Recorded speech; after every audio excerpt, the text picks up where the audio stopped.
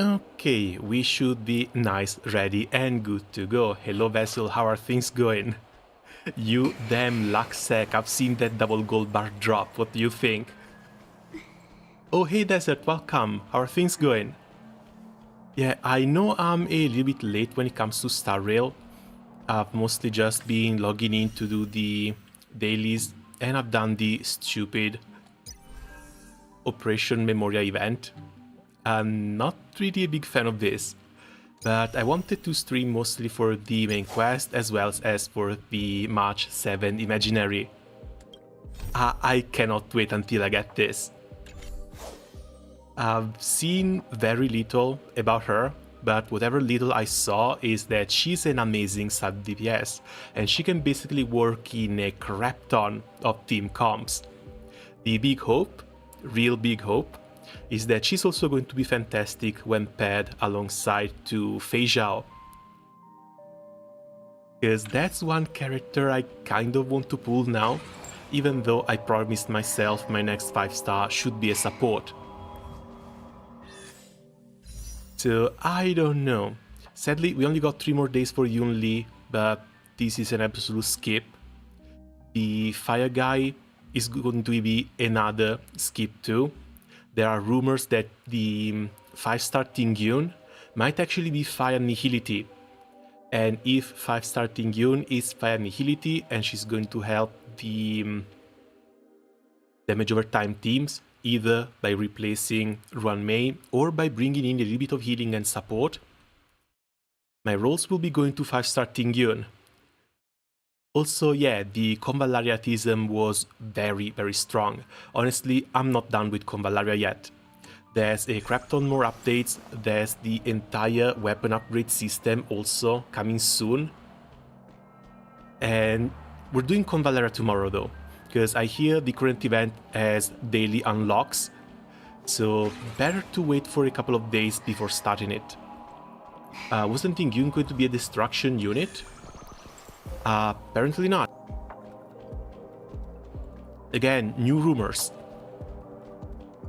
So, without further ado, let's start with the main story quest.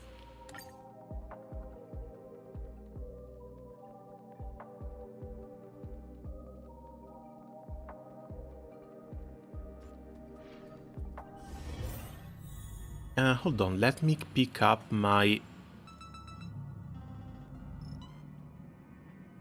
Okay, Hoyoverse roles document.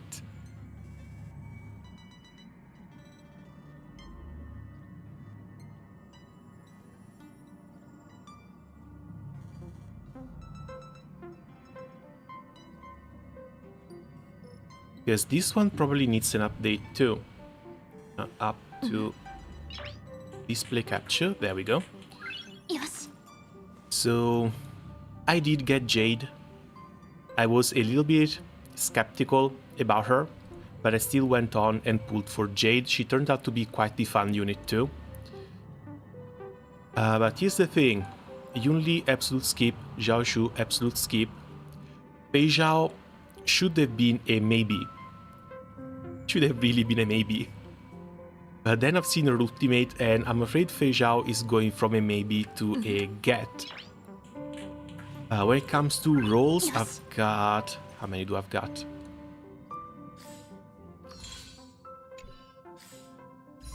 When it comes to rolls, I've got 190, almost 200, as well as another 34 I can buy from here. These 34 might actually go up to 40, so let's say it's 240. And I've done nothing for the current patch. Again, done nothing for the current patch. I should expect somewhere between 340 to 355, but that would be for Fei Zhao.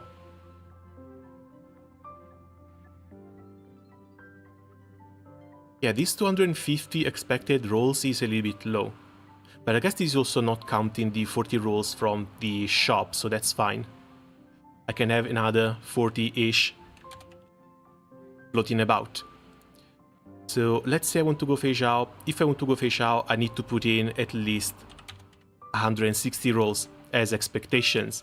Because when it comes to Penacony, I cannot believe how insanely lucky I've been getting.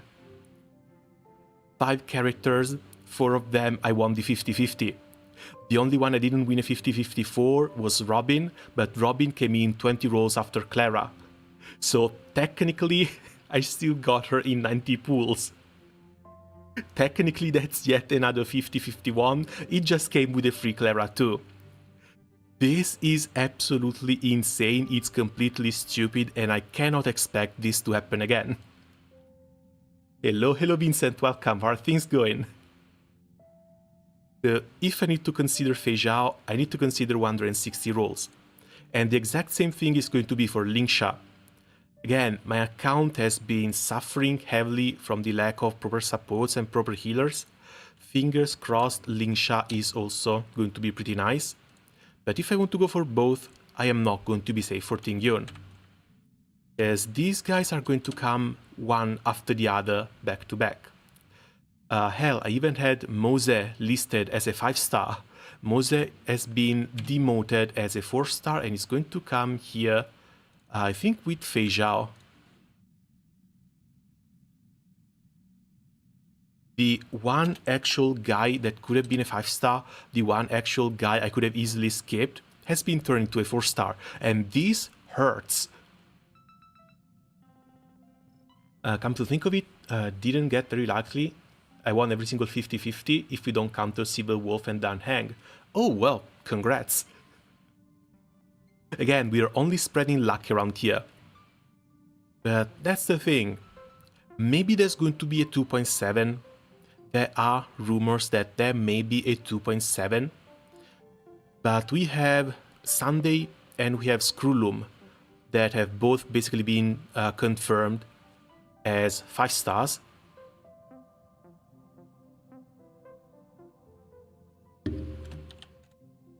But both of these should be coming out before the next planet. If they don't come out before the next planet, they might be coming out in the second half of 3.0, which is way too far.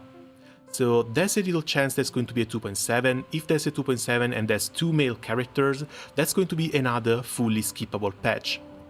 At least for me, because I don't roll for male characters. But even if that's the case, we also got news of yet another unit. Her name is going to be Rappa. Her appearance is going to be as a maid model like Sele or Ruanmei. She's going to have pink hair, ponytails, a hat, short shorts, and she's going to be showing her midriff. The overall keywords are going to be cyberpunk, graffiti and ninja, with her weapon being a 3-bladed shuriken. And there's only one thing I can say here. Welcome back, Kasumiyae. If we get another pink fox, pink ninja, she's going to get my rolls instantly. There is no way I'm going to be able to skip her, which is going to put even more strain onto my savings. So either I start winning 50-50s like a madman, or things are going to get really hurtful really quickly. Because there's absolutely no way that they're going to make Tingyun and Rappa in 2.6. That's like 4 female characters released back to back. They would be absolutely insane to do this. I really hope that they don't do this. Because if I need to start making choices, I'm afraid Lingsha might actually fall behind.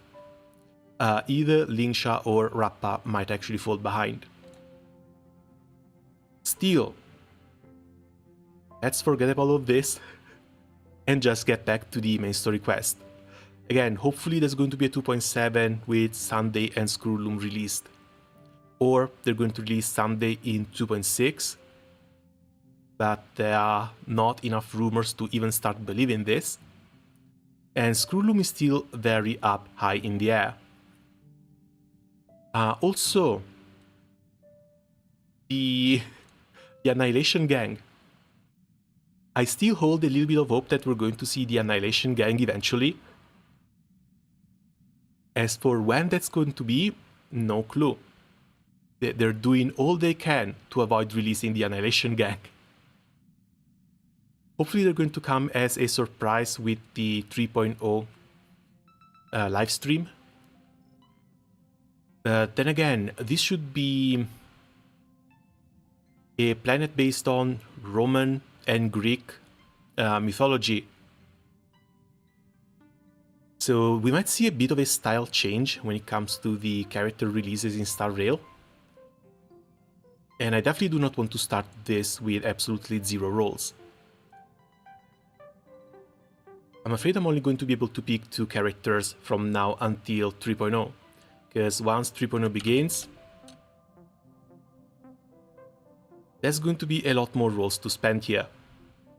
But it's way too early to worry about that, so we're just going to have to wait and see. Hopefully the Star Rail luck will continue accompanying me, because I need it. I absolutely need it.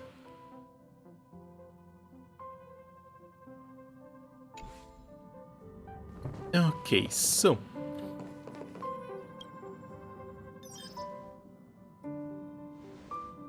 you have an interstellar message. Please check it promptly.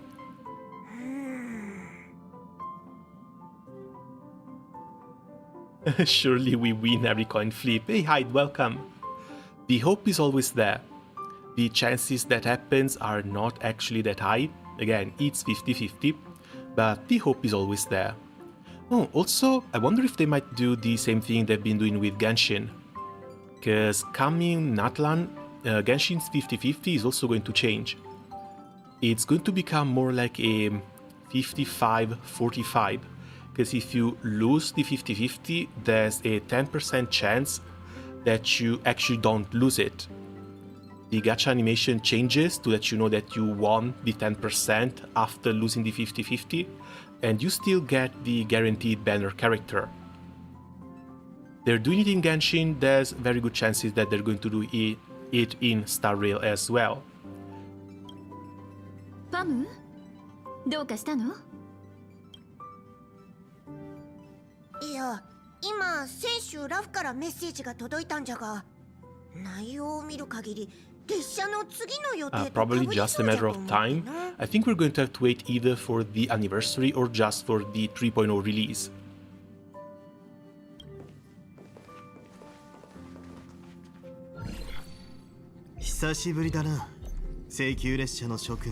Hello there, hello game and welcome. How are things going? We said Genshin would never give a gift a 5-star, and look at them now. You know what happened? They actually got rid of the project manager for Genshin. Either the project manager or the lead designer. You add to that the fact that Star Rail got all the quality of life changes that Genshin should have gotten. You add to that the fact that Zenless Zone Zero has a similar system to Honkai Star Rail.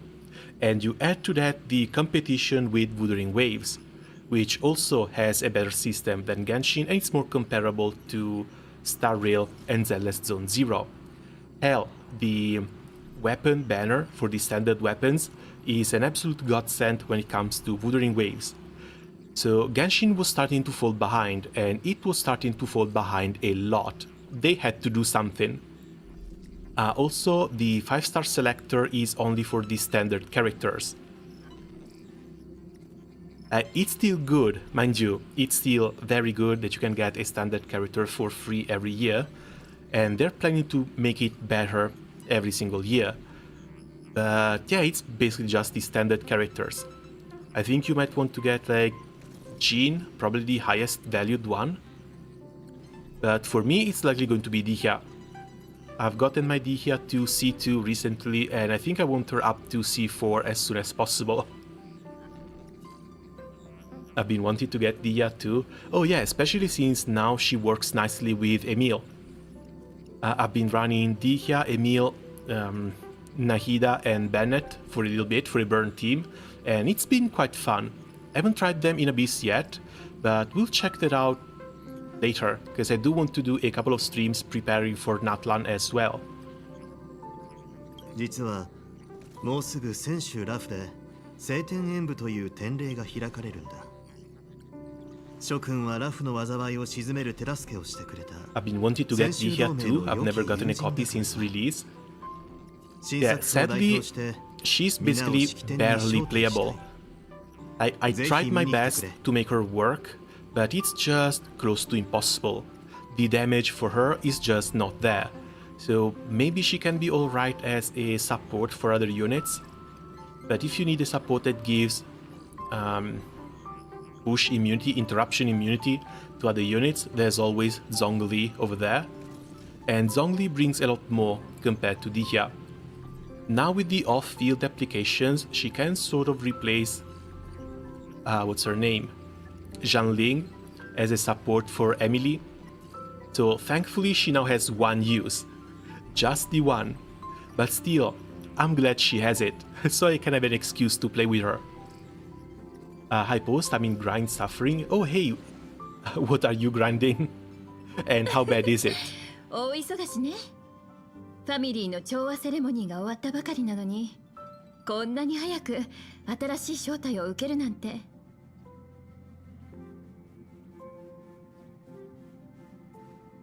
I'm still recovering from the trauma caused by the last festivity.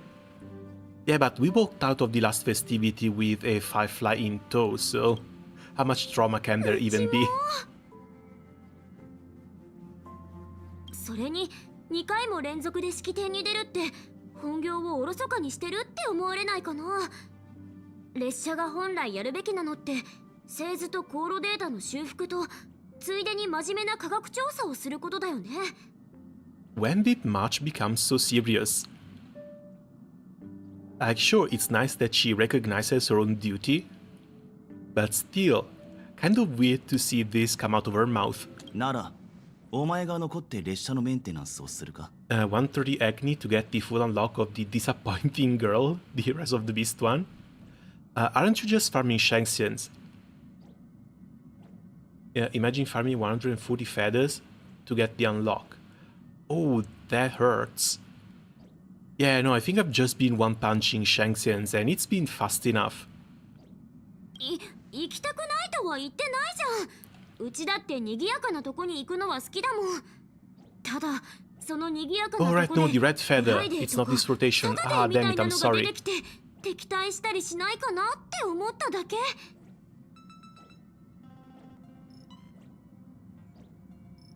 March? Does she really not... What sort of a joke is this? Because I'm pretty sure she still remembers the name of the guy was Sunday. ラフは危機を乗り越えたばかりだ。演武典礼を開催するのは現在の平和と安全を外部にアピールするためだろう。ピノコニーの時だって似たようなこと言ってたじゃん。ファミリーの保護下ではいかなる危険もありませんって。そう疑心暗鬼になる必要はない。演武典礼は調和セレモニーのように多くの秘密が隠されているわけじゃないからな。この典礼は帝宮と運気軍が豊穣の意味物に立ち向かい、泉州を救った快挙を記念するために設けられたただの祭りだ。I mean, I'm at my 50 Shangxian, not finished yet. 典礼の前後に設けられた精査巡行のパフォ On ー the マン bright スを side, they go by really fast. 剣技や武術を競う大会 You に just get 過ぎな in い。 one punch and move on to the next one. There's no need to actually press buttons or have any sort of brainwave in order to grind it. 姫子、君はどう思う？列車の状況、そしてブラックスワンの提案を受け入れたことを考えると、一度オンパロスで開拓の旅をして燃料を補充すべきだと思うが。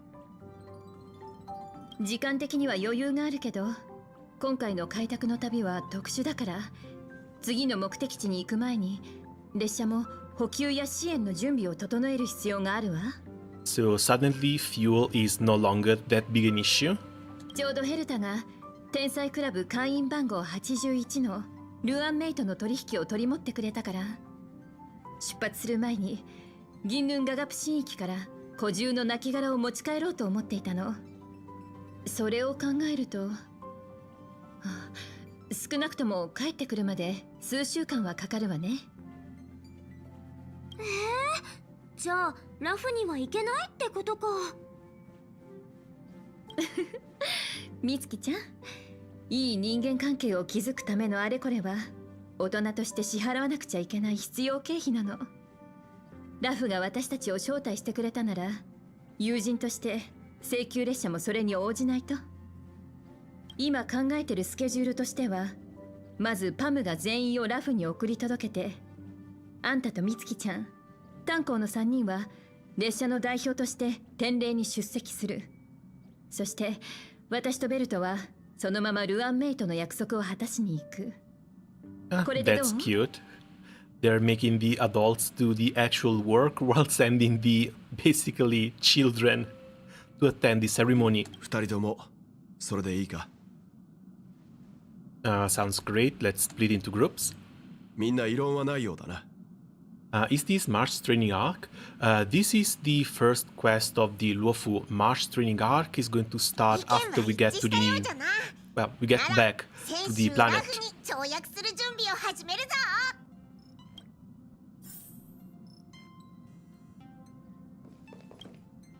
銀ヌガガプ神域。 Yes, I'm pretty sure we're going to need to meet with Yunli before これ starting まで the の March 古獣に training 関す arc. る研究が証明しているのは、俺たちがその生物について何も知らないということだけだが。何も知らない。それこそが天才が手を出したがる領域なんでしょうね。The conversation between two adults brim with complex jargon from... Ah, damn it. Ah well, have a safe trip you two. Especially あんまり Himeko. 寂しがらないで。面白い古獣の化石があったらお土産としていくつか持って帰ってきてあげるから。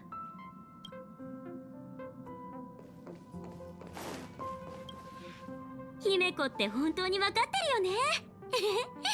古獣の化石と演武天霊だったら With や the っぱ power 演 of 武 God 天 and 霊の Boba 方 Tea が at 面 our 白そうだ side. もん。Screams in sword swinging. Dude, I can't wait. Again, I've only seen the presentation for her. そうだ、炭鉱。 I've got a little bit of gear ready, but it's nowhere near good enough. I just can't wait to unlock her, and I really hope she has either some high crit rate or high crit damage stats お in 前た her ちだ own けでラフを歩き回ら traces. せるのは不安だからな。それにベルトさんの言っていた通り、剣木の災いは収まったばかりだ。長命種も短命種もきっと未だに恐怖を感じていることだろう。彼が招待してくれた以上、俺も旧友に会いに行くべきだ。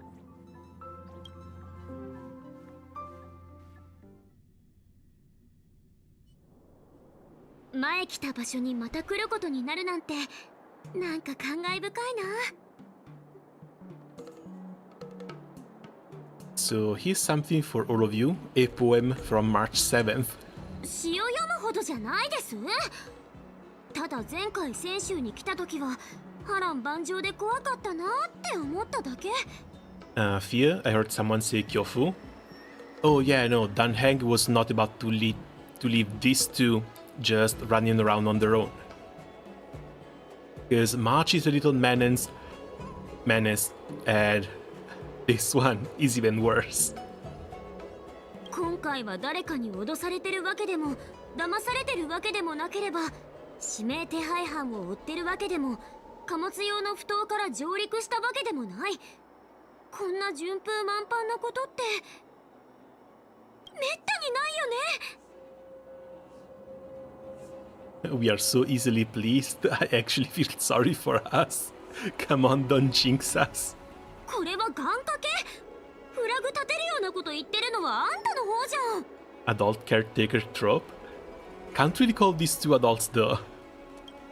Like, pretty sure March is still a little kid, or at least acts like it. And this one definitely doesn't have the brain of an adult. As said, I saw the Skyfarer Commission notice that the Express has docked the Xianzhou. Are you guys on the Luofu already? Just got to Starskiff Haven.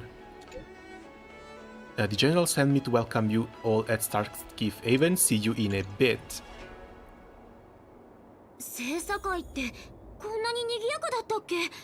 なんか今日は特に人が多い気がする。お互いの声が聞こえなくなりそ元凶は将軍に迎えを頼まれたって言ってたよね。どこにいるんだろう。 Oh, that's a 直帰 ton の of 前で待ってい NPCs. よう。あそこ Hell, は they're 不当 making の the 乱 game 動 lag. そこの3人待って。あの2人うちらを呼んでる？見た目からしてピノコニーの人かな。 At least Stell has more neurons than Chichiri and Shushuku combined. Yeah, but Stell's neurons are all just focused on trash cans. So I don't really know which one is worse. あなたたち先週ラフには詳しい？多少は知っているが、何か用か？もしかしたら名前は聞いたことがあるかもしれませんが、私たちはピノコニーというところから来たんです。今回泉州に来たのは面白い無形の素材を採取するためでして。すごい偶然。うちらついこの間ピノコニーを出たばっかなんだ。おお、ピノコニーをご存知なのですね。いきなりですみませんが、このラフで行った方がいいおすすめの観光スポットなどはありますか？ Come to the right people, why don't you just test the locals? Let's go with the right people. うちら先週通だから。この時期に来る観光客のほとんどは演武天霊が目当てなんじゃないかな。Still, what really constitutes a tourist destination here on the Luofu? Because I'm pretty sure outside of the main plaza and the big market, everything else is kind of secluded. 天霊のリングってまだ開放されてないよね。今回の天霊のリングは引退したラフの超大型戦艦を改造したものらしいですよ。それはもちろん、何しろ超大型戦艦ですからね。でもその戦艦に乗るには数週間後の演武天霊の開催まで待つ必要がある。かといってそれまで仕事をおろそかにするわけにはいかない。ピノコニーの日常的な無境にはない特殊な体験を探しているんです。私たちの顧客はそういう夢の泡を体験するのが大好きなので。ねえ、ここに一番詳しいのはあんたなんだから。Aurum Valley, Firestroll Garden, Scale Gorge Waterscape, or the Ambrosial Arbor. I guess Aurum Alley is one of the least 悪 offensive くない ones. 案だな。近人口の大衆的な雰囲気は宴の星ではあまり見か Because け the ないものだ。 others were either subject to fighting or haunted by ghosts. 大衆的な雰囲気。確かに私たちの顧客はもうスリリングな夢を十分体験してるから、逆にそういう日常的なものの方が彼らに感動を与えられるかもしれない。皆さんアドバイスありがとうございます。今から近人港に行って現地の様子を記録したいと思います。見ろ、元凶が来たようだ。本当だ、急いで合流しよう。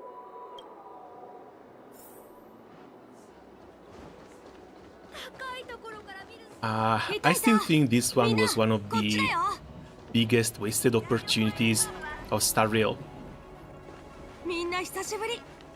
Because somehow they picked Marine Inoue to voice Yan Jing. But Marine Inoue also voices Elysia in Honkai Impact 3rd. And unless they can use her to voice a second character, having her locked on this one might hurt a little bit.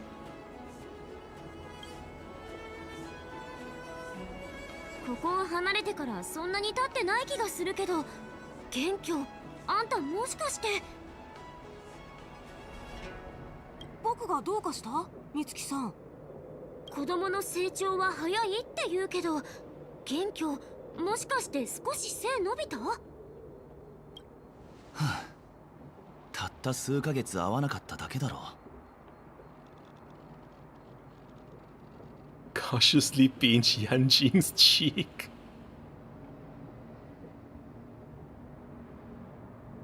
Oh, the intrusive thoughts. Oh, the intrusive thoughts on this one. 先生、何してるの？ごめん。最近の旅で警戒する癖がついちゃったんだ。私たちを最初に出迎える人には注意しないとって。僕のことも警戒してるの？ Yeah, we are not in a dream realm anymore. 前回泉州に来た時に私たちを出迎えたのは Also, holy hell, she's voiced. One of the rare occasions in which she's actually voiced. Hopefully they're going to keep this one up. 確かに警戒はした方がいいかもね。And no, I'm afraid the song bot is not on for this one. 初めて見たよ。 We're going to keep the game audio. 剣木の危機が去ったばかりのタイミングで演武典礼を開催するのはいささか時期尚早ではないかと心配していたんだが Yeah, the bot still picks that up. It's likely going to be on cue for the next stream or the next time we use the song bot. 今ここには But for now, the song 他の童 requests 貞 are に住んで closed. る人だけじゃなくて、みんなみたいに遠くから来た人たちもたくさんいるんだ。何しろ演武典礼が目前に迫ってるからね。聖査会の利用者数が一気に増えて、 Late, but there's still the option of getting rid of Yan 出 Jing. 落ちがないようにって普段の I mean, I 何倍 don't も really 忙し hate くな him って as a character. Mostly, I feel a little bit of pity for him because every time he shows up, he gets his ass handed to him. Granted, by a lot of people way stronger than him, but still, he's on a never-ending losing streak so far. 将軍が言ってたよ。ラフを災いから立ち直らせるには演武典礼が必要なんだって。武徳を示せば民の心を打ちつかせ士気を高められる。それだけじゃなくて典礼の場に UFO の客人を招待して貿易と平和を促進させることもできるから、同盟は今回の典礼をすごく重視してるんだ。なんて言ったって主命と妖精の2つの選手がお祝いのために使者を派遣するって話したからね。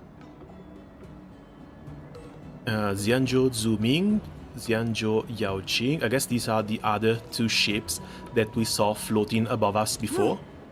妖精は同盟が意味物を遵守するときに先陣を切る役割を担っていて、 I wonder if it's an intentional character だ shtick. から同じ同 It 盟に might 属 be してはいるけ possible. ど、 Might actually be 妖精 very のこと possible. はよく知らないんだよね。But that's mostly because he's the apprentice of the actual current general, and he might think of himself as a bit stronger than he actually is, which is why he gets humbled so often.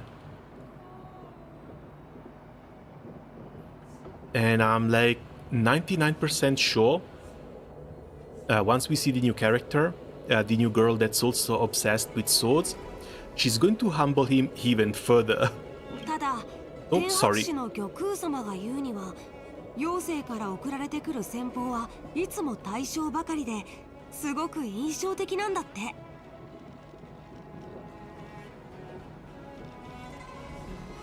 妖精の飛翔将軍はまだ若いのに誰よりも強くて勇敢だって言われてる。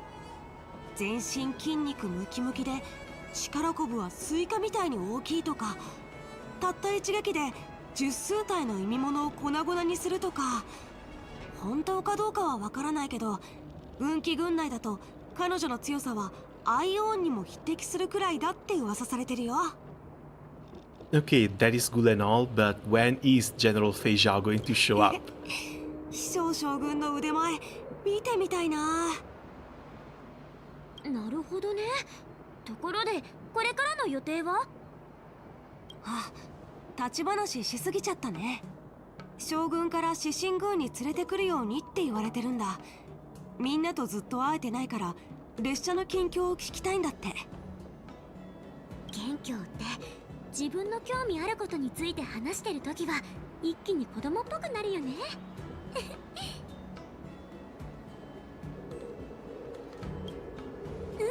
うん、本当にね。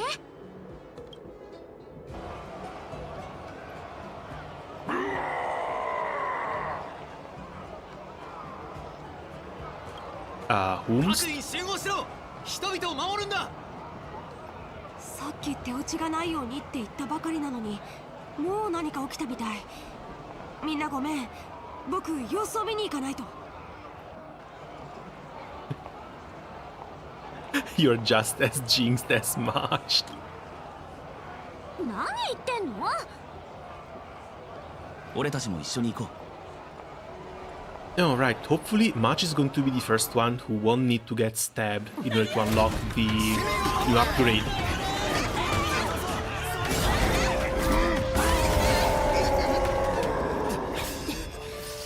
ここはいいからみんなを守って。 Wait, Furies?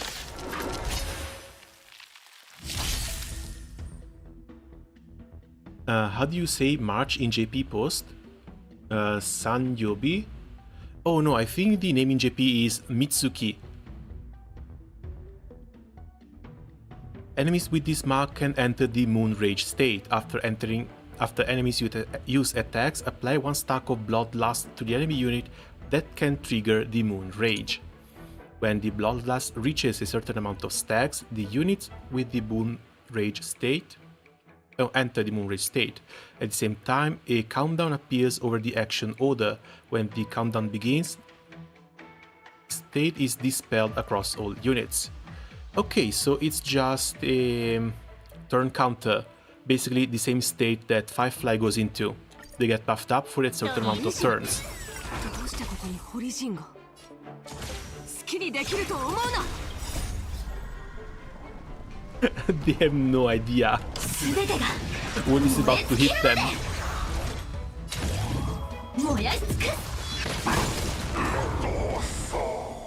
よく見せてくれ。 They are not even getting a single stack. 生命は呼吸する Thanks だ for け the だわね。 tutorial, I guess, but that was completely useless.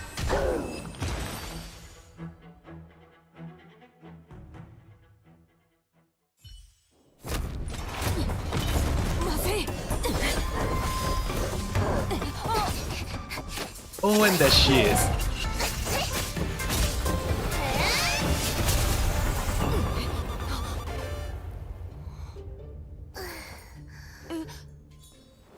And of course, the first thing we're introduced to are her feet.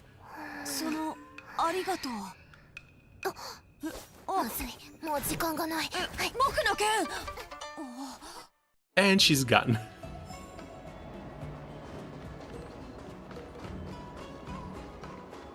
待って、僕の剣。突発的な事件が起きたから詳しい状況を確認してきてもいいかな。みんなをもう So 少し they 待た had せておくと。 shackles, so I guess they were prisoners. Someone must be rounding up for this. Maybe so to try and not let them interfere with the festival. 私たちの貨物まで押収するのは違うんじゃありませんか？そう言われましても、襲撃 He 事 got 件の全 humbled 容 and が his 明ら sword かになるまで stolen.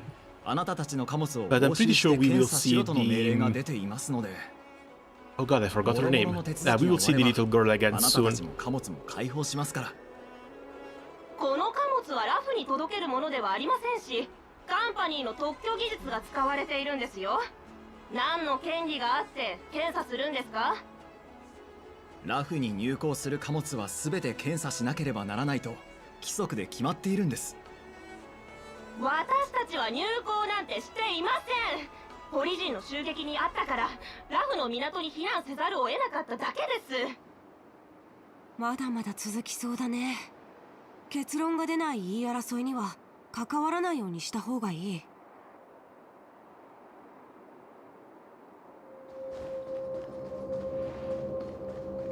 Are we really going to have a debate section with these guys again? 時代を超える勝負は知能を鍛えてくれる。凝縮された面白さ、永遠魅力。 Also, yeah, definitely Furies.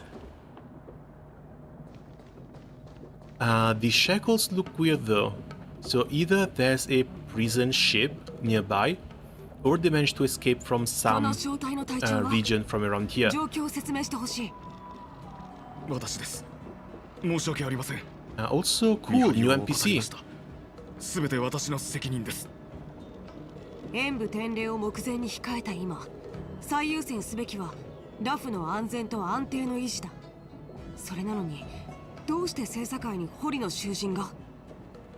規定の流れだと危険な重罪人を護送するときは政査に収容して着陸することなく優秀国に行くはずだよね。誰が囚人を乗せた船を旅客用の埠頭に停泊させる許可を出したんだ？隊長のせいではありません。ただ主命の施設官が少し熱心だっただけです。君は？ロ君、巡察護衛隊の見張りです。元凶殿の助立ちに感謝を。今回のことは想定外の出来事で、決して隊長のせいではありません。ラフで積み替えをするカンパニーの輸送船が到着直前に堀人の襲撃に遭いましてね。主命の施設官が助けに向かい、堀人の強盗を捕らえて船内に収容したんです。Okay. So I guess the furies that we got currently on the Luofu were the ones on the IPC ship. Some remnants of the IPC ship. ラフが航行する中域でカンパニーの艦船が堀人に襲われて、 Jujutsu trash can will end soon, thank God. 彼らを救った。なかなか複雑なことになってるんだね。But was it actually announced, or is just a hiatus or a pause? 私も困惑しています。主命の施設官は規則に従い、客船用の埠頭に船を止め、この囚人たちをラフに引き渡したのですが、pause arc. ここ最近、数えきれないほどの外角がラフに押し寄せ、精査の航路が大変混雑していることはあなたも知っているでしょう。護送用の精査と航路の完成を待っている間に、追い詰められた堀人が突拍子もない行動に出た。この囚人たちは即刻優秀国まで護送します。なるほど。本当に急を要する事情があったみたいだね。この件は地高市の治安庁に報告して後始末に協力するよう言っておくよ。どう後処理するのか当事者たちに聞いた方が新作府にも状況を説明しやすくなるよね。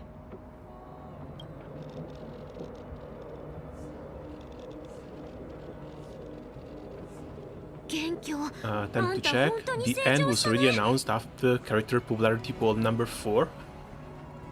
Honestly, I don't really keep up with the manga, and JJK is something I've never really seen the anime of.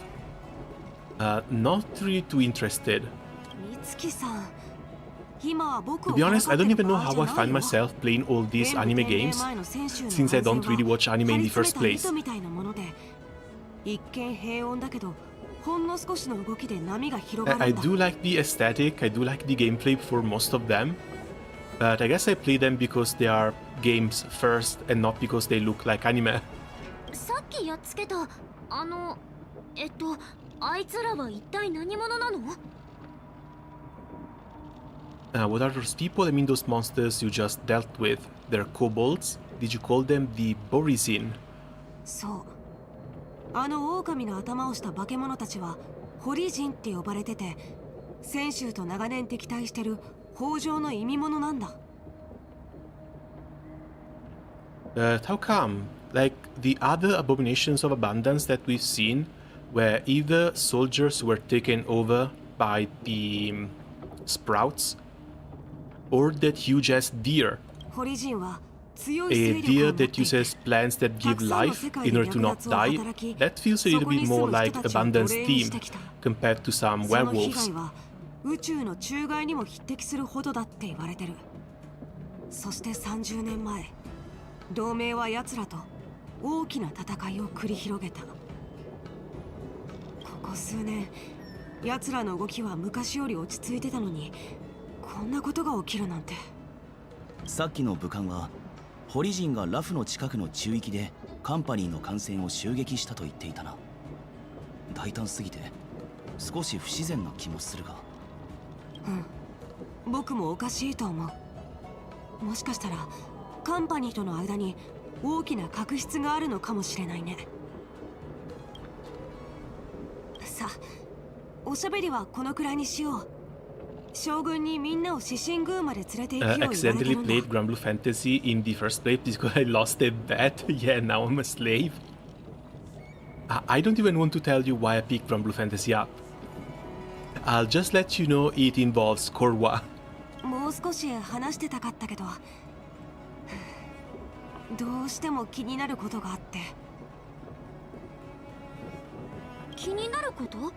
もしかしてホリジンを追おうとしてるの？元凶、うちらの助けは必要？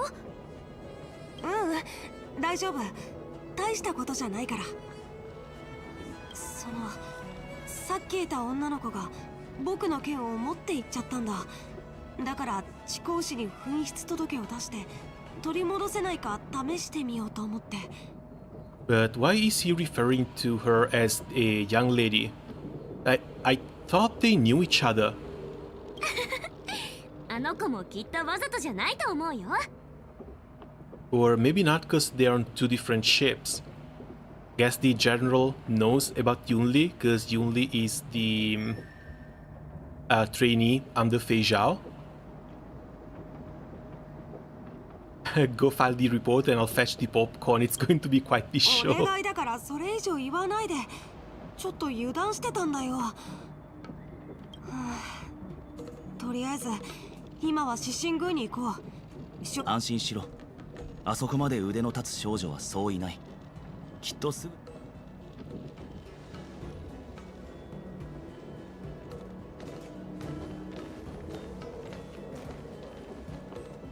面倒事が多いですね。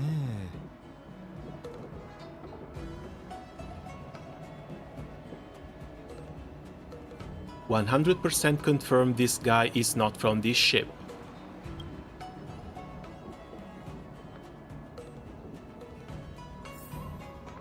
Yeah, that couple of cuts make it so this doesn't really bode well.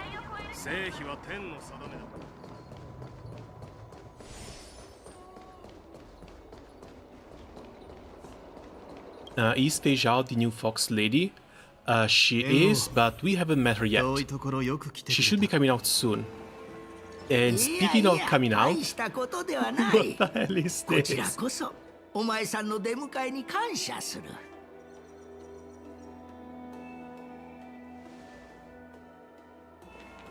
I guess finally we're getting some new body types. あれ、お客さん？もしかしてタイミング悪かった？ And speaking of, the old little guy over there was also hinted as one of the participants in the tournament. There might be a small chance that he actually becomes playable, and hopefully not as a 4-star, even though I think there's going to be a trend here. 遠くから友人が来てくれたんだ。いいに決まっているだろう。紹介しよう。こちらは泉州主命の食塩将軍海塩殿だ。そうかしこまる必要はない。今回は将軍として来ているわけではないからな。普通の観光客と何も変わらん。海塩殿は低級に仕える将軍であるだけでなく、構造師の百夜でもあり、軍務はもちろんのこと、あらゆる技巧にも長けている。こうした年配者は天正の中でも唯一無二の存在だ。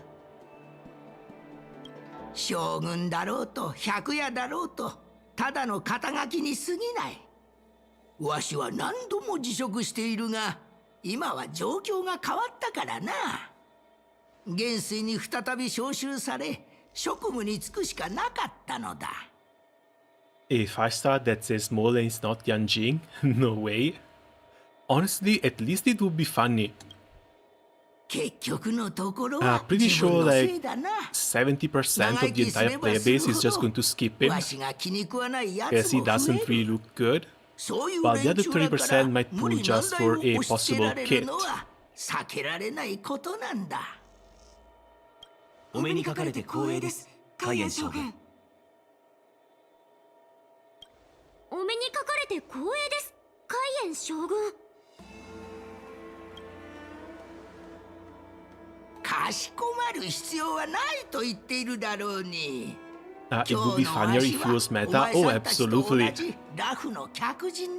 Like, make him a really good buffer since he's a weapon forger. Give him something like follow-up attacks that can also kind of crit. And he might take Robin's spot in direct damage teams. 軽減。この3人が前に言っていた剣木の危機を救ってくれた救世主か？ああ、炭鉱殿、美月殿、そして彼女の力がなければラフは今回の災いを簡単に乗り越えることはできなかっただろう。陰月君の後世が再びラフに戻り演武天霊に参列するとはな。機会があればお前さんと一杯やりたいものだ。お呼びとあればいつでも。ところでそこにいる子供は？私の弟子の元凶だ。まだ若いから護衛としてそばに置き経験を積ませようと思っている。今回の演武天霊でもラフ運気 Kayak Shogun, guy summons a 森 ship. 人として各来訪者の挑戦を A 受 ship ける a special 予定だ。 attack if playable. At least not for him, I don't think that would be it. But he's a master forger, so he's got to have something related to fire and forging weapons, which is why I think if he becomes playable, he might be a buffer for direct damage teams. いい、実にいい。今日だけでこれほど多くの優秀な若者に出会えるとは、ここまで来た甲斐があったというものだ。But you never know. Hoyo might always try and 年を surprise 取ると people. 忘れっぽくなっていかんな。こやつはわしの孫弟子の運理だ。君は？ああ、あなただったんだ。こんにちは。なんだ、もう知っているのか。なら紹介する必要はなさそうだな。こんなところで会えるなんて、見つけるのにもっと手間がかかると思ってたのに。おお、気になる言い方だな。さあ、どうやって知り合ったのかわしに教え Roughly てくれ 5 ん minutes か。 ago. この子は聖査会で逃げた堀の囚人を鎮圧してくれたんです。それについては先にお礼を言いたい。ありがとう。被験？ああ、どうして荷物の中に突然剣が増えたのか不思議に思ってたんだけど、あなたのだったんだ。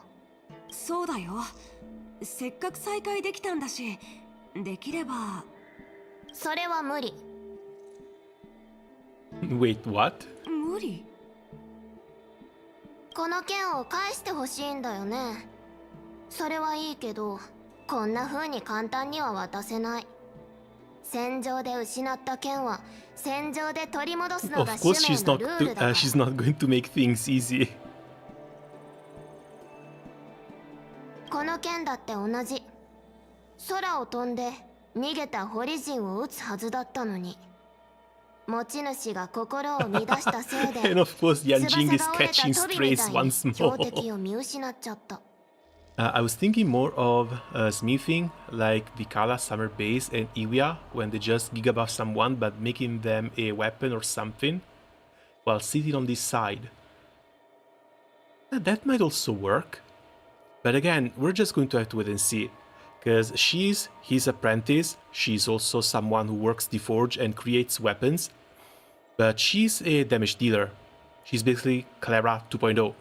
それに私が剣を取って目標に Kind 命 of 中するよ unfortunate う that 手 she's 助 also け the してな same かったら element as 堀 Clara. 人はとっくに逃げてた。 Because honestly, she looks really, really cute. And I have a very, very soft spot for little characters with humongous weapons. 平気な顔で持ち主に返すのを拒むなんて、どうしてそんなことができるんだ？ And if we hadn't a 所詮この程度なんだ。 very large slew of more interesting characters coming up, I probably would have tried picking her up too. 今なんて言った？ Also exposed feet. I'm not that kind of person. あなたが正々堂々私から自分の剣を取 I り see 戻 the せば people who are 私だっ obsessed with て納 it. 得する。 I do find them funny, but I am not that kind of person. 問題を矮小化してみんなの前で適当に剣を返せなんて言って、率直に言うけど、あなたは敵を殺して身を守ってくれる剣に敬意を払ってない。この剣にはふさわしくないと思う。 And those are fighting words. 君、もしかして黙って人のものを持っていくのは泥棒だって教えてもらわなかったの？元凶。それでいい。今日決着をつけよう。私はホリジンみたいに簡単に倒せる相手じゃないけど。もうそれ以上喋るな。早く元凶君に謝らんか。おじいちゃん、一体どっちの味方なの？ On the side that doesn't need to fight over absolutely everything. おじいちゃんはどっちの味方でもない。ちょっとした誤解があるだけだ。謝るほどのことではない。主命で剣術と技術の頂点に立つ者は炎輪八王という美名で世に伝わっている。そこに名を連ねる雲里さんは確かに炎のような子だな。何が美名だ。どこぞの物好きな奴が運気軍にとって迷惑にしかならない虚名をでっち上げているだけだろう。諸君、私は海燕殿と話がある。客人と雲里さんの旅館の宿泊手続きはひとまず元凶、君に任せる。後で時間を見つけてゆっくり話そう。請求列車がラフを危機から救ってくれたことについてしっかり感謝を伝えたいからな。そんなにかしこまらなくていいのに、もう何回も感謝してくれてるじゃん。Yuli is quite the annoying little lady, but considering the position she's in, being young amidst an important group of people, she probably feels like she has something to prove. And she's got to fight constantly in order to prove herself and win the master's approval. But again, I've only seen her once. We're going to have to wait and see how things evolve. 間が悪い時に来てしまったようだな。そんなことはありません、海燕将軍。ほれ、行ってこい。これを機にしっかり元凶君の誤解を解くんだ。はいはい。確かに誤解は解くべきものであって深めるものじゃない。Oh, Lingsha mentioned? まだ旅館には行かない。レイサお姉ちゃんに会いたいの。ちょうどラフに着いたところで腰を落ち着かせるために手伝ってくれる人を探してるみたいだから。元凶、客人の案内が終わったら私の代わりにもう一度構造市に行ってくれるかい？カンパニーの船が襲われて押収されたそうなんだが、カンパニーの社員が船にある貨物を取り戻したいと抗議していると生族から報告があったんだ。私の代わりに彼らをなだめてくれないか？あまり強く出る必要はない。ただラフは彼らの権利を侵害するつもりはないとだけ伝えてくれ。了解、将軍。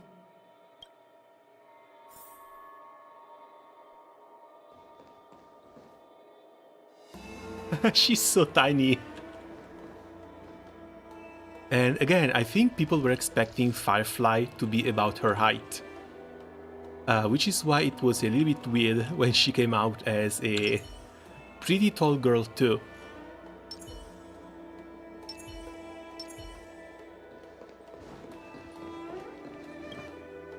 これが生族さんが送ってくれた報告書か。どれどれ。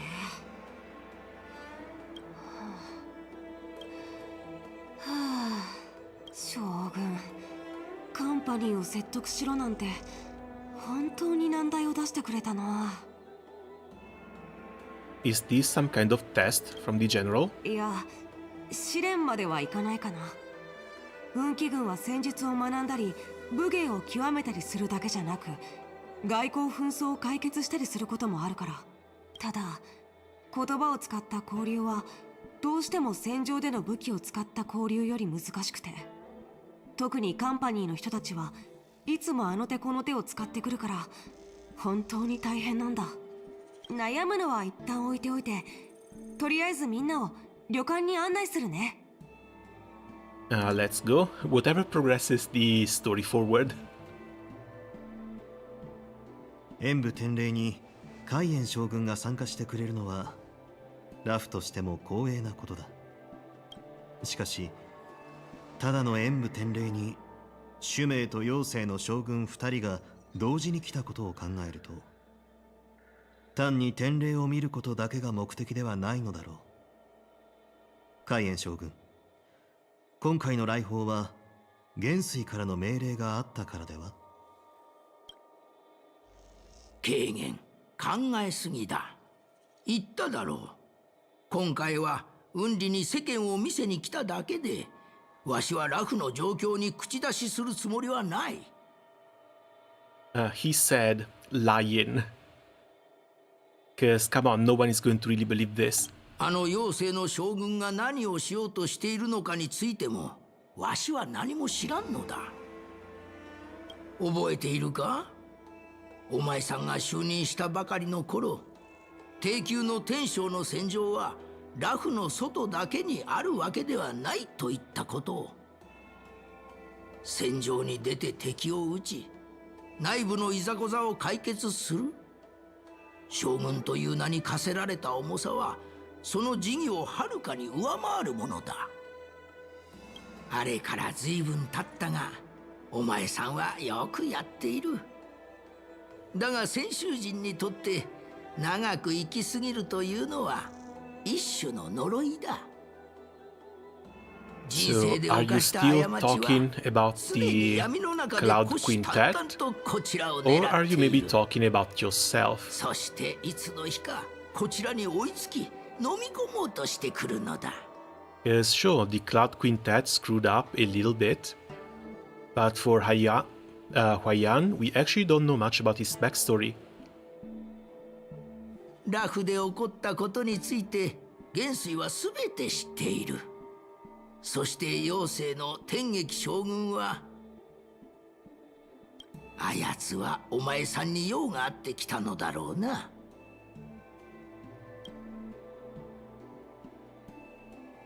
だがどうもおかしいな。なぜ彼女はこの場にいないんだ？妖精の天撃将軍は雷のように動き回り、先手を取ると言われているのに、遅刻するとはあやつらしくない。海燕将軍、それは違います。我らが将軍はすでに到着していますよ。ただお二人も知っての通り、彼女は束縛を好まない性格なので。精査を降りてすぐ用があるから止めるなと言ってどこかに行ってしまったんだ。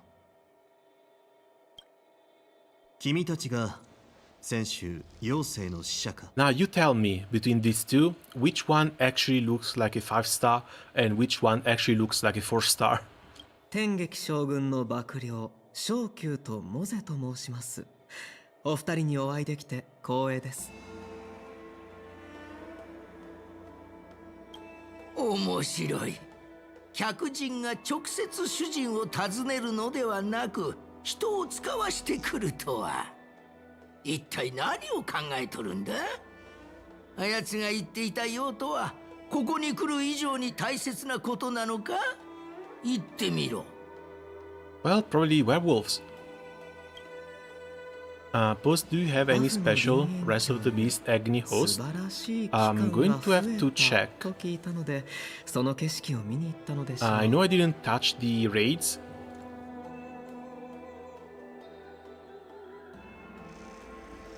Yeah, I've got 34 here.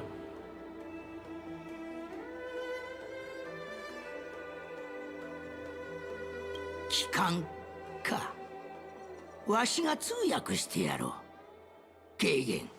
こやつお前さんに嫌味を言ってるぞ。 For the moment I thought it was the Kenki no Seikada person. Yeah, the voice might actually be deep enough. Also, yeah, sure, let me just... 事実を伝えただけに過ぎません。将軍はお二人をお待たせするのは良くないと考え、先に僕たちを派遣したのです。There.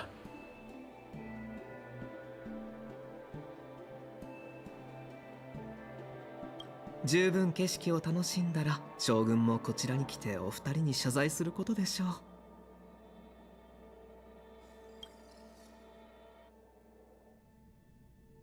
But if I've got you in the friend list, I might just open to friends. Yeah, I do have you in the friend list. We might actually do without the codes here.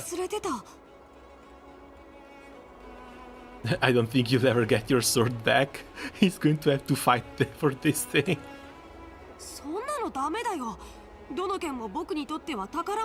Much thanks. Oh, don't mention it. For this little. 将軍が止めに入ってなかったら、あの偉そうな口を聞く彼女に僕の憲法をちゃんと教えられたのに。そういえば僕の気のせいかもしれないけど、今日の将軍ってなんかちょっとかしこまってる感じしなかった？海燕将軍が来てるからかな。 Yeah, the general is probably under scrutiny as well. かしこまってる？そう？じゃあ僕の考えすぎかもしれないね。いや、考えすぎではない。獅神宮に入って俺は主命からの使者が主命の将軍本人であることに気がついた。ならおそらく妖精からの使者も天撃将軍本人なのだろう。絶対そうだよ。それがこの件の奇妙な点だな。一体何がおかしいの？その人たちだって列車組みたいに将軍からの招待を受けてきたんでしょ？演武典礼はただの祭りに過ぎない。他の泉州の将軍が2人同時にラフに来たとすれば、そこには何か別の理由 Yeah, があ I'm ると考 starting to える get のかも curious しれんな。 about what kind of festival this word dance actually is. Especially if it's attracting high caliber people. 彼らは剣木の災いに関する責任を問いに来たのだろう。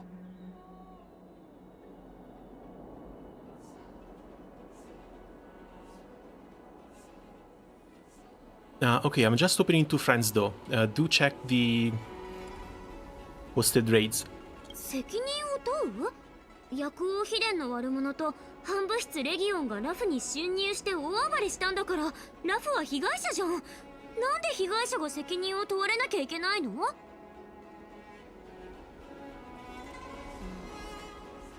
単数の反乱も元老の陰謀も同盟の他の将軍にとってはラフの一方的な言い分にしか聞こえない。しかも要となる証拠が一つ残されているとくれば、彼らにとってこの件は終わりのない災いにしか見えないのだろう。 I'm pretty sure I've opened it. Oh well, here's the code.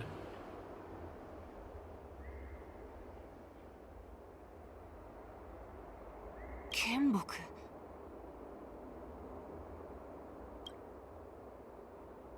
ラフが長い間抑え込んできた樹下の跡が蘇ったのは紛れもない事実だ。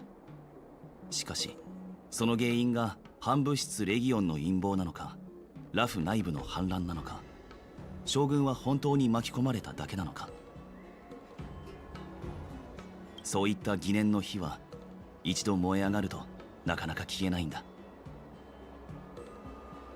We can vouch for Jin Yuan though. No wonder we were called back for the ceremony. うちって本当にバカだな。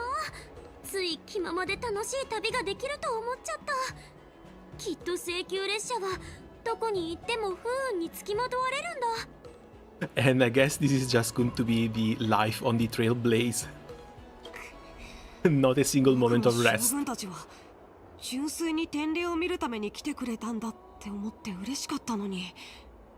そういえば今回主命の施設官に同乗してきた探士が一人いて、その人がラフの探偵士の新しい師弟になるって聞いたな。主命が人を派遣してラフの指定にする前例がないわけではないが、このタイミングとなると。炭鉱先生の話を聞いてやっと背後でうごめいてる暗流に気づけたよ。将軍は今きっと大きな圧力にさらされてる。それなのに僕は少しも将軍の苦しみに気づけなかった。なんてバカだったんだろう。そんな風に思わないで。大人たちのことは大人たちが心配すべきことなんだから。それに今の元凶が将軍のために何ができるっていうの？あれ、うちもしかしてまた間違ったこと言っちゃった？ You're a real master of conversation. Please, March, just keep quiet. 美月さんの言う通りだよ。僕はまだ未熟だから今すぐ将軍の負担を減らすことはできない。でも将軍から任されたことは何だって精一杯やってみせる。さあ行こう。すごく悩んでるっぽいとこ見ちゃうとやっぱりちょっと不安だよね。ねえ、うちらも一緒に構造紙に行ってもいい？ And that's an actual good idea, especially because we're going to get to meet some of the new characters at least. それはダメだよ。手伝おうとしてくれるのは嬉しいけど、カンパニーの社員は特に厄介だから、かえって列車に迷惑をかけることになるかもしれないし。安心して、カンパニーの相手なら慣れてるから。銃の赤心は知ってるよね。うちらその中の何人かと関わったことがあるのね。そうだよね。Brag all you want, but don't drag me into this. You're a real master of conversation. Stop, I don't want to end up in an IPC lawsuit. あんた、どんどん臆病になってない？カンパニーのでっかい鉄の塊を壊した時も訴訟なんて気にしてなかったのに。分かった。先生たちが手伝ってくれるって言うなら僕も断らない。構造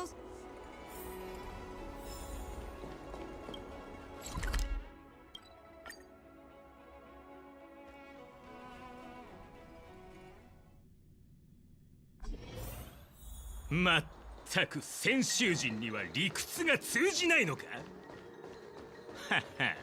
Sadly, it's just NPCs. この嫌みったらしい声、聞き覚えがある。確か金人口で聞いたような。天白氏の相手をするのは今回が初めてじゃない。お前たちの面倒なやり方にはとっくに慣れてる。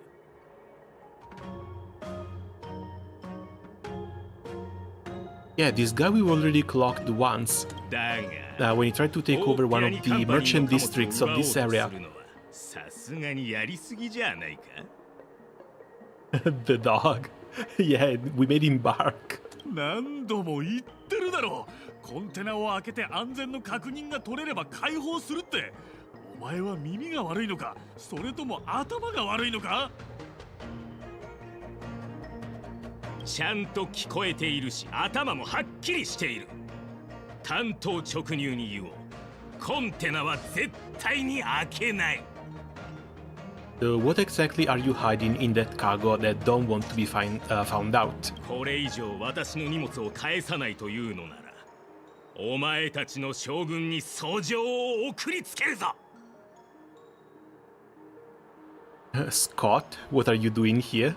Did I just hear a dog barking? Let's go with this one. この野郎、誰が犬だって。ってなんでお前が？Look who's back. お前、まだ先週にいたのか。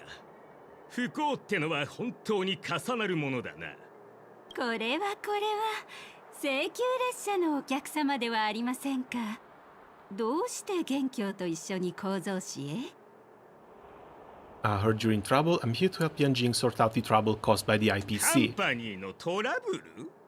天白氏のせいで起きたトラブルと言うべきだろう。このカンパニーの人は先生の知り合いみたいだね。これっていいことかな、悪いことかな。ユウキさん、僕はカンパニーの抗議に対応するために派遣されてきたんだ。今の状況を教えてもらえる？はあ、主名の施設官が堀人に襲われたカンパニーの輸送船を助けたことはご存知ですよね。その後、輸送船は知らせを受けた運気軍によって港に誘導され、そこで修理と検査を受けることになったんです。Like, if anything, this is a pretty high security measure. Because, like, their ship was attacked by the werewolf. If the Xianzhou doesn't get to inspect the ship, they can't know if there are still werewolves hiding on it. Like, this is a pretty basic security necessity. そして、その輸送船の責任者というのがこっち。あんたがスコートだったんだ。この子から話は聞いてるよ。確かラフを追い出されたんだよね。なんで戻ってきたの？好きで戻ってきたわけじゃない。船さえ修理すればこの縁起でもない場所から離れられると思っていたのに、港に入った瞬間、運気軍が来て船にあった貨物を全部奪っていったんだ。奪う？何度も言っていますが、これは安全を確保するための検査です。ならどうして構造士まで連れてきた？それに狡猾そうな職人まで見つけてきて、明らかにカンパニーの特許技術を奪おうとしているじゃないか。あのな、遠方から来たお客さん、第一に天白氏は荷物の中に危険な武器らしきものがあることを検出したから安全確認のための検査を要求してるんだ。第二に、俺のどこが狡猾そうだって？納得できないな。たとえ危険な武器があったとしてもラフに運び入れるわけじゃないんだから、お前たちには関係ないだろ。船の修理が終わればすぐに出発する。ここですが、エンジンの修理を終わらせ出港するまでに少なくとも数日は港に停泊する必要があるでしょ。わかった。安全検査は貨物を分解する必要はなかったよね。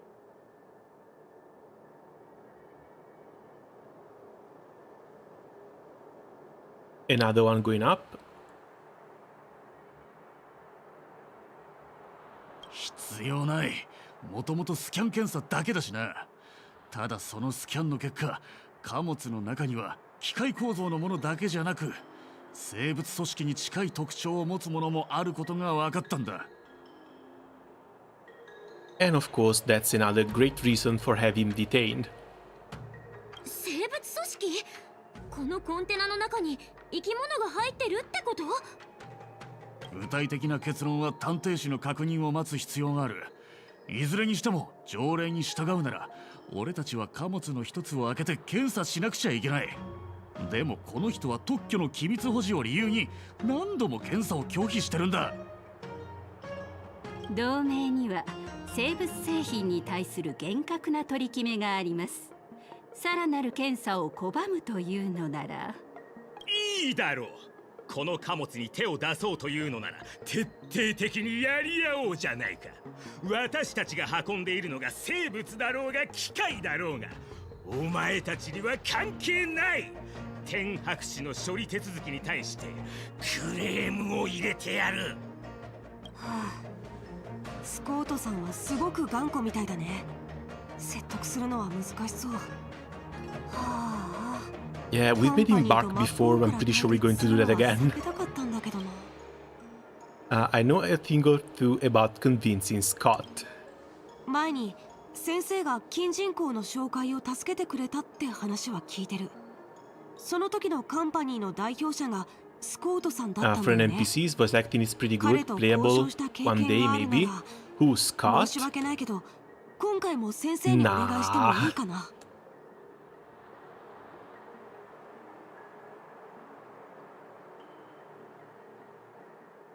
何をこそこそ喋ってるんだ。早く貨物を返せ。Like, he's a bit of a power-hungry asshole. I'm pretty sure he doesn't really have the personality to become playable.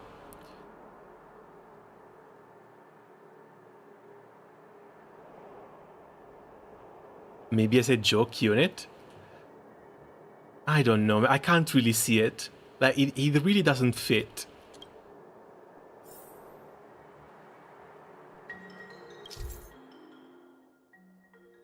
At the end of negotiation, if your morale is higher or equal than the one of your opponent, it is considered a successful negotiation. Otherwise, it is deemed a failure. During the negotiation, if either party's morale drops to 0, the negotiation immediately ends. Your negotiation choices will lead to different outcomes, which can either increase or decrease your morale. As you make choices, the negotiation progresses until the number of negotiation rounds drop to 0, or the negotiation progresses until it reaches 0, at which point it ends. During the negotiation, you can use the strategies to apply techniques to help you succeed, and you can view your opponent information if you're unsure what to choose. And finally, they're even improving on these mechanics. でも一応ルールは守るんだよね。その性格を逆手に取ろう。お前たちが安全規則を持ち出したからには法律の話をしよう。専修同盟スターピースカンパニー貿易共通認識宣言第4条には、同盟とカンパニーは絶対に互いの知的財産権を侵害してはならないと書かれている。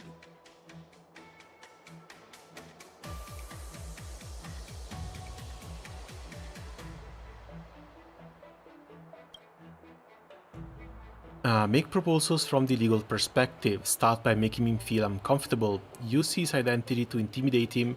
Remind him of his embarrassing past. Let's start from the top. 同盟と機密保持契約を結べば、他の人に覗かれる心配はない。Stell knows about the existence of NDAs? Are you serious? That's probably one of the most surprising things in the entire game so far. カンパニーの規則に従い、双方が納得できるような機密保持契約を結ぶことは可能ですよ。Moral, use ad hoc human お前 something. たちがそれを守るかどうかはわからないだろう。 Nah, that's a little bit low. Again, we've got spectators. Otherwise, yeah, we would be just insulting his ass. 知的財産権の機密保持を結ぶかどうかはともかくとして、博識学会が作ったテスト用プロトタイプの製造費だけでもお前たちには想像もできないほど高いんだ。何かあったら一生働いても弁償できないぞ。No matter how valuable those are, we can just have you and your IPC goons open the boxes. Again, they just need to be checked to make sure there's no werewolves hiding inside of them. Just keep the reasoning part and resort to good old violence. Assure him that you will proceed with caution. Pay for compensation you wish. The Skyfaring Commission can pay for compensation.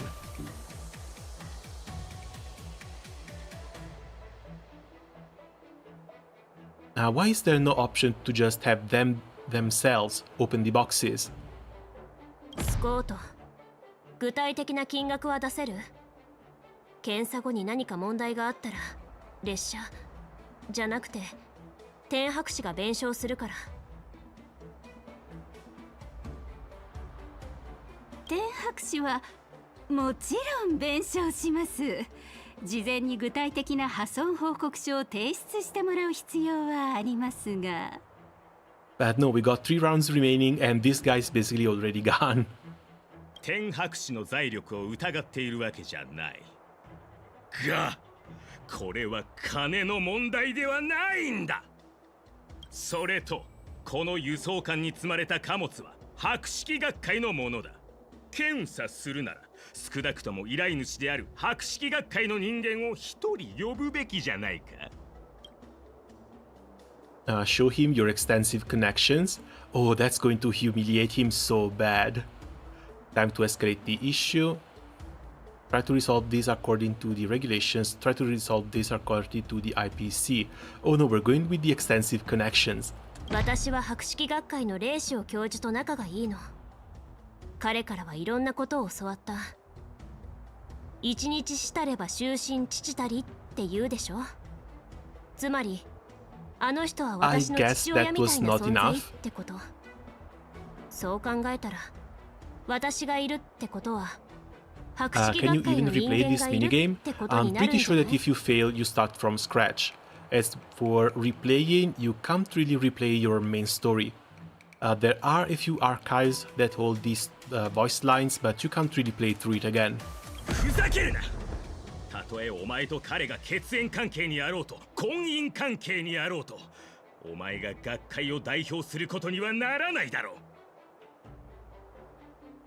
カンパニーと選手は法治社会で手続きの流れは守られるべきだ。カンパニーの社員として私はカンパニーの規則も守ら I なけれ still ばな have ら more な than a い。 few, hold on. もしここで例外的にお前たちの検査を許したりしたら It might take a bit, but we're going to get this done, don't worry. ことになるぞ。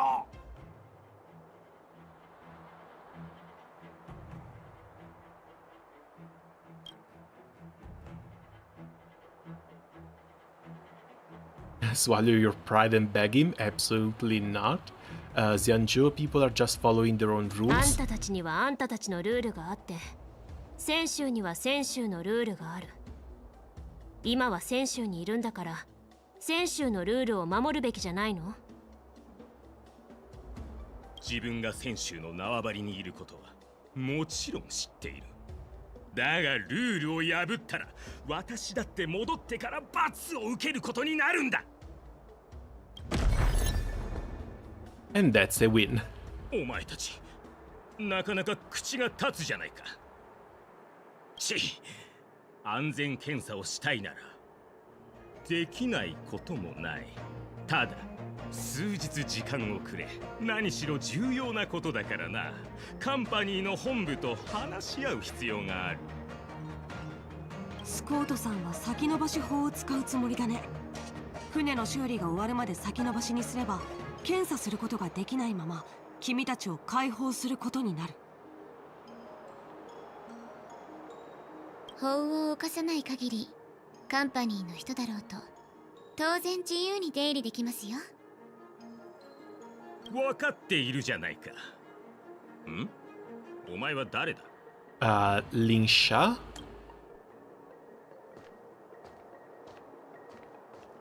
では、 Oh yeah, 失礼して Lingsha. 自己紹介を。 And I guess 私はラフ Team 探偵士の Hoyoverse 使徒 obsession with feet is going to have to be studied. Because once again, the first time we see a new character, the first thing we see is her feet. もしかして彼女が She's a little cutie patooey too. Ah man, they're just presenting all these new characters to us. Again, I'm in complete shambles.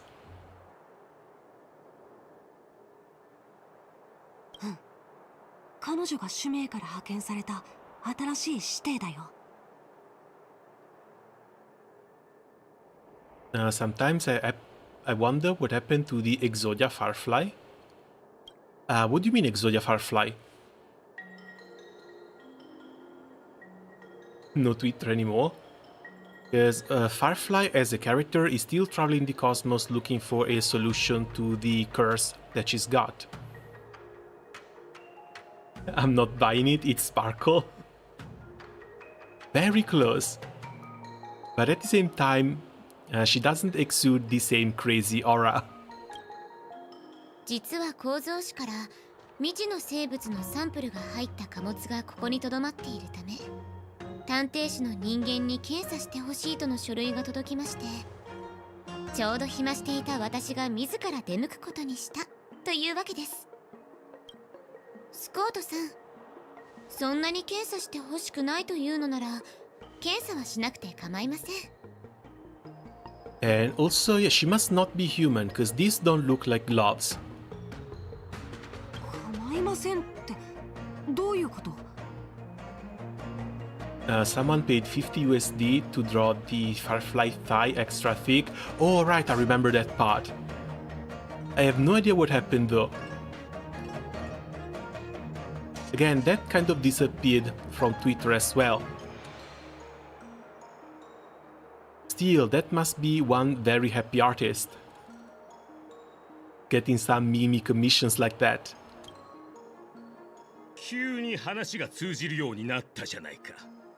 お前が検査しなくていいというなら、この貨物は持って行かせてもらう。異論はないな。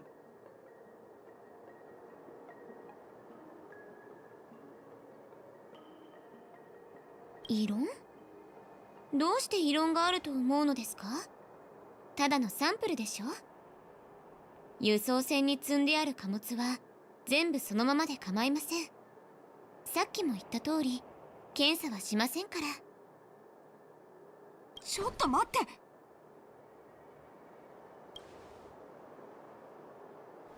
Either it's not necessary or they've inspected them without opening them. There's no way they're just going to let this go. 話が通じるなら、さっきあんなに言い争う必要はなかったじゃないか。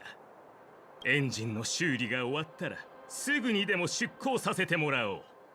船はもちろん出港できますが、貨物はダメですよ。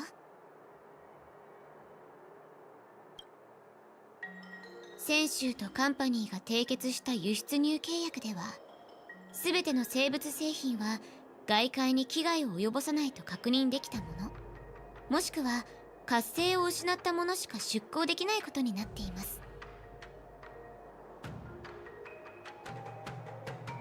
Now people are paying the Astes to do the Thai part, to do Firefly piece by piece. Last saw someone commissioned her face to look like Jojo. What the hell? There should be something around. I need to look into that a little bit. する方法がない以上、活性を失うまで待つしかありません。過去の事例を参考にすると、そうですね。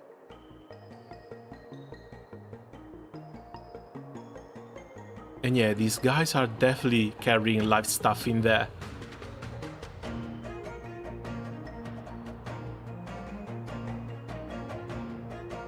47西暦年だけ待ってもらえれば大丈夫かと。だっけ！そんなに驚くことですか？あなたはまだ若く元気もある。あと数十年くらいは余裕で生きられるでしょう。自信を持って頑張って生きてください。さすが長命種。嫌味な言い方をする。お前たちは時間という概念を気にしないのかもしれないが、そのせいで生じた1分ごとの損失は天白氏に倍で請求するからな。どうやらスコートさんは勝利の瞬間を見届けるまで自分の仕事と人生が続いていくと信じて疑っていないようですね。Are we already resorting to death threats? Sure, natural death due to time, but at the same time, dude. She came out and chose violence. おい、どけ！検査させるんだ。ですが、スコートさん。もういい。状況は十分面倒なことになっている。安全検査をさせてやろう。戻った後、私自ら学士たちに頭を下げて謝ればいい。Thanks, bro. この女に比べれば、お前など大して面倒じゃない。って誰が兄貴だ。さっさと検査を始めろ。このお姉さん、すごい。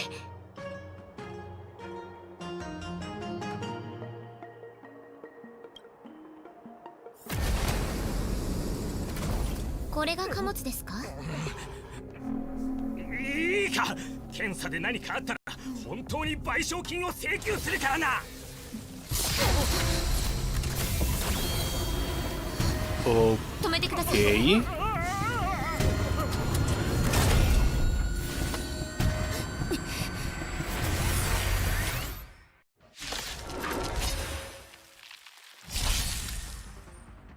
When an ally is inflicted with Terror Grip, attacking the caster of the Terror Grip once can dispel it.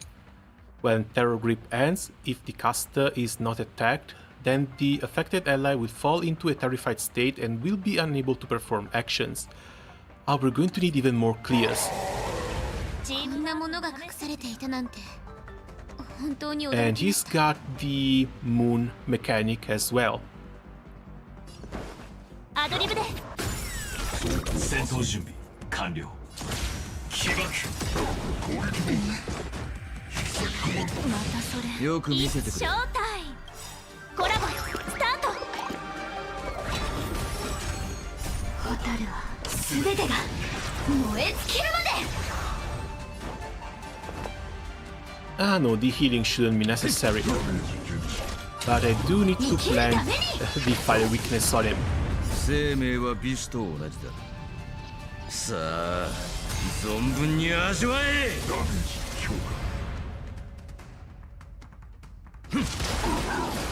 優美な身構えですね。本質は同じ。ファイアフライ4インポジション。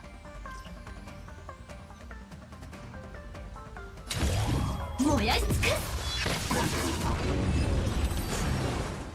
Still, that's a pretty cool looking enemy. But I do wonder if this is also one of the cases why the IPC were under attack by the wolves.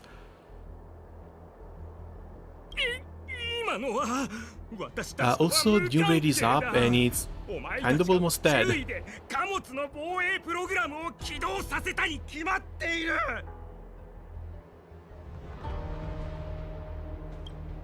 こうなった以上、誰かに責任を押し付けようとするのはやめた方がいい。どうしてこれが動き出したのか本当にわからないんだ。琥珀の王に誓ってもいい。もういいよ結城さん。何人か運気軍を連れてきてくれる？まずはこの客人たちを天白市まで送ろう。 And of course, straight to jail. わかりました。さあスコートさん、こちらへどうぞ。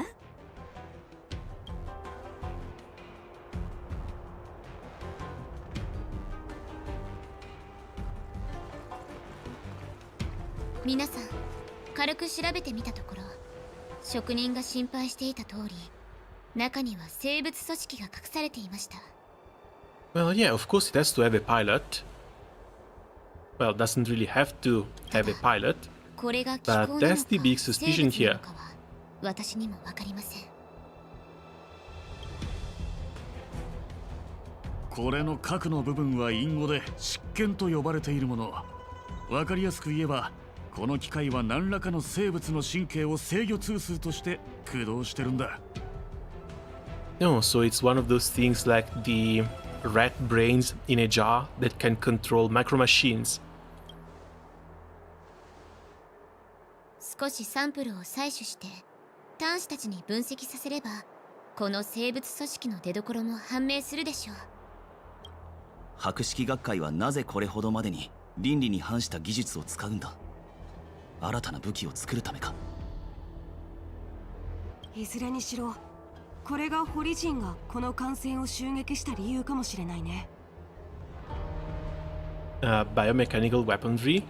Yeah, and things get scarier and scarier by the second.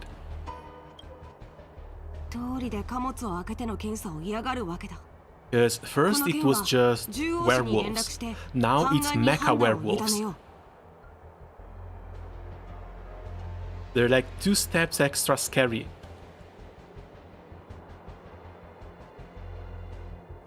規則に従うなら危険を及ぼす生物と囚人、それから武器は全部優秀国に収容してちゃんと処理するべきなんだ。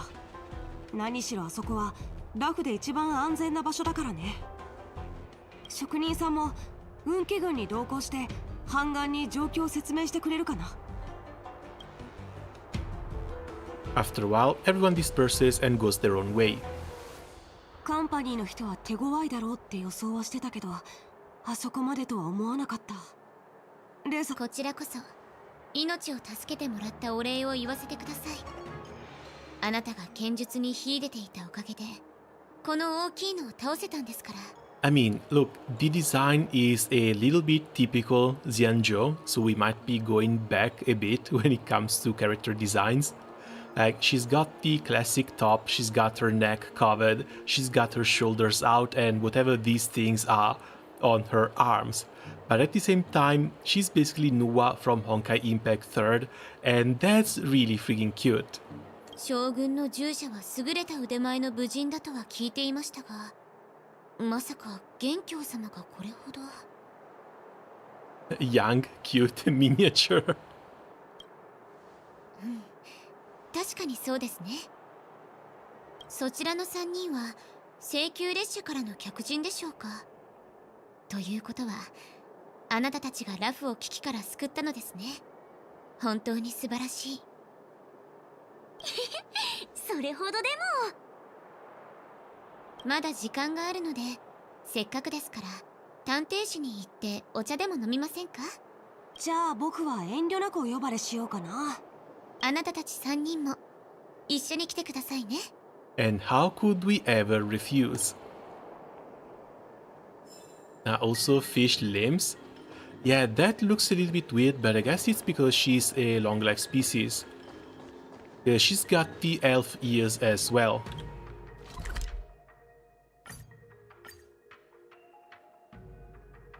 Right, so now give me my Fu Hua. I don't know when Fu Hua is going to finally come out, but it looks like she's coming. It looks like she's coming really close. Again, this year, at least with 2.0 and Penacony, we've got Acheron. So if they are to release another important Honkai Impact 3rd character, I'm pretty sure that their impact, no pun intended, is going to be about as heavy as Acheron's. And since it's Marshal Hua and she's from the Luofu, pretty sure it's not going to be this patch, but either we're going to come back to the Luofu late 3.0, or maybe we're going to have another 4.0 patch all revolving around the Luofu. And if that happens, then you can bet your ass Marshal Hua is going to become playable, and she's going to get the same amount of special attention that Acheron got. Honestly, I can't wait. ラフの探偵士の景色は変わりませんね。誤解は不変であり、潮は満ち引きを繰り返している。私たち寿命族にとってこれほど懐かしいと感じる故郷はありません。レイサさんはラフの地元民なのか。はい、私は幼い頃からラフで育ち、探偵士でこの波の音を聞きながら死とともに探訪の研究に打ち込んでいました。 But wait, this should also make her related or at least similar to Bailu. この世は常に変化していますが、その変化の中にはたくさんの似ているものがある。私は炭鉱さんと同じく異境を旅しています。こうして帰ってきて見慣れた景色を目にすると、やはり考えに浸ってしまいますね。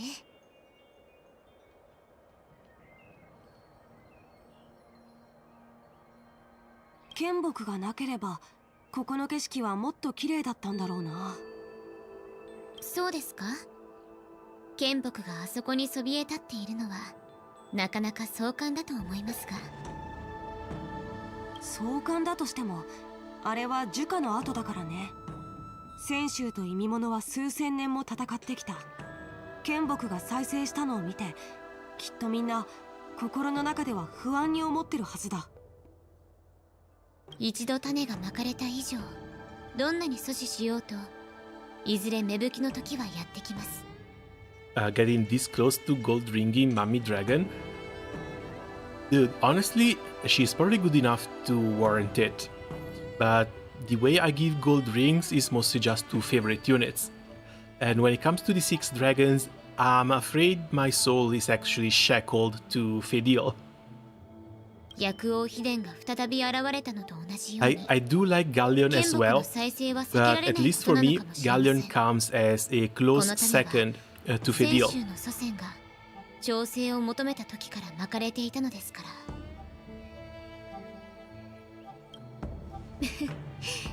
すみません、警察でした。炭鉱さんと元凶様は今回の剣木の災いを経験したんですよね。あなたたちに相談したいことがあるのですが。相談？どんなこと？私は同盟からの命を受け、探偵士に積もった汚れを払いに来ました。しかしラフの探偵士はほころびが多く、とっくに取り返しのつかないところまで来ています。私は治療法を探しているのですが、二人は何か案はありませんか？俺は寿命族だが、ここにいる二人の仲間と同じくよそ者だ。レーサさんが求める治療法に口出しはできないが、一つだけ忠告したいことがある。Never ring the sixth dragon, not gonna lie, because I never had any rings to use on my old account. Oh, well, I guess now you can start farming them. There's also the entire Pride of the Ascendant series. Once you start getting the characters to do them, you're going to get a lot of rings. Same brother, I'm shackled to Ilsa and Fedil. That is yet another little Dark Lord I see. What do you mean wrong code? Oh, it's not a wrong code, it's the code for the old raid. Damn it, sorry.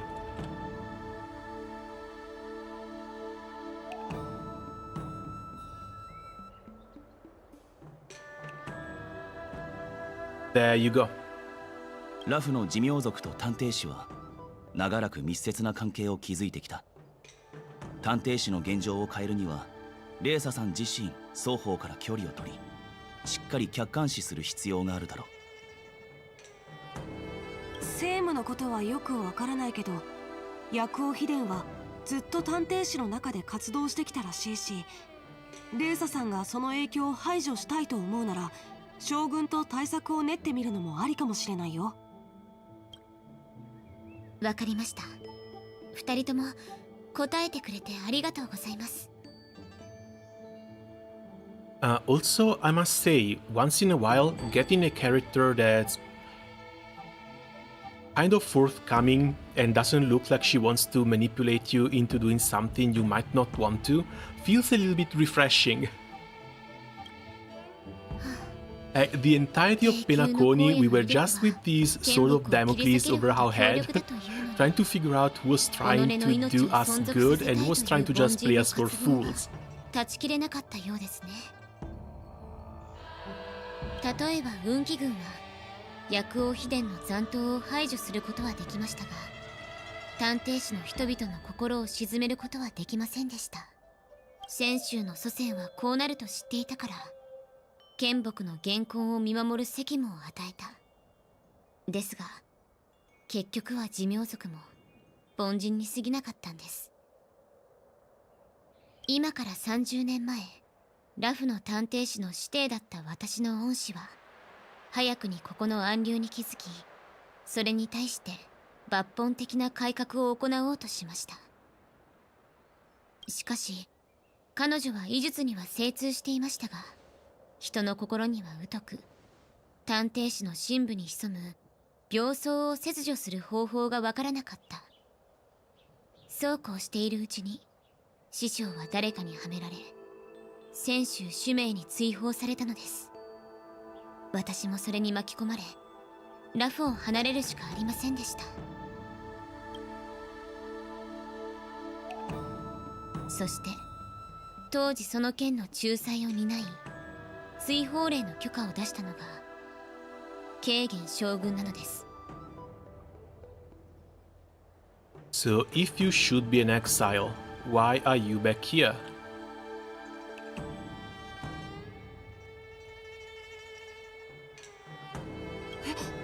将軍が？はい。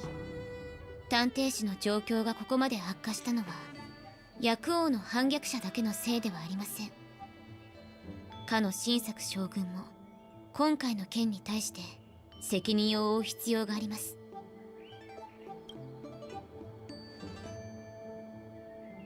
What are the chances Jin Yuan was just missing possible critical information in order to make a proper judgment on the situation?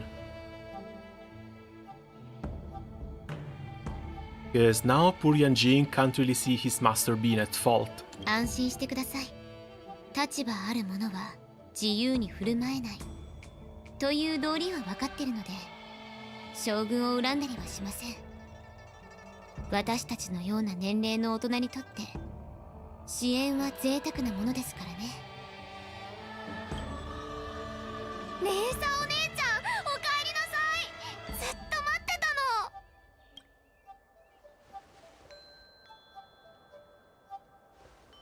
たの。ウンリ Oh, someone is not happy to 将 see 軍の us. ところじゃなくて探偵士にいるんです。ちょうどよかった。紹介しますね。こちらの元凶様は Oh, come on, don't tell me that they're going to start fighting. Just like this in the middle of the road. 因縁の相手にはよく会うってこういうことか。Yeah, someone is really not happy to see us. 君、今度こそ盗んだ剣を返すんだ。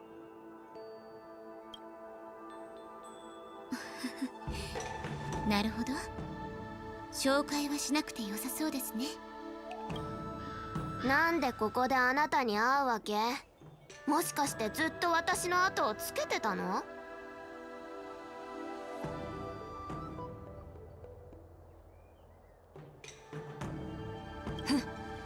僕にはやらなきゃいけないことがあるんだ。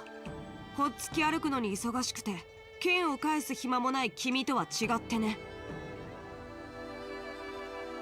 物は持ち主に似るっておじいちゃんが言ってた。 I cannot unsee Yun Li 私、あ being なたの剣 Blade's と話 niche. をしたんだ。そしたらあなたは心配事が多いせいでいつも剣を I'm sorry, 抜くのが but 遅くて where's the 剣を抜いてもまともに扱っ where's て the くれないって resemblance? 嘆いてた。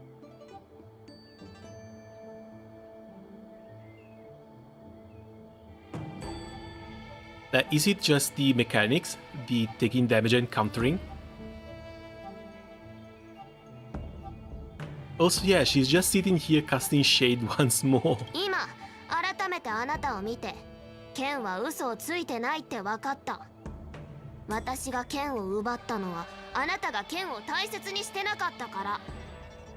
そんなデタラメ信じると思う？主命からの客人だからって何度も我慢したのに君は少しも相手のことを考えないんだね。もしかして主命には他人のものを取ったら返すっていう常識がないのかな？この被験を見て。今あなたに返したところでまたすぐ別の人に奪われちゃうと思うけど。運気軍は武器を手放してはならないって教えは聞いたことある？この場で剣を返すことはできるけど戦場ではそうはいかない。ああ、この被験本当にかわいそう。She's so tiny and aggressive. I love her. 分かった。もう返さなくていいよ。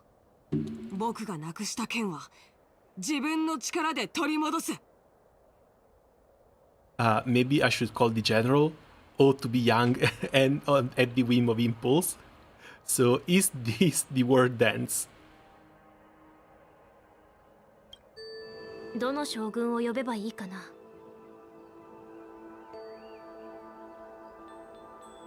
あのさ、こういう時にこんなこと言うのはあれなんだけど、あの二人実際どっちの方が強いのかな。And March is worried about the power ただ純 scaling. 粋に興味があるだけだから。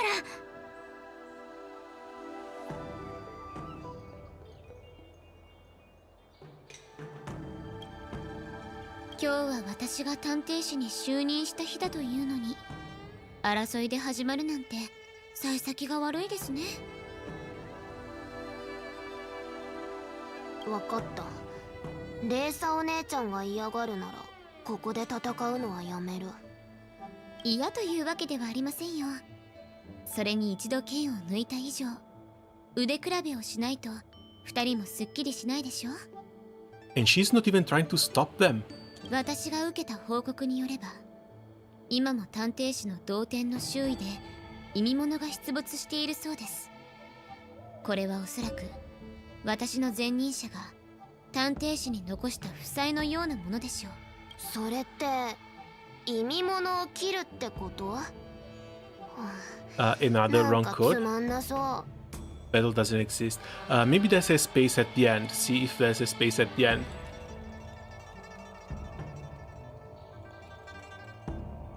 Yes, the code should be right.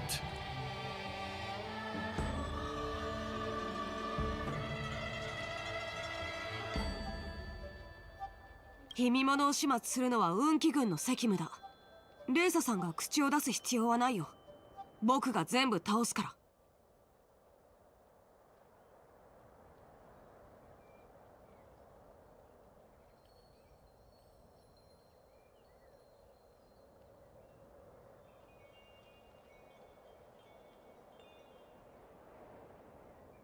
Yeah, no, I have no idea how that's possible.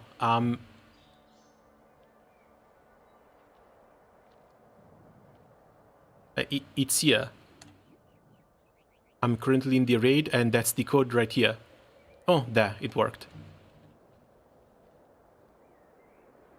自分だけ媚び売らないでくれる？レーサお姉ちゃんが必要とするなら私だって喜んで手助けするんだから。二人とも思いやりのある優しい子でとっても嬉しいです。それじゃあ行きましょうか。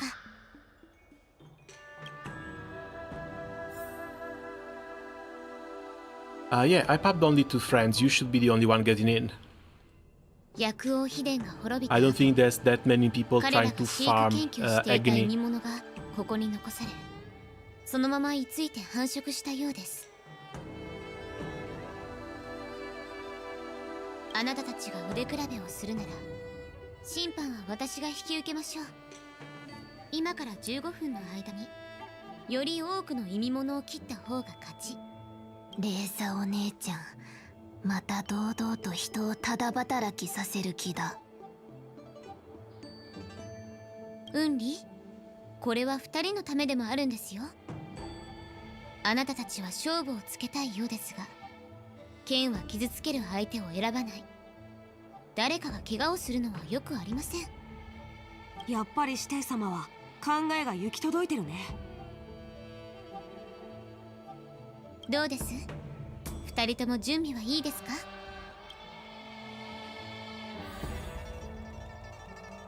？We are on Yanjing's side. I mean, that was to be expected since we are the guests of the general. But at the same time, I was hoping this would be the first time we could get to test Yunli.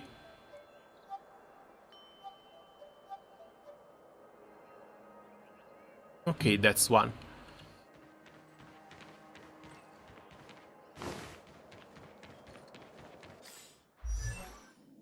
What did they give any? Can't even view the details. 私の前任者が残した負債は繰り返しになりますが、剣を抜くときはレーサお姉ちゃん、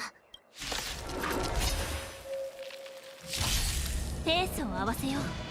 When Yunli takes action, she will use attacks to defeat the enemy first. The number of enemies defeated by Yanjing and Yunli is recorded here. But the rest of the team also counts, right? 剣、飛燕のごとし。よく見せてくれ。すべてが燃え尽きるまで。Also, yeah, these guys just took away my run May. 燃やし尽くす。剣もまともに扱えないくせに意外とやるじゃん。ファイアフライは生きるために。テンポが乱れた。Okay, all kills count. Fantastic. It's showtime! コラボスタート。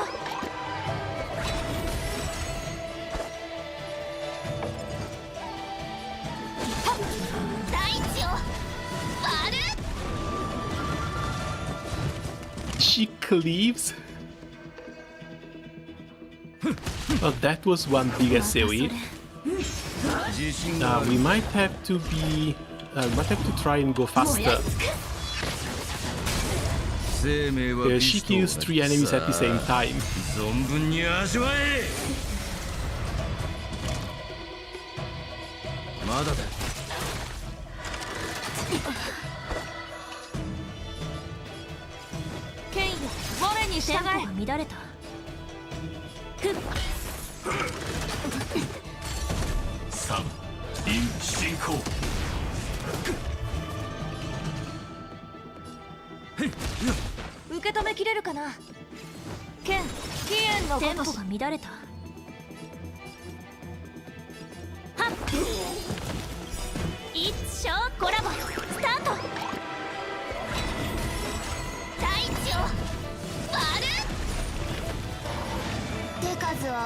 She's alone and she's somehow managing to keep up. This is not looking good. こんなに適当に使われるなんて本当にもったいない。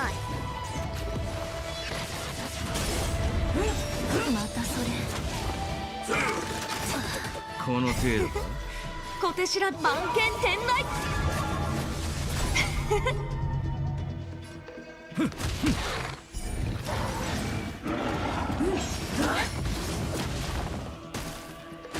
宝剣たち行け。剣よ、我に従え。燃やし尽くす。Okay, that's 2 more kills for us. 自信があるみたい。ファイアフライFire still gets another move. 生命はさあ存分に This 味わ should え。 put us in a pretty good spot.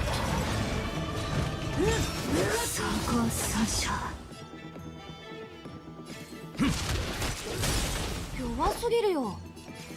剣、飛燕のごとし。テンポが乱れた。一生コラボスタート。Oh yeah, the battle ended. I'm sorry, I was looking at the fight over here. Give me 1 second, I'll host the other one.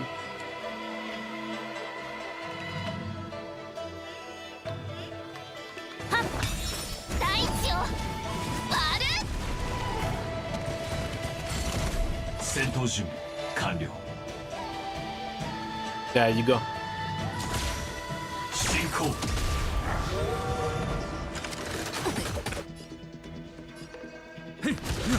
受け止めきれるかな。剣よ、我に従え。ペースを合わせよう。起爆。ホタルは全てが燃え尽きるまで。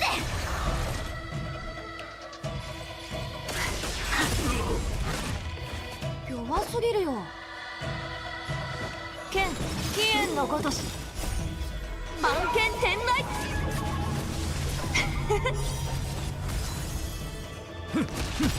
スタンバイ。はっ。大地を割る。 Okay, we should have won this one. 僕の勝ちだね。運が良かっただけでしょ。おとなしく剣を返してちゃんと謝ったらどう？その後はメソメソしながら帰っておじいちゃんに文句を言ったらいいよ。僕に会ったのが運の尽きだったんだ。君の大きくて重い錆びた鉄剣に興味はない。それに僕には誰かの武器を奪うような趣味もないしね。Oh, you don't have to ちょ gloat っと this 化け much. 物を切ったくらいで調子に乗らないで。ふん、この剣を奪えるか試してみたら。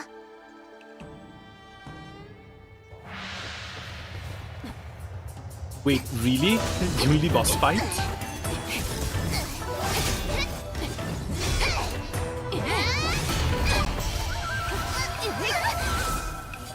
You know what?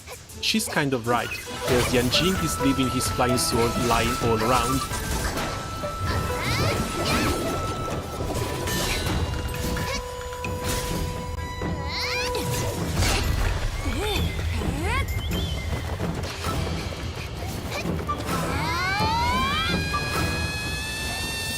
Oh?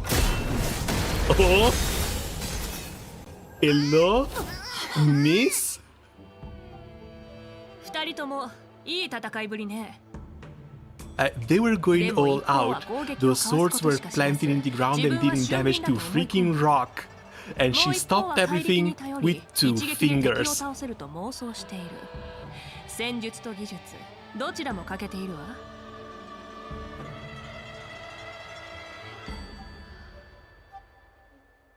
Oh god, she looks so pretty. How will my rolls ever recover?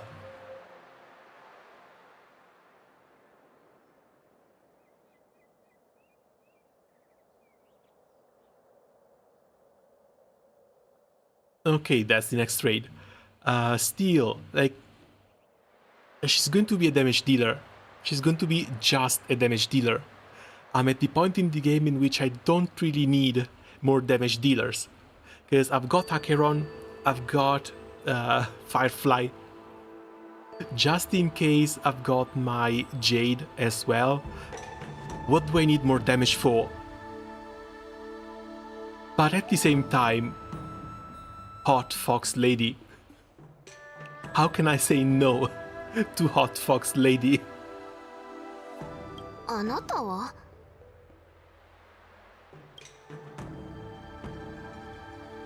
私は探偵士に薬を求めに来た病人で、通りすがりの観客ってところかしら。Yeah, sure. Random passerby.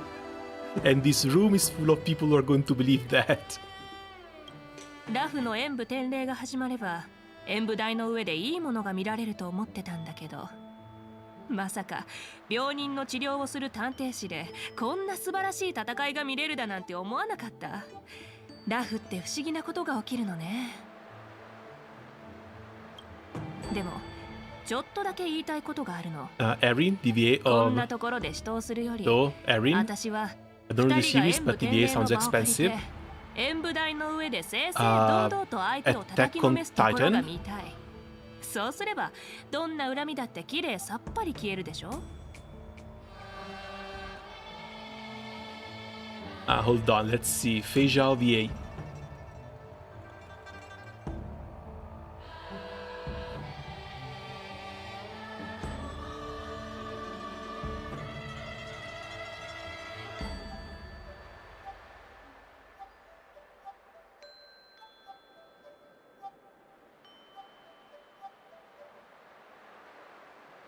English VA for Feijao, it's going to be Lynette, Rika from GJK, Santi and Sugar from Nikke.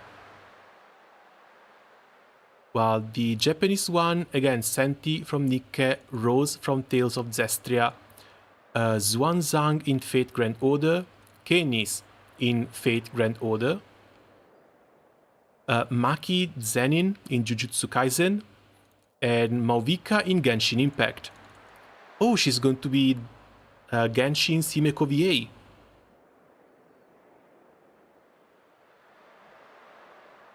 Komatsu Mikako.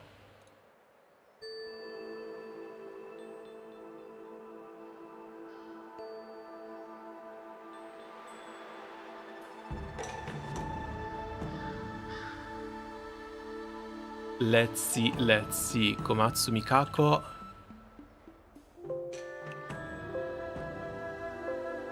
No one in Grand Blue, sadly.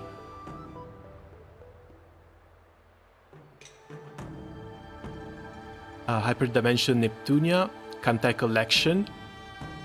I see a Tale of Zestria over there too. Gascogne from Azur Lane. Akali in League of Legends for the JPVA. East 9. As for the latest one, Kiryu from Blue Archive. But that's basically it. Not actually that many roles. I guess she's a fairly new one as well. Or maybe not, because she's got roles going back to 2010.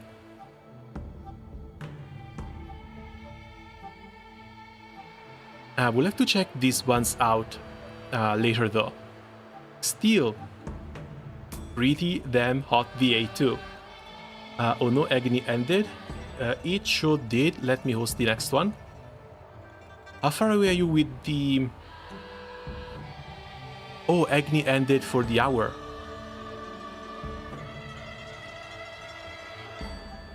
Ah, that hurts. Legit need one for the recruitment. Oh, not the one item left. You're going to have to wait, what, 4 hours before it comes back? Exact 1 silver feather. And those you can't even craft. Oh, man. Yeah, looks like you're going to have to arm yourself with a little bit of patience, because it's either 4 hours or maybe just wait for tomorrow directly. 恨み？何か誤解してるみたいだけど、僕はウンリと手合わせしてただけだよ。You don't destroy buildings while sparing. Let's be real here. 一人は秘剣を使ってて、もう一人は巨大な刃物を振り回してるのに、お互い恨みはないって言われても信じられるわけないじゃない。まあ秘書様、どうしてここに？龍女様の診察は終わったんですか？秘書？もしかしておじいちゃんがいつも話してる泉州妖精の天撃将軍？私ってラフでも結構有名なのね。Maybe now they understand in what sort of trouble they landed themselves in. 当然でしょう。大将将軍の名を知らない人はいませんから。大将将軍？その呼び方ちょっとうぬぼれすぎじゃない？ダメダメ。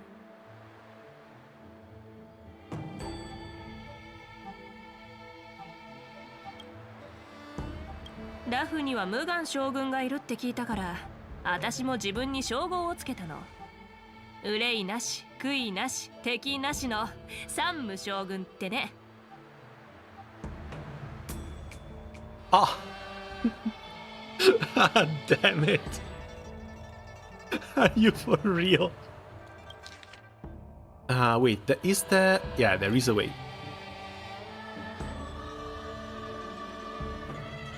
As if I would give up on this opportunity. The little wink took me the hell out. この称号の方がいいと思わない？確かに謙虚でありながら威厳を失わない。いい称号ですね。元凶様、雲里、手合わせが終わったなら、秘書将軍の指摘に感謝して、静かに和解の握手をするべきではありませんか？剣、返す。また奪われたりしないように、ちゃんと大事にしてあげて。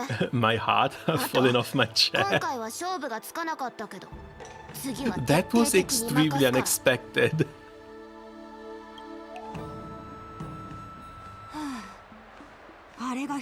Man, if she's as strong as she is, and she also has a fun, light-hearted personality, oh, I am going to fall. I am going to fall so damn badly. 秘書将軍、僕はこれで失礼します。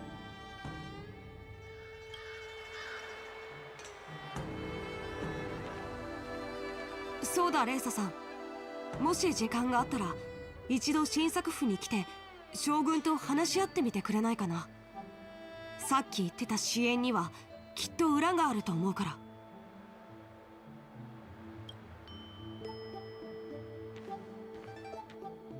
秘書様、仲裁ありがとうございました。あと少し来るのが遅かったら、名工で2人を気絶させるところでしたよ。お礼なんていいわ。でも私はあなたに頼まれたことをやり遂げたわよね。これで漢訳の龍女の診察費をチャラにしてくれない？すみませんが、いくら将軍といえど料金を支払う必要はあるかと。探偵士の遺憾は明確な料金を設定していますし、掛け売りは行っていません。それに龍女様の診察はもう何十年も先まで埋まっていますから。 But yeah, if Lingsha is a Vidihara, where is her tail? ならあのちびっこ2人の授業料って言って新作府に請求書を送ればいいわ。実際あの子たちを引き離すのにもう少しで本気を出すところだったし。それじゃ私は息抜きできる場所を探すから。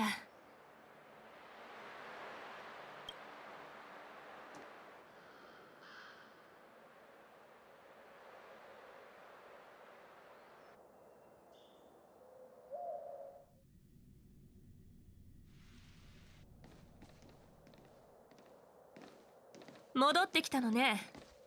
あなたたち軽減に会った後しばらくあちこち歩き回ってたんでしょ。何か感想は？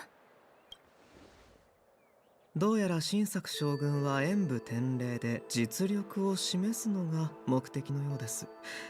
ラフは剣木の災いの後でも問題なく繁栄していると証明したいのでしょう。ですが次はですがっていうつもりね。ですが演武天礼のためにラフに来た人たちは不安と噂を広める最大の拡声器と言える。一歩間違えればまた大混乱が起こるかと。Yeah, chaos that we already got a little bit of a taste of with the Mecha Werewolf. 町にいる運気軍が警戒を強めているところを見ると、あの将軍もこの道理は理解しているのでしょう。俺から見て他に気になるところはありませんでした。ああ、今後また将軍に会うような仕事があったら僕のことは外してください。どうしてただの軍医が表舞台に担ぎ出されて二人の将軍と談笑しなければならないんですか？俺もだ。今の仕事のことを考えるとあまり人前に出ない方がいい。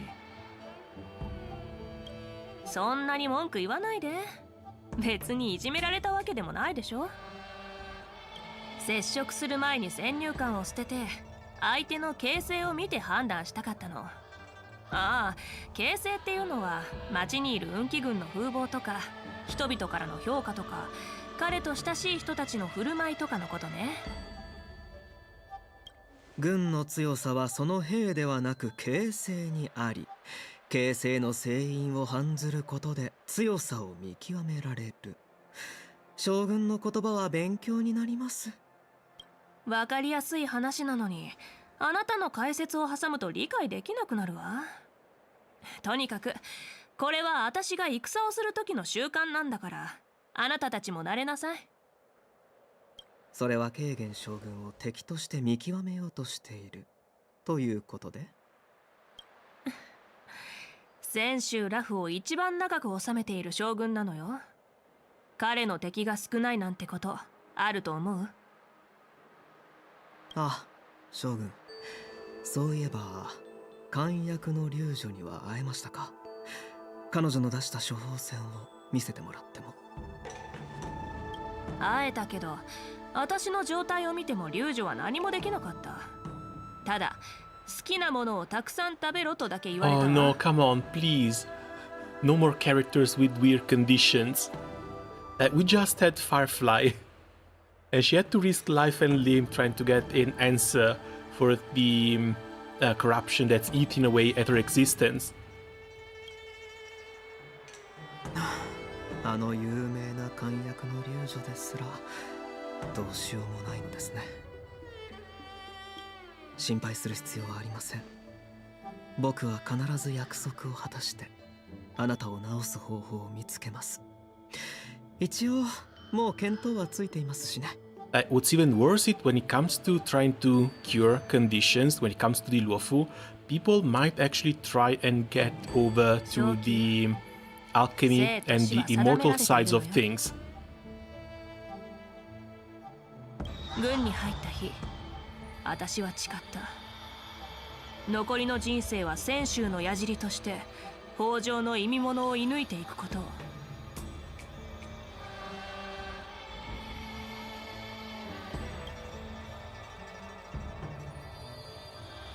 instant screenshot over here too. この誓いさえ果たせれば、あとどれくらい生きられるかなんて正直どうだっていいの。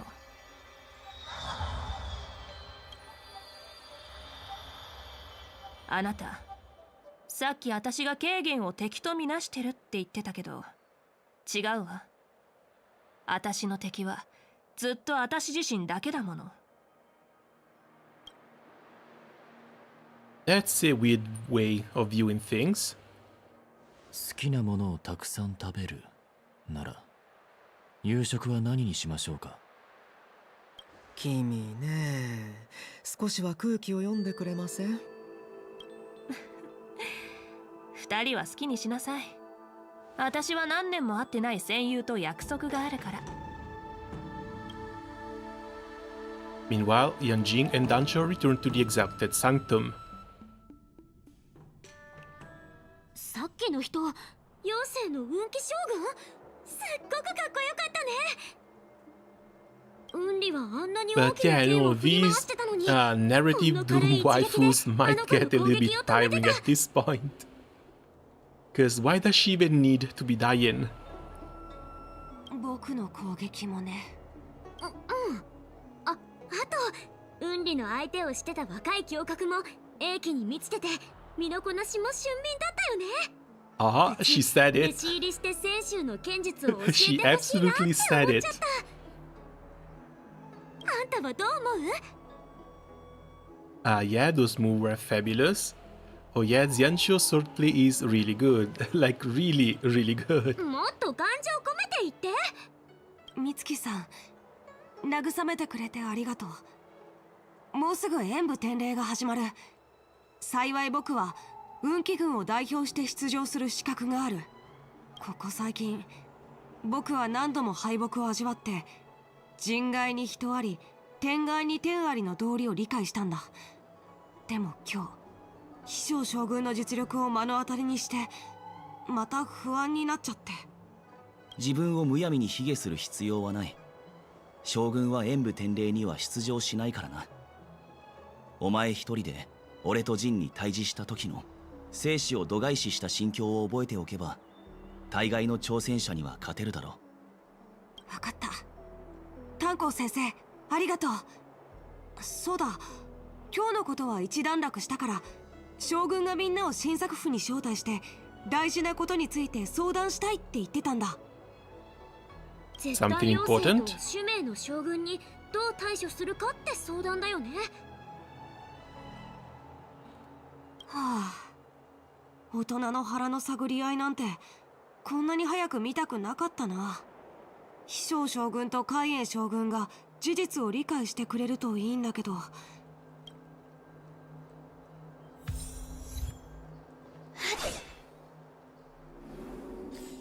Okay, that's the end of the first one.「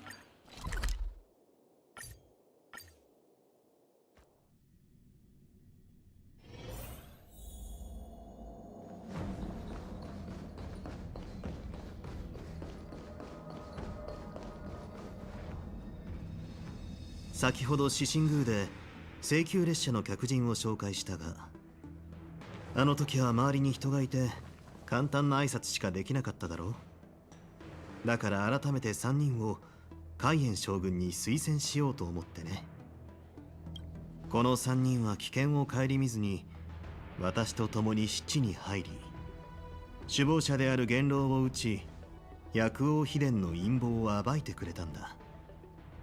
一連の出来事の中で何か知りたいことがあれば何でも聞くといい。 Now, you know the weirdest thing about this trio right now is that while their first releases weren't all that great, they all went through imaginary and they all became meta in their own way. Like, Danhengi L might have fallen off a little bit, but he's still a very good AoE damage dealer. We've got MC, who's just got the upgrade and his core in the Firefly team. And now March 7th, who apparently is a fantastic sub DPS. Now, are we going to expect something for Himeko as well? Because I hear rumors that apparently Sunday is going to join the Express, and he's also going to be another Harmony imaginary unit. So will the entire train get imaginary characters? With the exception of Himeko at this point. 剣木再生の顛末については大木である普賢殿から一連の報告を受けている。彼女自身も玉殿に呼ばれこの件に関する聴取を受けていた。同盟はこの件に対して強い疑念を抱いているが、わしはお前さんを信じよう。お前さんは運気軍に入隊してから素晴らしい功績を残してきた。雲上の5騎士がそれぞれ姿を消した後、同盟内ではお前さんに対する批判の声が相次いだが、元帥はそれらの意見を退け、ラフをお前さんに託したのだ。お前さんは今まで同盟に忠誠を尽くしてきた。タラサの意味物をくじき、泉州玉殿の包囲を解き、北条の民が呼んだ妖精を破壊した。これまでの大きな戦いで起きたことは今でも全て覚えている。They just injected Steve Aoki in Pokemon as MC Hammer? Wait, what? Isn't Steve Aoki the singer of Stella Magna? Or am I confusing people? その忠誠心を疑い、憶測でお前さんをバカだ無能だと決めつけている連中は新作将軍の失策を喜ぶ。なぜならそれが奴らの本性だからだ。何かを成し得る能力がなく、ただ他人の失敗を見ることを養分にして生きていくことを望んでいる。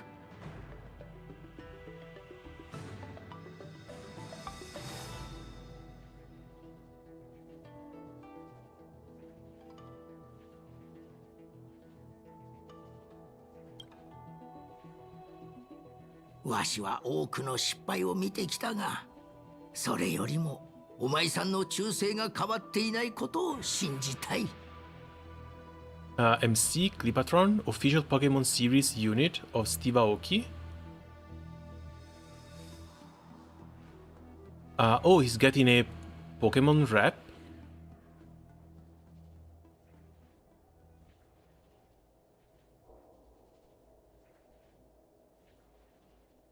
That's weird.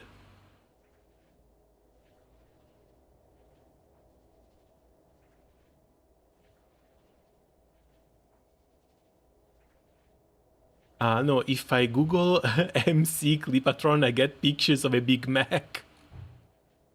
What the hell? Yeah, Steve Aoki, the DJ, looks like it. では、今回剣木の災いの顛末について探るために派遣されてきたのは妖精の飛翔将軍だけということですか？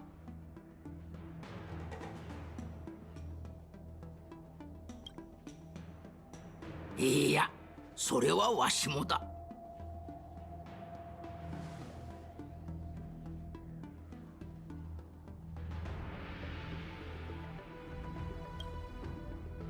このおじいちゃん、予想外なことばっか言うね。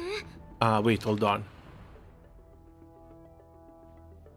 General Fei Zhao of the Yojing is the only one investigating the Ambrosial Arbor crisis on behalf of the Alliance.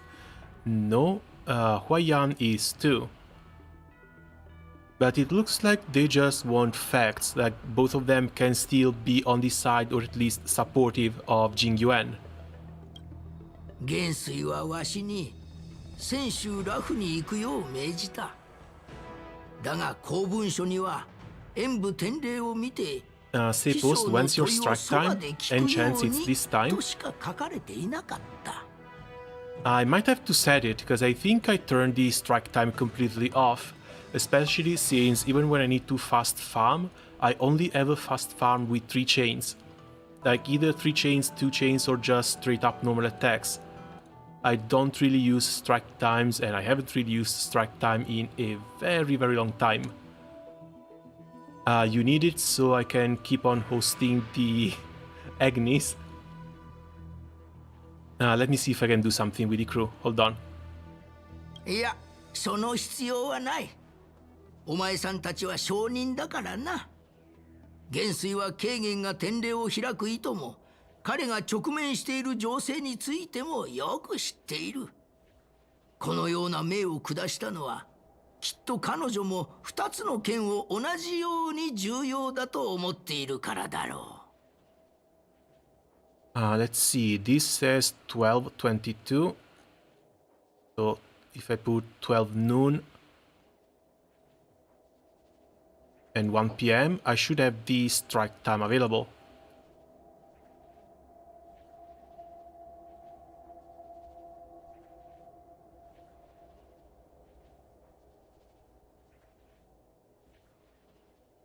I say should, but at the same time the Agni rates don't show.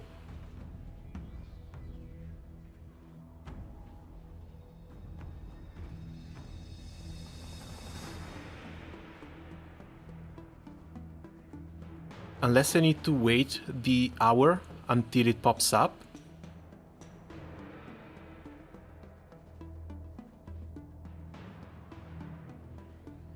But yeah, I don't think I can host them.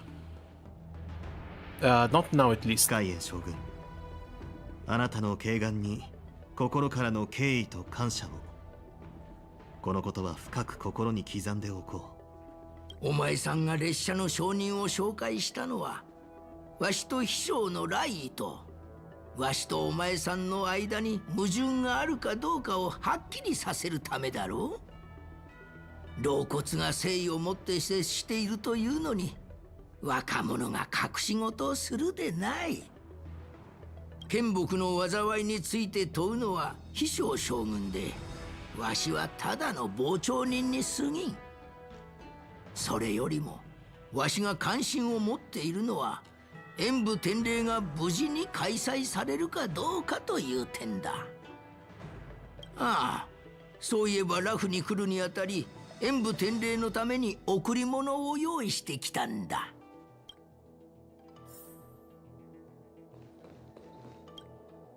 この箱がそうだ。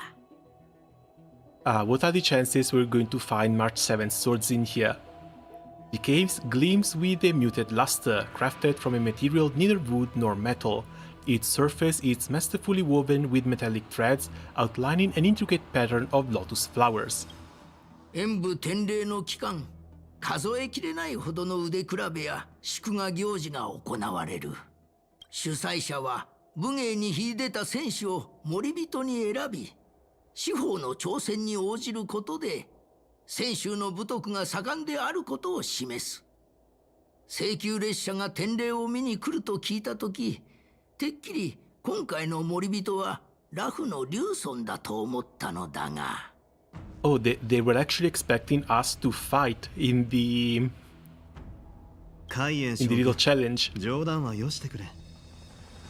漢訳の流女はまだ若く、武芸にも通じていない。さすがに無理をさせるわけにはいかないだろう。冗談に関してはお前さんには負けると思うがな。この箱何？海援将軍、なんでこれを開けないの？これは演武典礼のために用意した剣箱だ。今は空だが、数日すれば宝剣が届き、この中に収められる。自慢ではないが、その剣は主命の工芸技術の至極でな。違法を渡り、さまざまな偉業を打ち立てたのだ。そのどれもが秀逸で、一言で全てを語るのは難しいのだが、いずれにしろ、まだ宝剣を送り届ける使節団は到着していない。ずっと考えていたんだ。どんな人材なら宝剣にふさわしいのかと。考えに考えた末、今回の演武享保の商品として送るのがいいと思った。それに今回の守人は剣術に優れた元凶君が任されると聞いたからな。この贈り物は実にぴったりだろう。 That's cool, but I get the feeling that we will be stealing these swords from Yanjing. 海燕将軍のご好意、痛み入る。おじいちゃん、私に剣を贈りたいならなんでこんな遠回しなことするの？小娘、自信満々だな。だが必ずしも元凶君に勝てるとは限らんぞ。ウンリさんが剣を愛してることは僕も知ってる。でも残念ながら剣はいつだって自分にふさわしい持ち主を選ぶんだ。Like, he's been collecting loss after loss, so I don't think he's in any position to speak like this. 宝剣を手に入れたってそれが他人の手に渡る He のを might 防 even げ have ない these 人だって skills, いる。 but once you actually win something, maybe then you get to talk. 今日の探偵士での勝負、まだついてなかったよね。興味があるなら君が選手主名を代表して舞台の上で戦うこともできるけど。望むところだよ。誰が勝つかはまだわからない。私かもしれないし他の誰かかもしれない。やっぱり私かも。でもとにかくあなたとは限らない。 Looks like Feja was right. あんまこういうこと言わない方がいいんだろうけど、このドラマずっと見てたから正直どっちが勝つのか知りたいかも。いい加減にせんか。まったく客人の前でわしが宝剣を贈るのは天霊に興を添えるためであって、お前たちの言い争いで同盟の友情に傷をつけさせるためではない。二人とも相手に負けない自信があるようだが、勝負ごとには必ず勝ち負けがあり、友情に傷がつくことは避けられない。まだ勝者は決まっていないが、お前さんたちのどちらか一方とは限らない。商品を手に入れたいと思うなら、二人で協力して生徒に武芸を教え、 Okay, and this is where the March 7 event その生徒を出場さ begins. せ、少なくとも一回の勝利を収めるのだ。そんなのってない。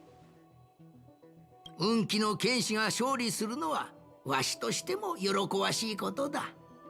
しかし技術を伝え、それを広め、他者のために役立てることの方が意義がある。この人が運気剣術を使い、列車の代表として演武典礼に参加して大いに腕を振るってくれたらわしも嬉しい。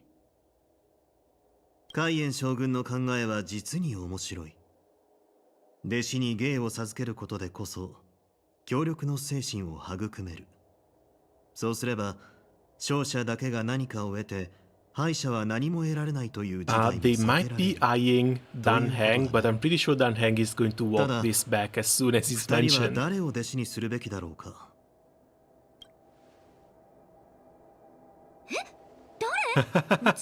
Oh, never mind. 美月さんは演武台での検討に興味津々だっただろう。お前さんたち、彼女に剣術の基礎を教えてあげなさい。 Come on, imaginary March. 将軍本気で言ってる？なんでいきなりうちを巻き込むの？剣なんて使ったことないんだけど、ゼロベースできるわけないじゃん。最後に師匠に恥をかかせて破門なんてことになっちゃったらどうするの？Why don't you choose Danheng? Why don't you choose me? Nah, Danheng is already pretty damn skilled. I don't think he will be going for it. NMC just got an これっていい update, 機会じゃ so ない？ナノ、前に剣を使えるようになりたいって言ってたし。それはそうだけど、さすがに突然すぎるっていうか。美月さんはまだ手を加えられていない玉だ。わしもどんな風に成長するのか興味があるから、ラフの演武典礼という好機を借りたいと思ってな。海燕将軍、ありがとう。でも雲里と元凶は勝負しようとしてるのに、うちに剣を教えることになったら2人の鍛錬の時間がなくなっちゃわないかな。それに剣士ってみんなそれぞれとっておきの技があるんでしょ。うちに教えてくれる時にうっかりバラしちゃったりしたら、お互いの手の内が分かって勝負にならなくなるんじゃない？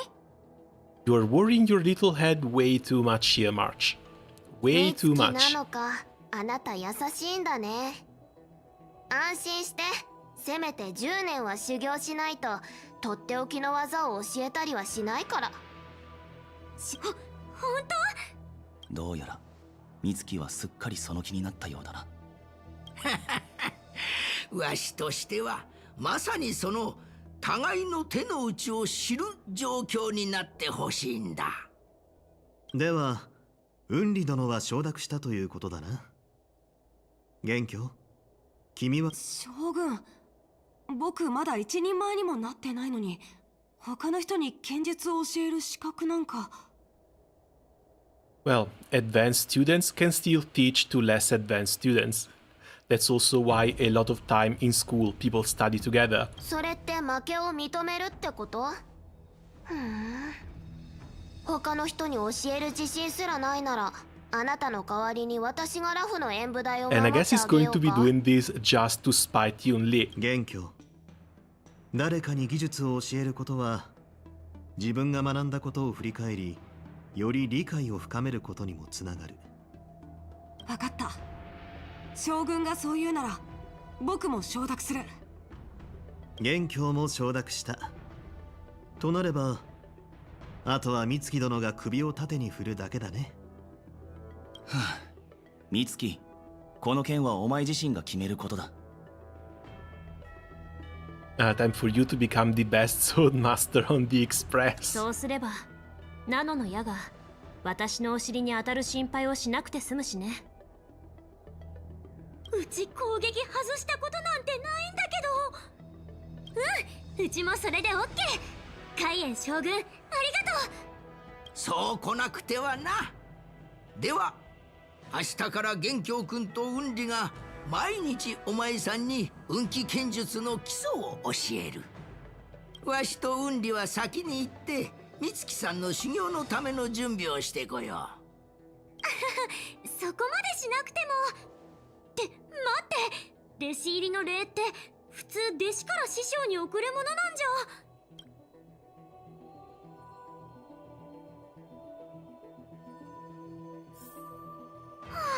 海燕将軍言っちゃった。さっきの話なんか変な気がするんだよね。なんか話がどんどん変な方向に行ってない？なんでこんなことになったんだろう。本当にね。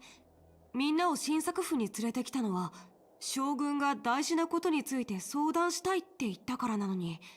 おそらくだが、海燕将軍はしばらくの間俺たちにラフにとどまってほしいのだろう。But aren't we here to attend this ceremony anyway? And I guess you'll be attending by also participating in it. それはそうだが、彼からすれば俺たちはいつでもここを離れることができる観光客と変わらないからな。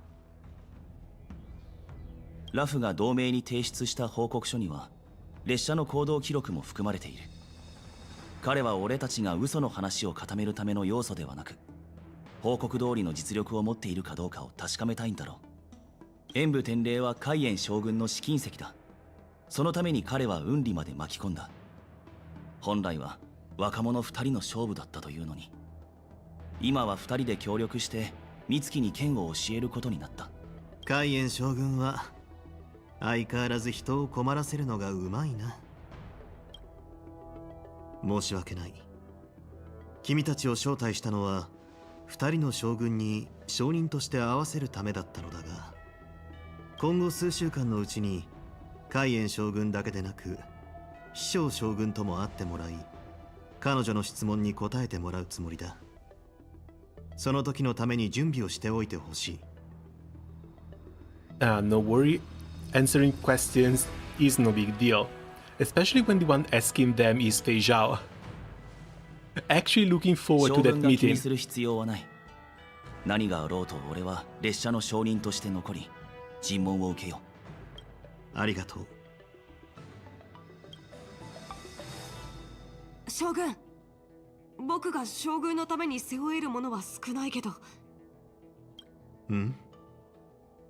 でも僕ラフのために絶対演武天霊の演武台を守ってみせるから。ああ、知っているとも。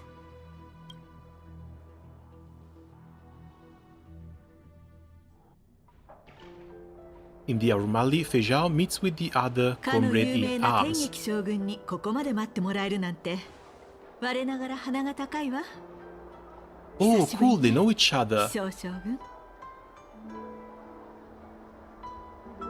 And this is a face we haven't seen in a while. 玉空、最後に会ってからもう30年くらい経つわよね。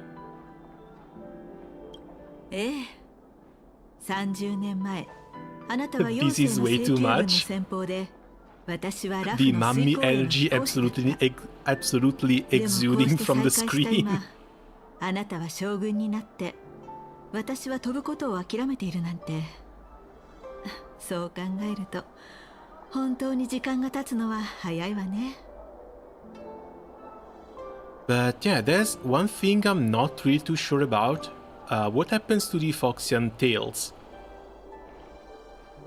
This is one piece of lore I don't think I've ever looked into. Like, why do some Foxians have tails and some do not? でも30年ぶりとは言えないわね。交渉の共鳴機能では毎日あなたの勝利の知らせが流れているから、毎日あなたの勇姿を見ているのと同じだもの。ところで体は大丈夫？安定してるわ。あの時戦場で私を助けてくれた軍医のことは覚えてる？名前も性格も変わっている医師よね。なんて名前だったかしら。確か生姜とかきゅうりとか何かの野菜みたいなのが入っていたような。小宮よ。妖精の探偵士に派遣された彼は今は私の幕僚であり専属の医師でもある。ここ数年彼はずっと私の病状を制御しようとしてきた。もう何年も経つのに私が元気なのはほとんど彼のおかげなの。And thankfully, they also didn't make Jiaoshu a requirement for her very own team. 私の出自を考えれば Like, they could have made Jiaoshu basically her dedicated healer. Instead, they made him a nihility buffer that's supporting Acheron for some reason. あなたの無事を知って安心したわ。ところで今回海燕将軍と一緒に来たのは元帥の命を受けたからでしょ？秘書、友人である私に免じて同盟がラフの将軍にどんな裁きを下そうとしているのか教えてくれない？剣木の再生は後ろに隠れることに慣れた老いぼれたちに恐怖を与えた。彼らは意味物が再び現れることを恐れている。まさに30年前みたいにね。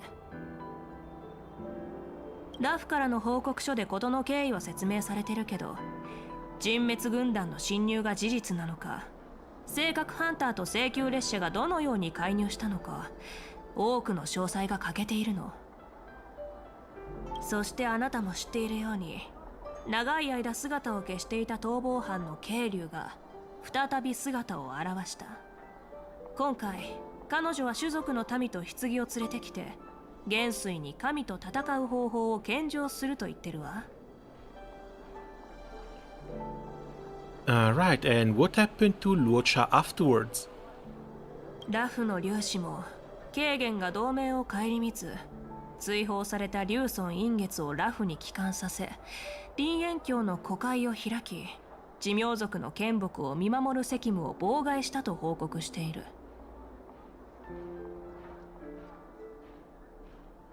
これが私が先週ラフに来なければならなかった理由よ。職務上部外者にここまで多くのことを説明する必要はないんだけど、あなたと私は肩を並べて戦った仲だから隠すつもりはないわ。でも分かった。ごめんなさい。失礼だったわね。今は軽減将軍を擁護すべきじゃないってことは分かっているんだけど私の性格はあなたもよく知っているでしょ。陰月の乱が終わってからラフは数百年にわたる安寧を享受してきた。これは軽減将軍の働きによるものが大きい。残念なことに長命種は長く生きていると必ず過去の積み重ねを全て破壊するような失敗をする。敵はその通りだから今回来たのには別の目的もあるの。それは風霊に面会すること。 And that's a name I don't think we have a character for. Hule might actually just get mentioned. 風霊？あのホリジンの選手の風霊のこと？ Oh, okay, that's who 700 年 he 以上 is. 前からラフの優秀国に禁錮されているあの？古族の大敵、未来永劫許されぬ、天地が滅びるまでうんぬんかんぬん。判決文はちゃんと覚えてないけど、そいつのことよ。風霊の面会は今まで妖精の天白氏が派遣した施設が行っていたでしょ。それも100年に一度。それなのにどうして今あなたが？古族は泉州と共に意味物を狩ることを誓った。それは同胞を解放するためだけでなく正義のためでもある。あの狼の悪獣は永遠に優秀国に閉じ込められ毎日罰を受けるべきだわ。ラフの状況を知って妖精内部は風霊がちゃんと収容されているか不安になったの。今までの100年に一度の面会では老いぼれたちの心を落ち着かせることはできなかったのよ。だから彼らを安心させるために私が派遣されたってわけ。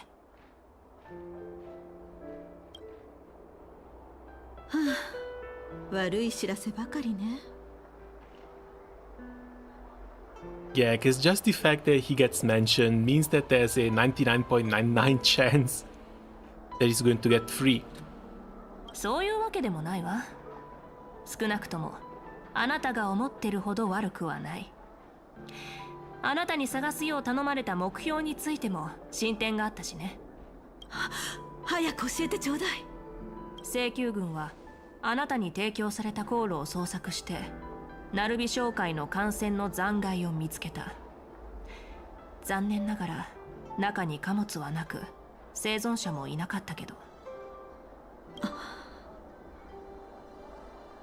でも私たちが事故現場に到着する前にすでに現場に来ていた人がいたの。それは泉州の人？それともカンパニーの？どっちも外れ。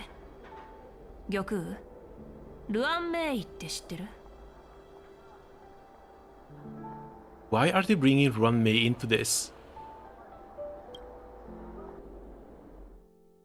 Because I'm pretty sure Yukong was looking for the crash site of her friend.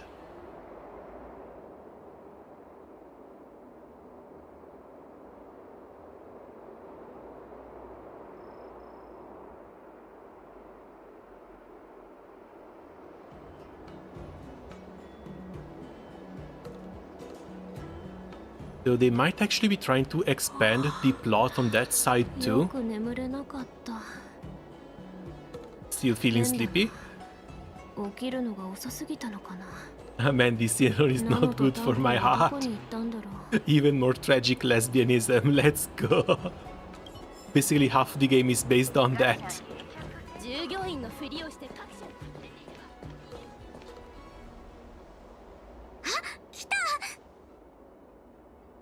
Why are you here too, Yanjing? What kind of master waits on their apprentices' doorsteps? March, show some respect to your master. 元気を師匠、おはようございます。元気とか小説で見たんだけど、泉州で誰かに指示するときは師匠にお礼を渡して拝礼する必要があるんだよね。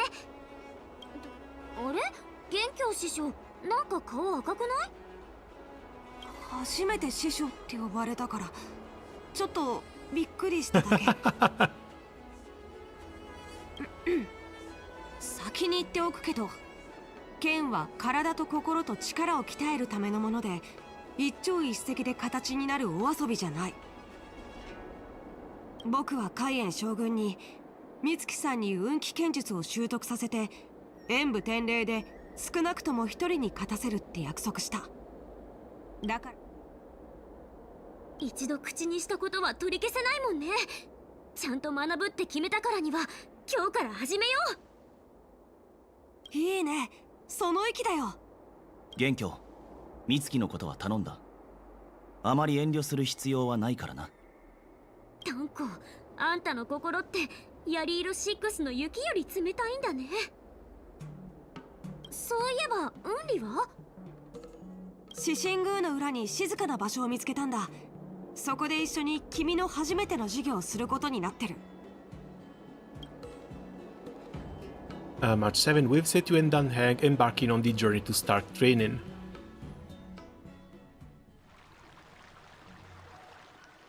1日目から弟子と一緒に遅刻するなんて、ラフの規則っていい加減なんだ。がっかり。ウンリ師匠はもう来てたんだね。 Oh god, we're leaving her alone with these two? Are we sure she's even coming out in one piece? 一人でこっそり教えようなんて思ってないよね、卑怯者。ラフの人が弟子に技を伝授する時の礼儀を見せてあげようと思ってね。たとえ弟子だろうと僕は自分から迎えに行くんだ。主催側として僕は美月さんにラフ剣術の真髄を教え、演武台の上で彼女を勝たせてみせる。そうすれば君だってラフ剣術にあれこれケチをつけられなくなるだろ。何でもいいからどいてくれない？主命の剣士がどうやって弟子を可愛がるのか見せてあげる。Yeah, I get the feeling March 7 might actually not make it alive from here. 美月なのか？ You really shouldn't have left her 早 alone. く来なさい。これは師匠としてあなたに送る弟子入りの礼。うまく。これって先週の服？すっごく綺麗。 And perfectly tailored too. 剣の鍛錬は身のこなしが重要になる。この服は体にフィットするように作られてるから動きやすいの。いろいろ考えてちょっとした装飾も用意したんだ。ウンリ師匠、優しい。で、どうやって私と競うつもり？私は美月なのかに主命の剣術の真髄を教えて、私の剣で彼女を勝たせるけど。The little smug piece of shit. 僕だって何も準備してないわけじゃない。元凶師匠もうちにプレゼントがあるの？ Well, you're going to need a weapon to train 剣 with. を習うなら使いやすい武器が必要だと思って徹夜で双剣を用意したんだ。The last final word she will teach March. Dude, this looks so damn pretty too, especially with the little flowers. 急だったから職人に作ってもらう時間はなかったけど、できるだけ綺麗で重さも初心者向けのやつを選んだから、美月さんが気に入ってくれたら嬉しいな。Also, does she just get the element change as she comes at level 80 already, or we will need to level her up from scratch again? 本当の勝負はここからだし。なんか変な展開になってる気もするけど、今回の指示って本当に最高。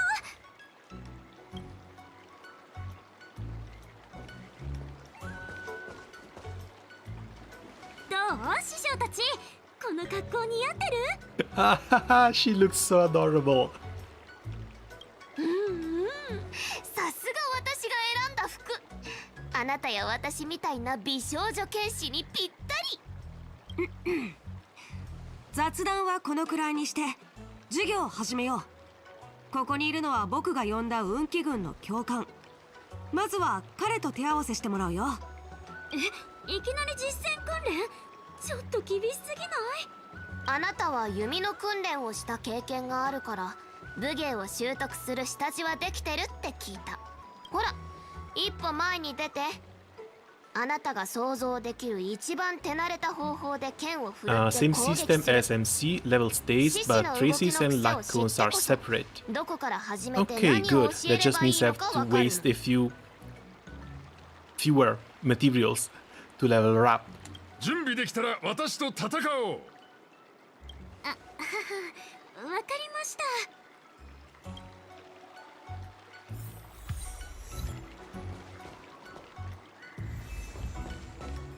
Ah, they really did some nice work on her. She looks really, really good. Now all she's missing is the second skin that they gave her for one event that she literally used once and never again. Oh wait, this is just this... It's just the story version. We don't have the unlock here yet. あなたは弓の訓練をした経験。ほら準備はいいか？準備はできたけど。それは難しい相談だな。お嬢。もう一人前だもんね。No rush, you still inexperienced with swords. Why don't you use your skill first and learn a few moves from me? Understood. Now I will ask Master Yanjing to teach me some moves. お茶をどうぞ。水木さん、しっかり見て。Shifu's attacks can accumulate charge for March 7th and make her realize powerful abilities. ケイン、我に従え。 Okay, it's one stack per attack from the target she uses as a Shifu.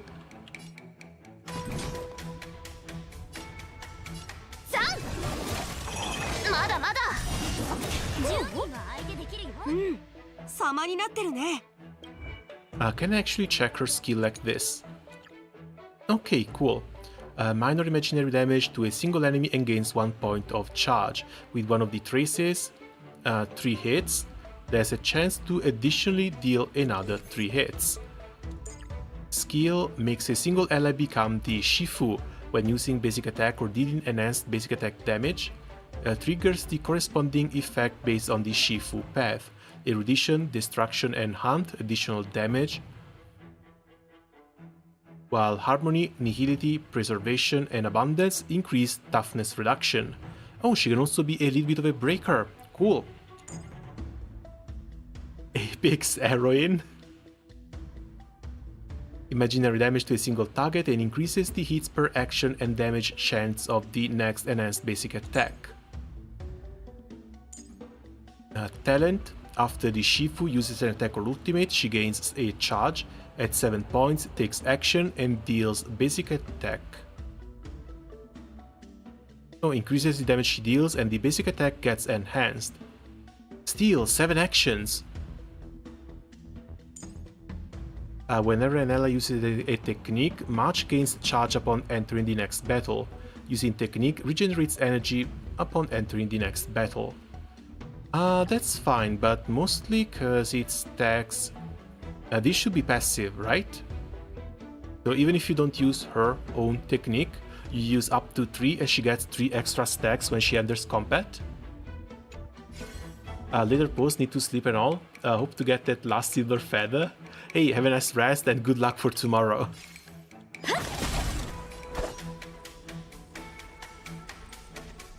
Ken, Kien no gotoshi.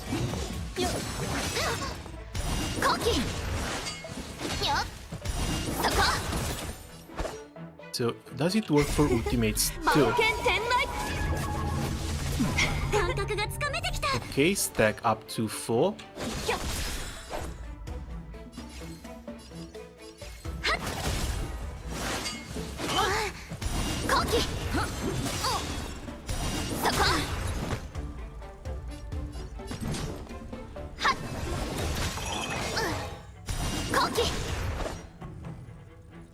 So, who do we have that performs a crap ton of attacks? The animation, dude. Again, it's the first time I actually see it firsthand.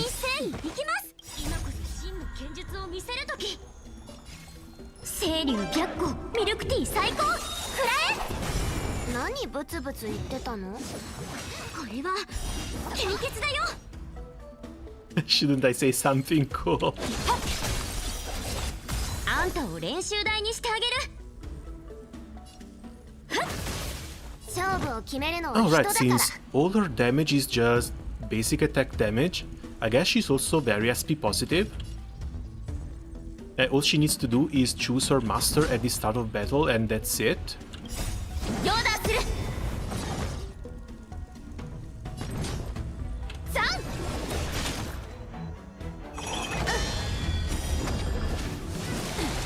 Oh god, this counter though.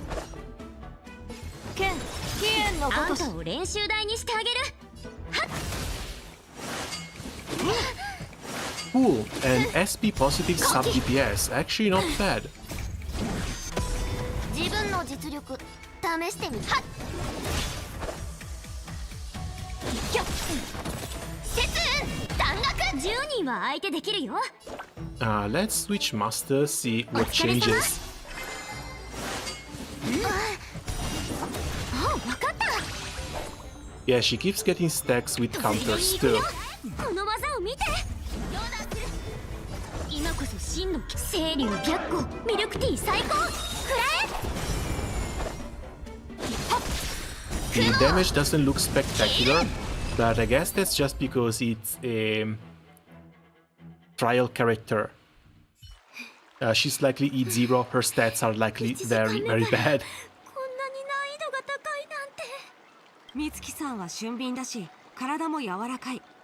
ラフの剣術を習得するのにぴったりな素質を持ってるね。でも小手は精度に欠け、裏手は力が足りない。それに剣を振るう時の動作が雑すぎる。決めた。美月さん、次の授業から足運びの練習をしよう。And that's the first disagreement. あなた、本当に剣術を理解してる？それはこっちのセリフなんだけど、そもそも双剣っていうのは敵に素早く対応するために左右の剣でお互いに補い合う戦い方が特徴なんだ。戦場での強さは長所だけじゃなく短所も含めて考えなくちゃいけない。双剣の短所は力が必要な点にある。両腕の力が足りなかったらいくら足運びが上手くても意味はない。剣術は踊りじゃないんだから。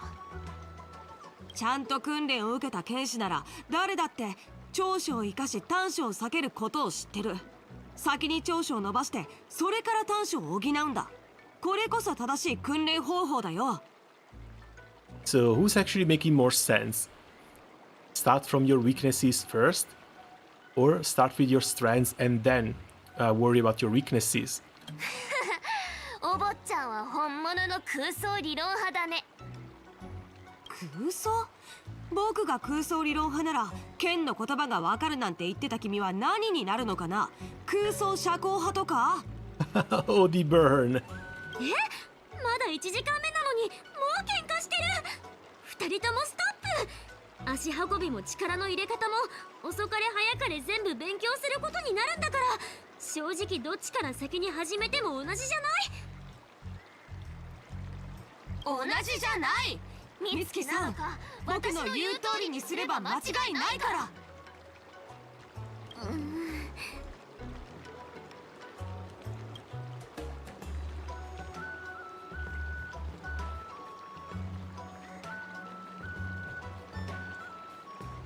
And thus begins the journey of March 7th training. And finally unlocked. New path hunt unlocked, select to switch paths.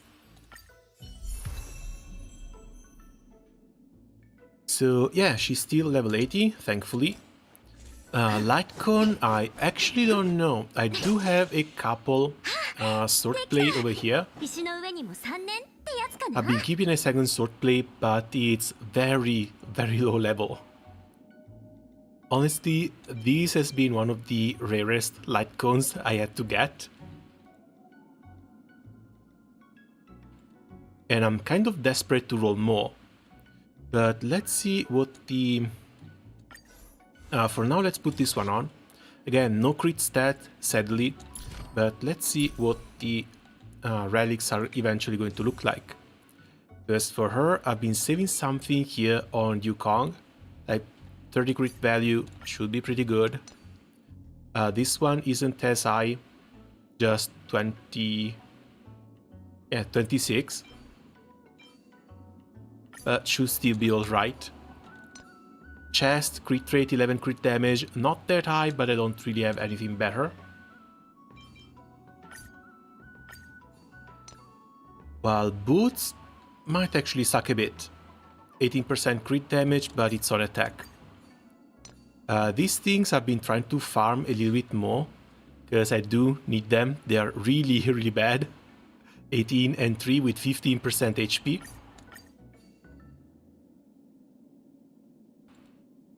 With the last one being the first piece I will need to swap out.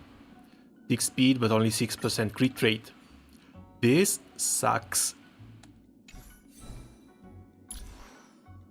Still, 71, 127 for a brand new character, it's not that bad.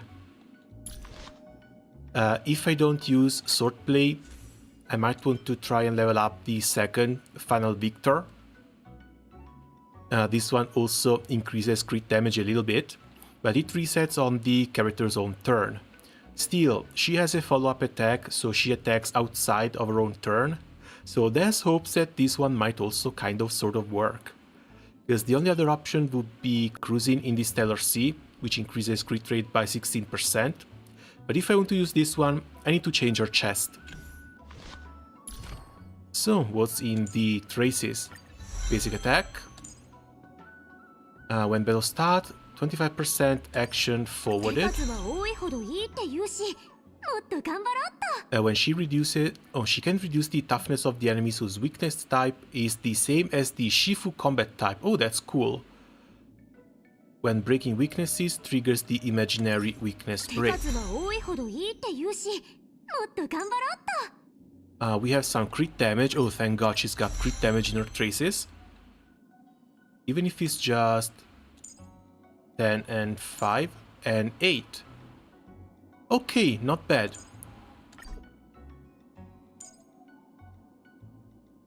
Imaginary damage, 144%, single target. Increases the initial hits per action of the next enhanced attack by 2. And fixed chance of dealing additional damage by 20%. The only thing that goes up in here is going to be the damage. As for this one, designates the single target, increases the Shifu speed by 6%. Oh, it also buffs the MC. Well, main DPS. Whether using a basic attack, one hit of enhanced basic attack damage triggers the effect is the Shifu. If the Shifu is of the specified paths, and we've seen these already.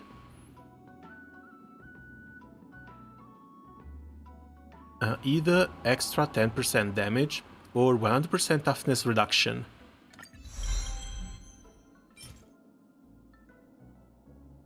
Pellets, I guess the meteoric bullets are now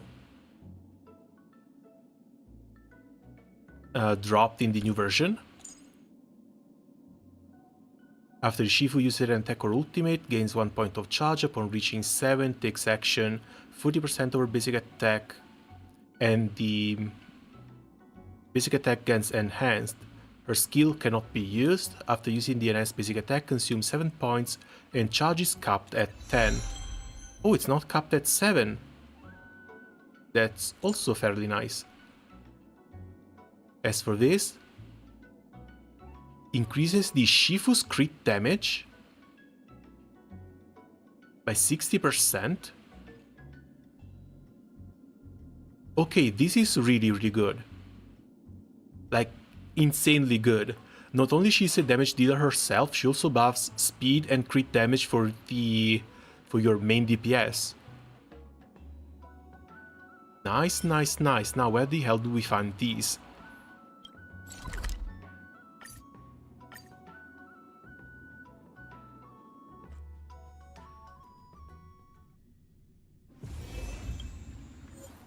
New Calyx. Imaginary Quantum Lightning. I guess we're just going in with Acheron.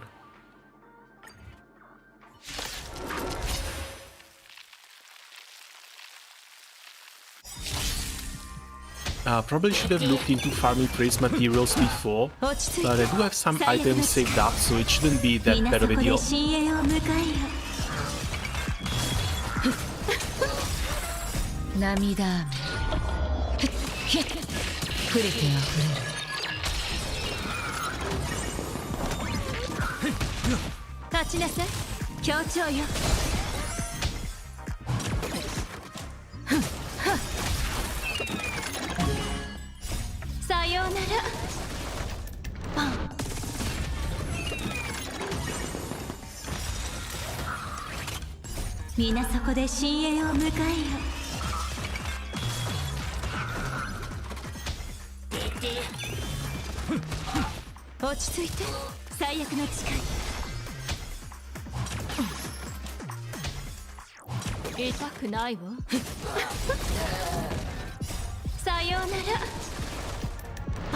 Okay, the audio was going a little bit too loud there.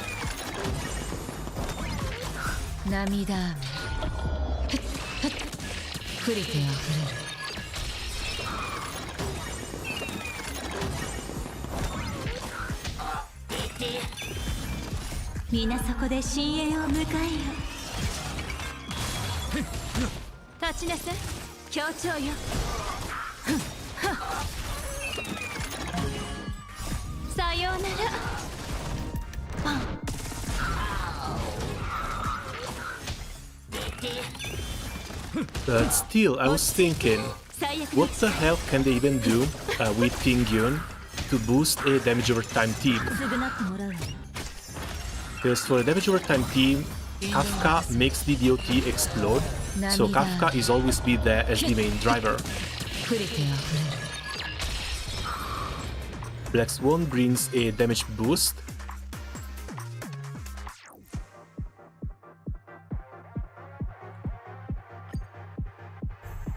So if they do anything, they might have to make her a burn-based damage over time dealer.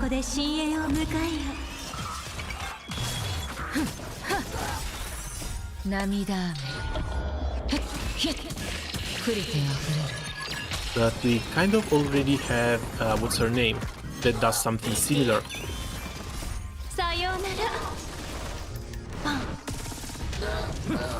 The little streamer girl.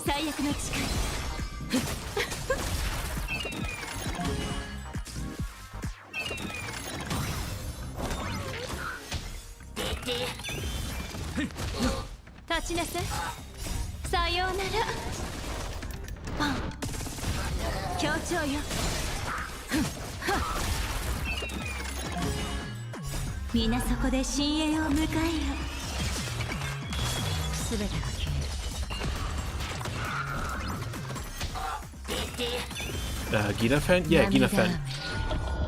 Technically she's a burn-based damage dealer, and she also boosts the damage that the enemies take. Ginafan's role was taken over by Black Swan, who gives a better buff, an extra stack, and a lot more damage with her own stacking mechanic.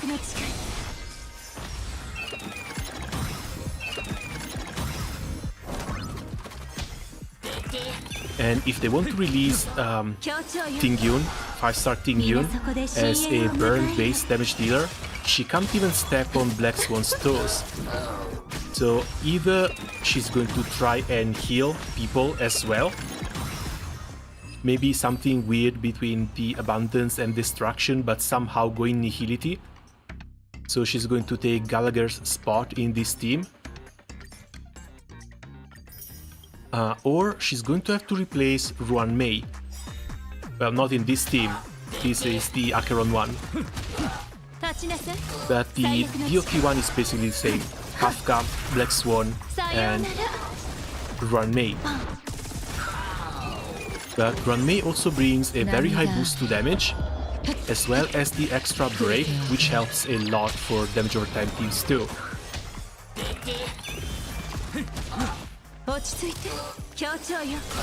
So I'm very curious to see what they're going to do with Tingyun.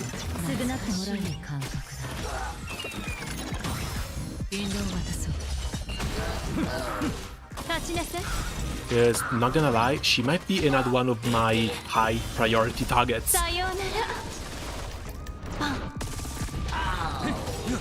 最悪の誓い皆そこで深淵を迎えよ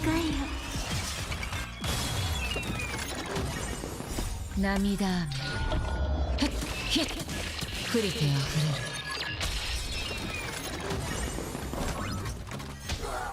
れる協調よまたかさあ存分に味わえ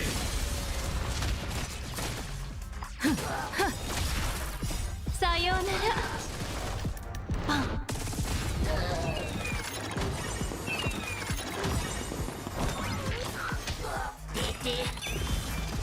皆そこで深淵を迎えよ落ち着いて最悪の誓いさようならパン涙雨降りてあふれる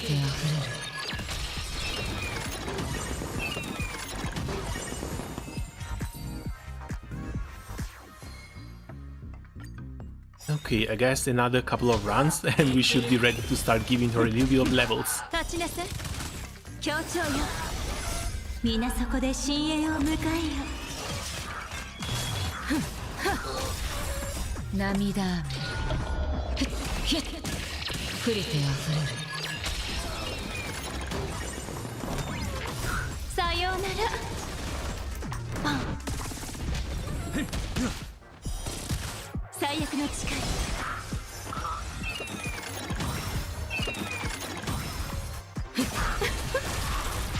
全てが消える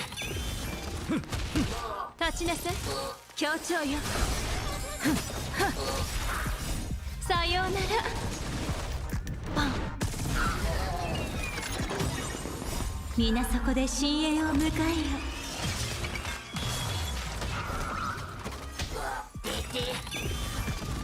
涙雨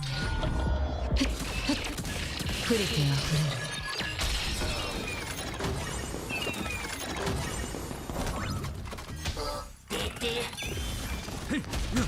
落ち着いてさようならパン最悪の誓い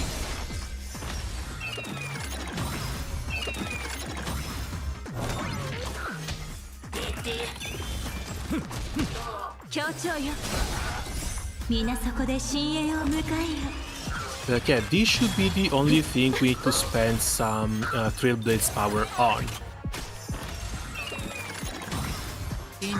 At least for March, because again, her gear is kind of set already. And thankfully, due to her passive and traces, she should end up in the 76 140-ish crit damage range.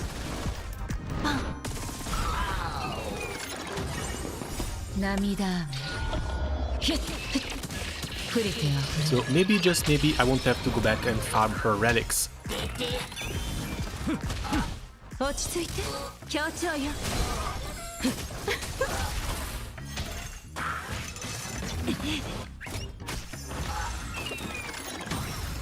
全てが消える 立ちなさい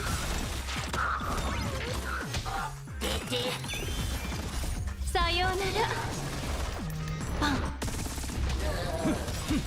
最悪の誓い皆そこで深淵を迎えよ涙雨 At worst, just build her on break anyways. Oh hey Marcelo, welcome, how are things going? But does she even work on break? 協調よ Because it looks like she really wants just the usual crit stats. すぐなってもらえない感覚だ引導を渡そう落ち着いて Still, I absolutely want to get that extra 60% crit damage.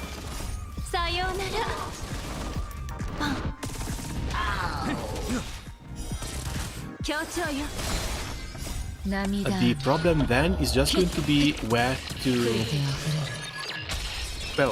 put her, mostly.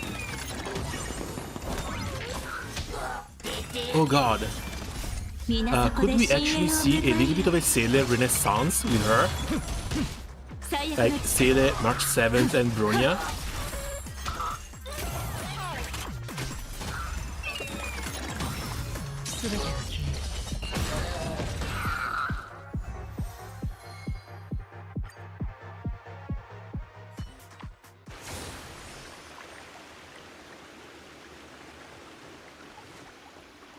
Wait, is it? I don't actually remember this area. Let's see. Yeah, she's at 71, 132, and she needs to get a little bit more crit rate and damage. Crit rate should be fine by changing this attack rope, that's horrible in the first place. But everything else looks fine, you know, usable to fine.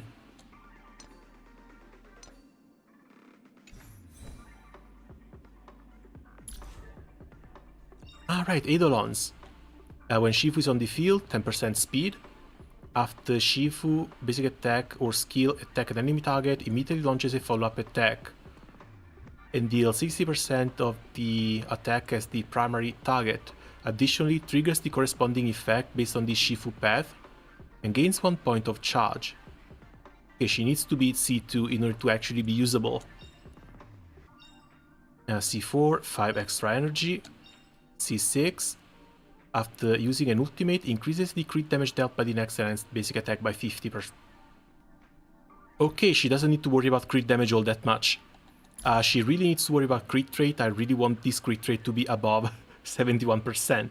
Like maybe in the 80-ish range. Crit damage I don't really care, it can stay in the 130s.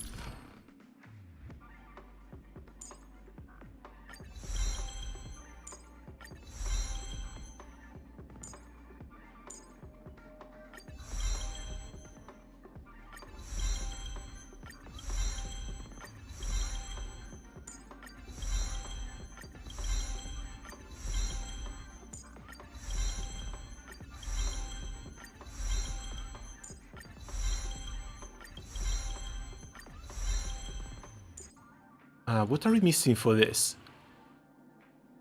A spiral bullet. Oh, these are the level 3 materials. Okay, level 3, steel level 2. Let's see if we can craft some.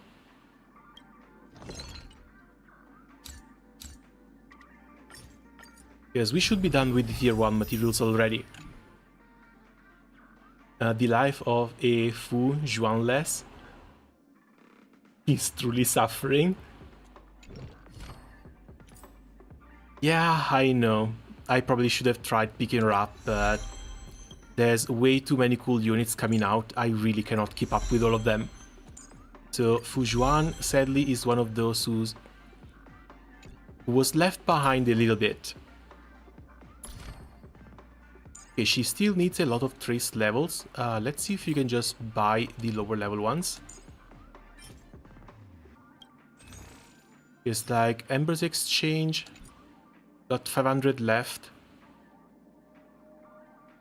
No, I don't think so, because 500, I'm going to need like 450 next month for the shop reset. I can't even spend these.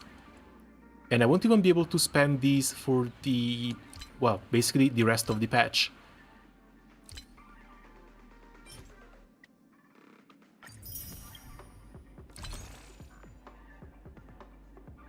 A lot of characters feel hard to pull on rerun, especially with more exciting coming. Yeah, that's the same issue I've been having with the game. Because if they had a Genshin Impact type release schedule, where it's one patch, one 5-star, one 4-star, it would be completely different. But 2 character releases per patch, especially since they cannot even have the decency to have a little bit of gender equality and actually release male characters that I can skip without a second thought, then yeah, they're making the gacha really hard to cope with. Because this patch is quite easy. Like, this patch, Yunli looks cute, okay, I do love the giant sword that she uses, and she has a little bit of a demonic personality that I'm a very big fan of, but she's basically Clara 2.0. She's a physical damage dealer, and my Clara is not actually that badly set up. 7130, she's got her very own light cone, and she's E1.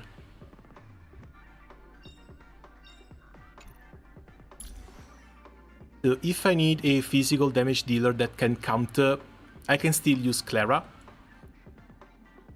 So I'm not too pushed towards trying to pull for Yunli. And the same is going to go for Zhaochu in phase 2. Sure, he's going to be great at helping Acheron stack up a little bit faster, but my Acheron team already works alright.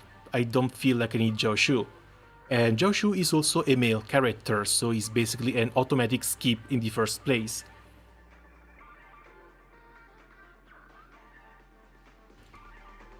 Then we come to something like Woho, and she would be one character I would love to give a try to.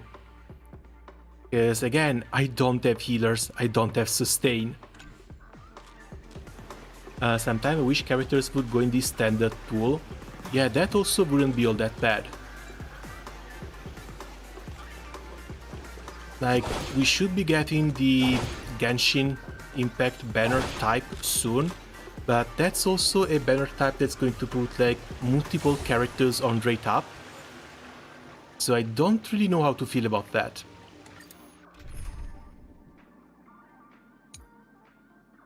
Oh right, no, this is just lightning and fire.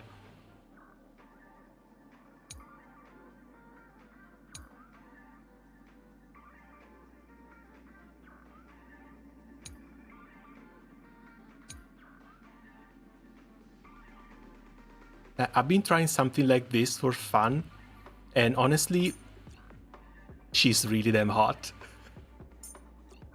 She's seriously damn hot. I could not stay my hand, I had to pick her up too. It's probably going to turn out being a very big mistake, but at the same time, she makes me happy, so can it really be a mistake in the first place? And she's a sub DPS that works well with Himeko, Clara, who has the other phase, Herta. And I'm sure there's going to be more AoE follow-up characters coming out in the future. Same, it's crazy to me that Toyo Games don't put all their units in this standard. But here's the thing, either they're going to start releasing multiple banners, like this is something that Genshin started doing like on year 2. The fact that they have a main banner and then a rerun. Otherwise, the first year for Genshin, it was just one banner. First half of the patch, it was the new character. Second half of the patch, it was a character rerun. Once the characters got too many to handle, they had to start doing a double banner system. Now that there's way too many characters in there too, either they're going to start doing triple banners, or they're going to start doing this weird thing where there's one character on rate up, but if you fail the 50-50, there's other limited characters that you may roll into. But when they did for Genshin, it was like very unpopular characters. So I hear something similar might come to Star Rail eventually, but I don't know when, and I don't know how they're going to manage it. But honestly, yeah, like the best thing to do would be to just put a character that has had like 2 or 3 reruns. You pick them up and you put them in the standard banner. So people will always roll for the new character, but if they lose the 50-50 and they get an older character, that's also not going to sting so much, since it's not just one of the base standards, and it can also act as a little bit of a surprise for something that maybe you didn't know you even wanted, but since you got them, you might as well build them and try them out.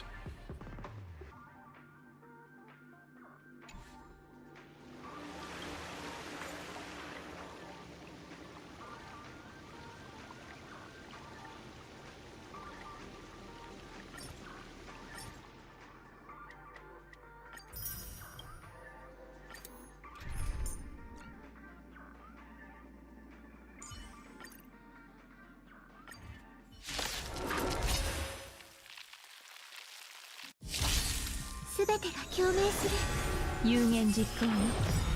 これでもう後戻りはできないわ。星々の反響。まだ苦しみ足りないよ。If financial burden, why half? She's not really just a financial burden character, because the thing she really trades for, at the end of the day, is basically your soul. She wants your entire existence.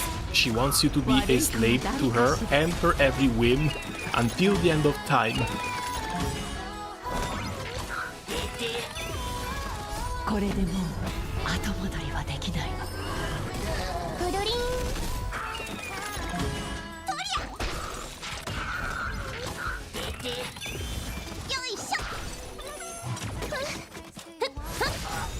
まだ苦しみ足りないよ。But yeah, no, one thing I got really impressed by is just how high her damage goes. Because the crit damage, she has nothing for herself. Like, she's got 70 crit rate and 100 crit damage. This 262 is all from passive stacks. And things get really crazy. こんな大きなダイヤモンドあげるね。くるくる。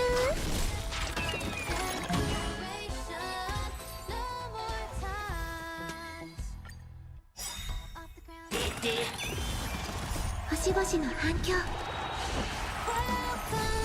有言実行よ。これでもう後戻りはできないわ。But yeah, the one thing that sucks a little bit is the fact that it's been over a year. And my only healers at this point are Bailu, Gallagher, and Lynx. With Bailu being the only 5-star one. Of course, I didn't pull for Luofu. When she came out, I wasn't able to pull for Luofu. Again, way too many hotter units up on the horizon. So I'm basically just waiting. I want to see what Lingsha is going to do. If she's got some nice clears, if she's got maybe follow-up attacks or a way to apply buffs, similar way that Gallagher does. Might want to pick Lingsha up. Otherwise, might actually stick to my current healers and continue just playing with Bailu, Gallagher, and Lynx. Because the moment Fei Zhao appeared on screen, Fei Zhao just became non-negotiable.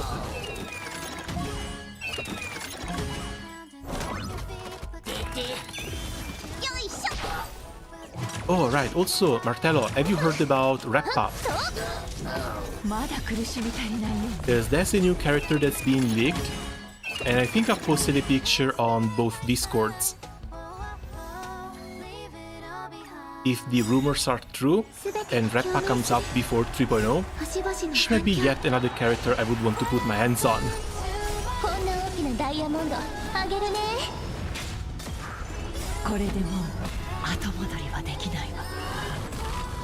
No? Oh man.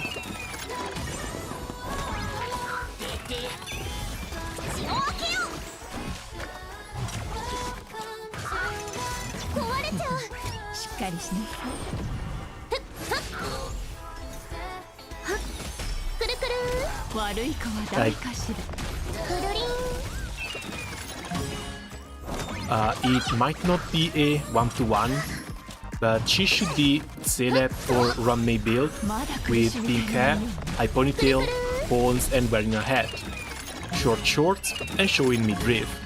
But the style for the characters. That's going to be cyberpunk, graffiti, and ninja, while her weapon is a three-bladed shuriken. That's Yae Kasumi, and that's Yae Kasumi's cyberpunk skin. If this comes out, oh man, I'm going to go absolutely crazy for her.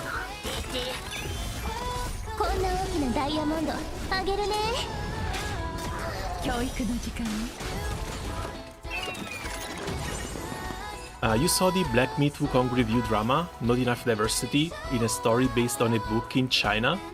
Dude, it's not only that, like, as far as I know, Black Meat Wukong is basically about a monkey ninja going against animals or animal monsters. Like, there's no people in it. What diversity do you want when there's no people in it? But yeah, if you think that you hated game journalists, you don't hate game journalists enough.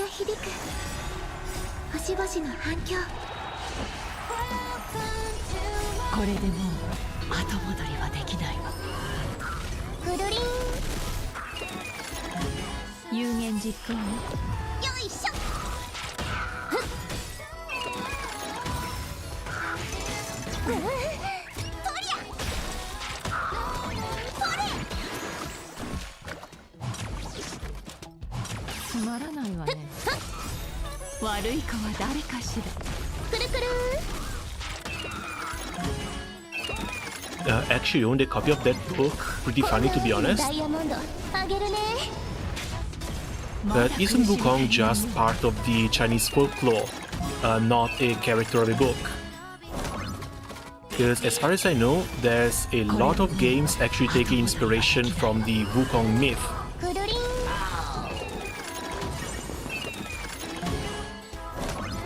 Hell, Dota 2 has a Monkey King character.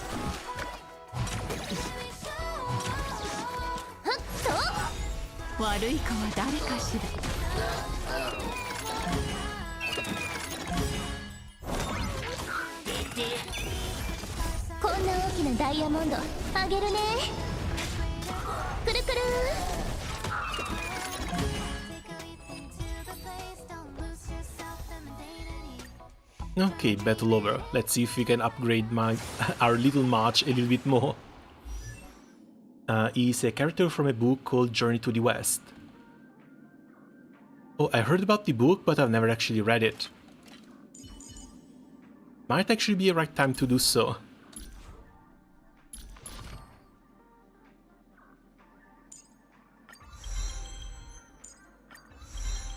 Okay, and with this we're done with all the low-level traces.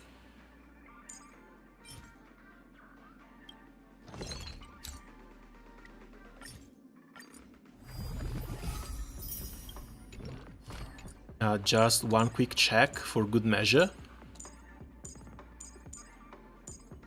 Okay, good.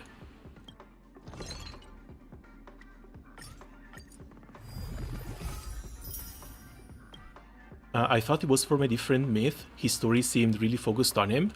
Well, yeah, I thought that too. Like, I thought it was just part of, you know, normal Chinese folklore.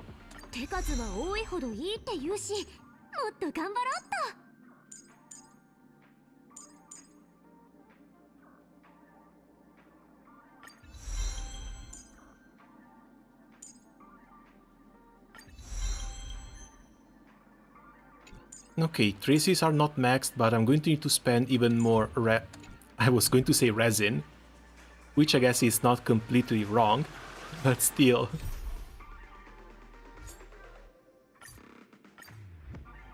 Let's get back to the March storyline.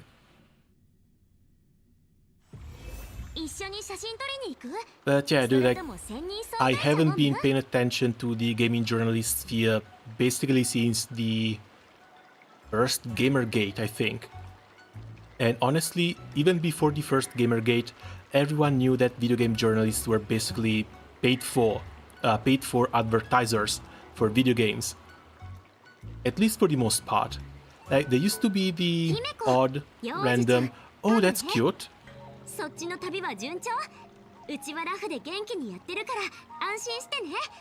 You know, the odd random honest review. The pouty little demon down here.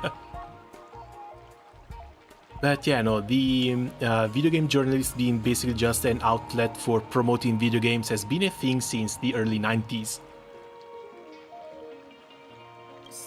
It's not something new. 2人の運気剣士の弟子になって剣術を教わることになったんだ。 But the problems only really started when they thought they were better than the video game players that they were supposed to sell information to.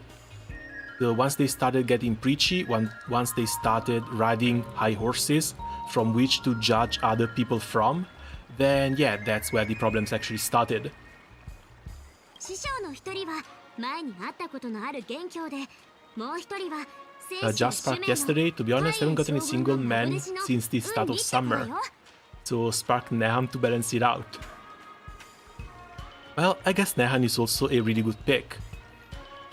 Again, still very, very core for the Light Burst and likely going nowhere in the near future.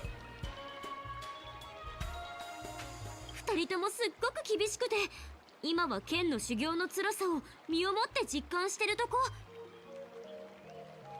本当はあの子も巻き込もうとしたんだけど、嫌だって言われちゃって、代わりに炭鉱を引き込もうとしたら、今度は元凶師匠にダメって言われちゃった。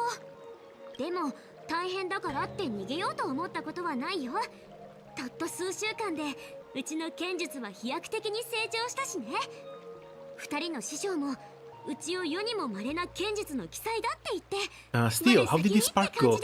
二人の師匠の熱心な指導のおかげで、うちの剣術もだいぶ様になってきたから、列車に戻ったら見せてあげるね。楽しみにしてて。それではお返事待ってます。美月なのか。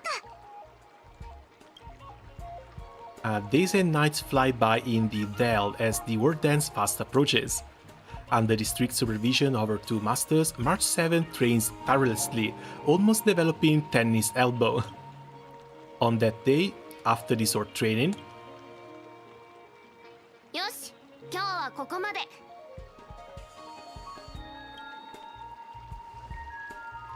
Two near, one galleon, Raziel and normal Halmal, also Cerberus, other just gold moons. Dude, Galleon, Raziel, you won this summer. Congrats. 見劣りすることはないんじゃないかな。もしかしてリングで2人を倒せるチャンスもあったりする？ No shot.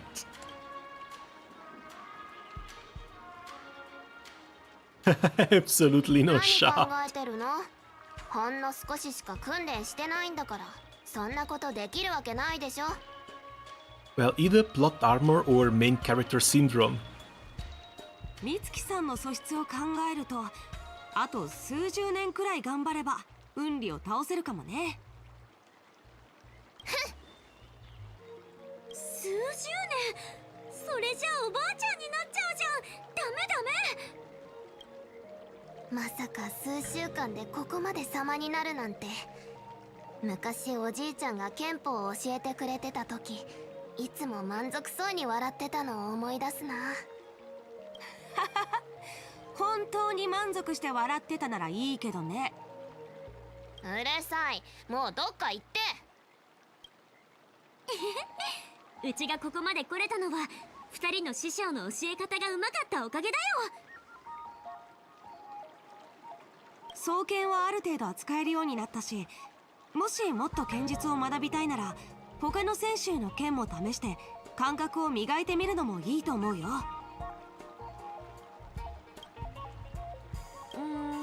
選手の剣の中で一番強いのってどれ？短剣？銃剣？それとも飛剣？一番強い剣なんてない。いるのは最強の剣士 I だけ。 think he also got Summer Clarice. あなたの元 Oh, 凶師匠は that's 何 yet 本かの another 飛 extra 剣を point 操 on る top of のが好 everything. きだけど、私はたった一本の剣しか使わずに探偵士で彼にギャフ Not と言 sure わ how せたでしょ。 useful she is in the current meta, but still, that's a water assassin, so should be decent already. 第一に僕はギャフンなんて言ってない。第二に君なんか僕の相手じゃない。第三に誰が誰をギャフンって言わせられるか今すぐ試してもいいんだけど。乗った。私が勝ったらあなたはおとなしく演武天霊の演武台から降りること。いい？ How about you to stop and settle it in the war dance? なんでまた喧嘩になっちゃうの？ここ最近は仲良くなってきたと思ってたのに。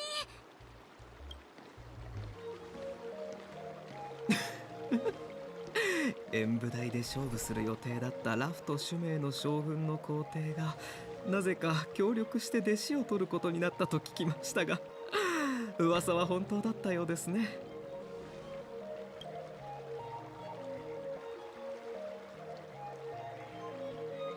演武天霊の開催日は明日に迫っているというのに、 And what are you doing here? どうして自分の腕を磨くのではなく人に教えることに夢中になっているのですか？あなたはそうだ、妖精から来た桃色狐。 Pink-haired fox. We know another pink-haired fox. この人は妖精の将軍の意志の正気だよ。 I don't know if I should bar Raziel gun since I am not getting fronting anytime soon. Babs comes first. I get the feeling that if you want to bar Raziel's gun in order to use soldier, you're also going to need bullets. And quite a lot of them. So how is your bullet grind going?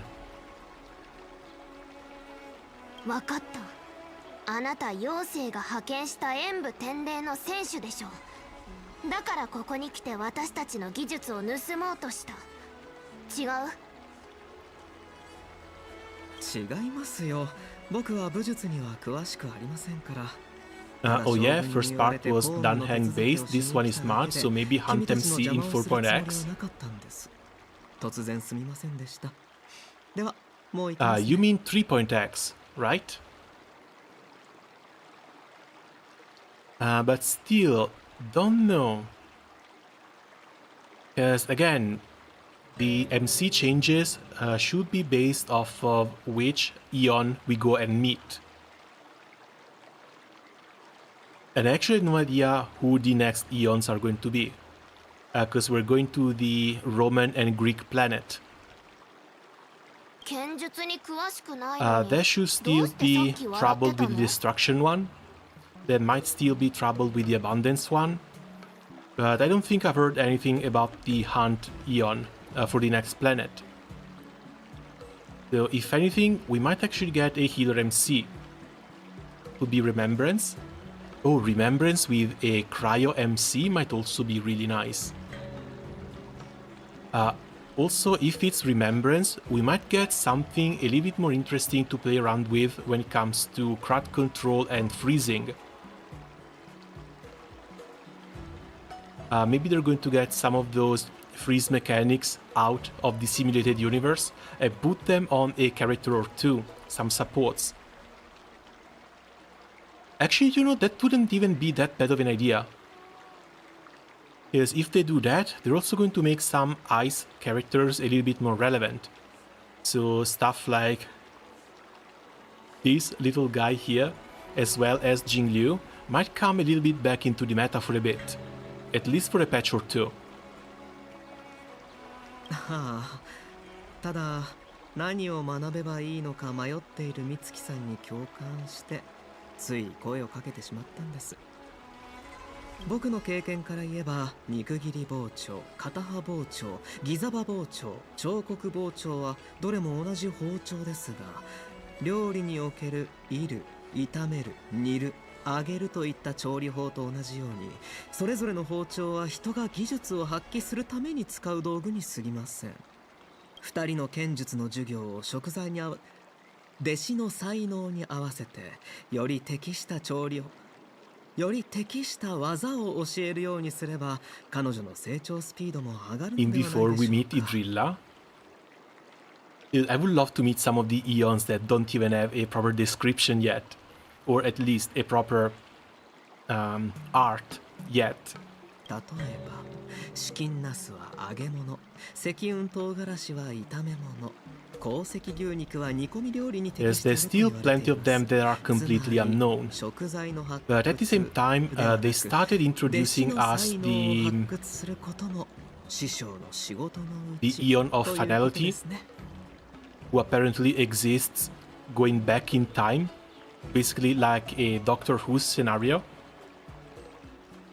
I'm getting hungry, I'm getting hungry, I'm getting hungry. Nice options here. 食材の話を聞いてたらお腹空いてきちゃった。 So I think we might move more forward towards this Eon of Finality a little bit. If anything, to try and give us a few more hints about what it actually is. Because if we're talking about Finality, again, we're talking about Kiana. If you're talking about Kiana, we're talking about yet another extremely big release when it comes to Star Rail. Because if we ever get a whiff of Kiana, they're going to do for her 3 times as much stuff that they've done for Mei.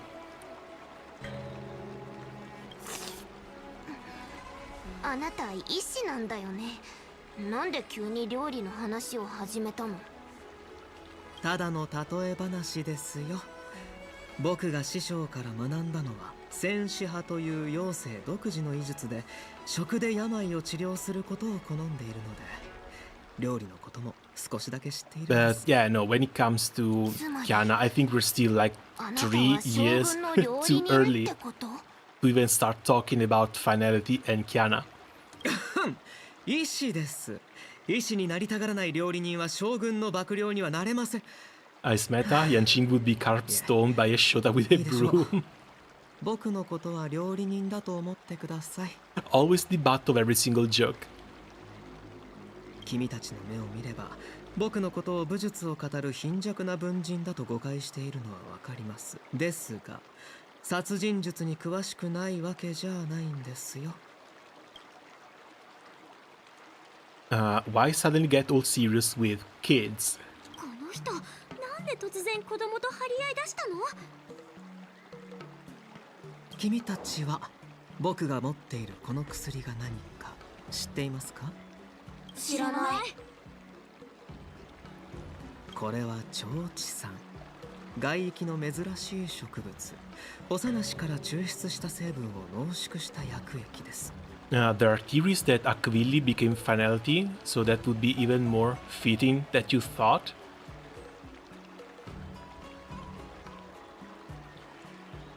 They're really going to pull a da capo here, aren't they? Because again, at the end of the Honkai Impact storyline, Kiana boards a train and she heads towards Finality to gain its power. Meanwhile, Star Rail starts with a train. 毒薬？そうですね。医者の意志次第。 Again, these two games are way more connected than most people think. これがあれば患者の折れた骨の髄を洗浄するとき、腹を切る手術をするとき、たった一滴で痛みを感じなくさせられる。ですが、濃度を高め投与する量を増やせば代謝が落ち血液が凝固しなくなり五感が失われる。 And you're getting way too excited about a bottle of poison. Please calm それは down. 変わりません。これは人を救うことも殺すこともできる。君たちが握っている剣よりもずっと多くの使い道があるのですよ。僕はやっぱり剣で勝負を決めたいな。確かにあなたを誤解してたみたい。あなたは貧弱な文人じゃなくて恥知らずな文人だった。 Yep, you only got him pointed out. おやおや、どうしたんです？急に人をけなしたりして。僕は薬の知識を広めているだけで毒を盛るよう誘導しているわけではないというのに。昇級さん、毒の話をするとき興奮してたよ。正々堂々としてるのか卑怯なのかわからない人だな。仮に今生きている卑怯者と正々堂々とした死者がいるとしましょう。死んでいる人が生きている人を卑怯だと訴えるにはどうすればいいのでしょうか。戦場では死に瀕した瞬間、晩年が無に帰す。生き延びることが唯一の道理なのですよ。戦場から生きて帰った人は全ての価値が再定義される。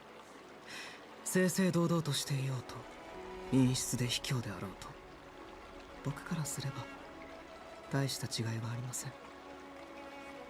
From Break and Ruin, the most beautiful performance begins. Suddenly remember the phrase with the mention of the couple. But that is also basically the theme behind the entirety of Honkai Impact 3rd. Not really for Star Rail. Again, Star Rail started on a bit more of a shitposting note, but it's still heading over there, especially once Red and May got into the mix.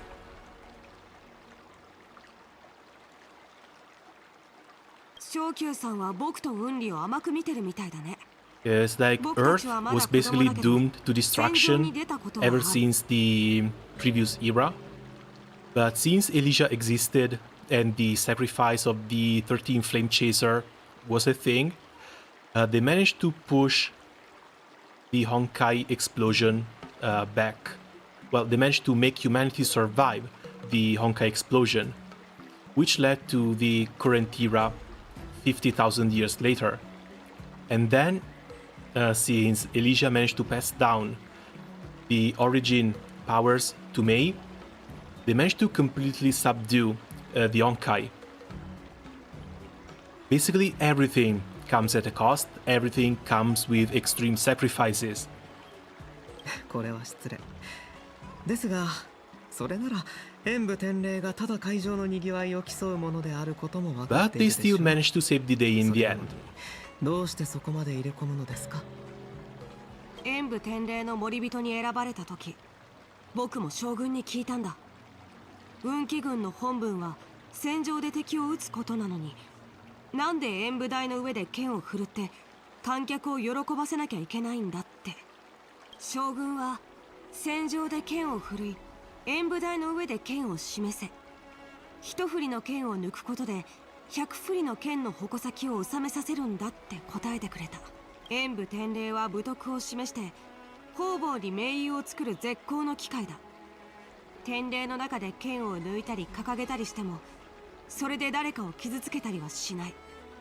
そうすることで剣だけじゃなく運気軍の武徳と意義を示せるんだ。今の話は確かに理屈が通っていますね。僕が浅はかでした。元凶くん、実は僕ラフに来てしばらく経つのですが、まだ今回の演武天霊の会場を見たことがないんです。君の話を聞いて興味が湧いてきました。もしよければ僕を会場に案内してくれませんか？ Why is this guy being so damn suspicious? 強砲艦を見に行きたいの？ Like he's approaching a bunch of kids minding their own business. He's threatening them with poison. And now he's asking them to show him around.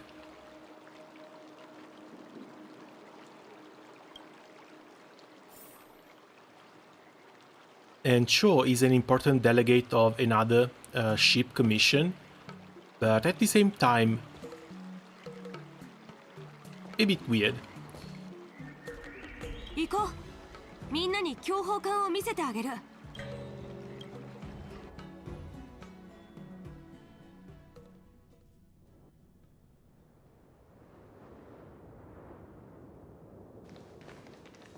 強砲艦を見に来る人は意外と多いんですね。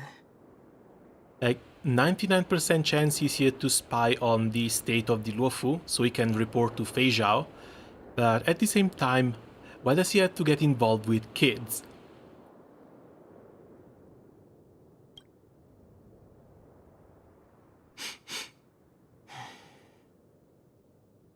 昇級さん、どうかした？いえ、何でもありません。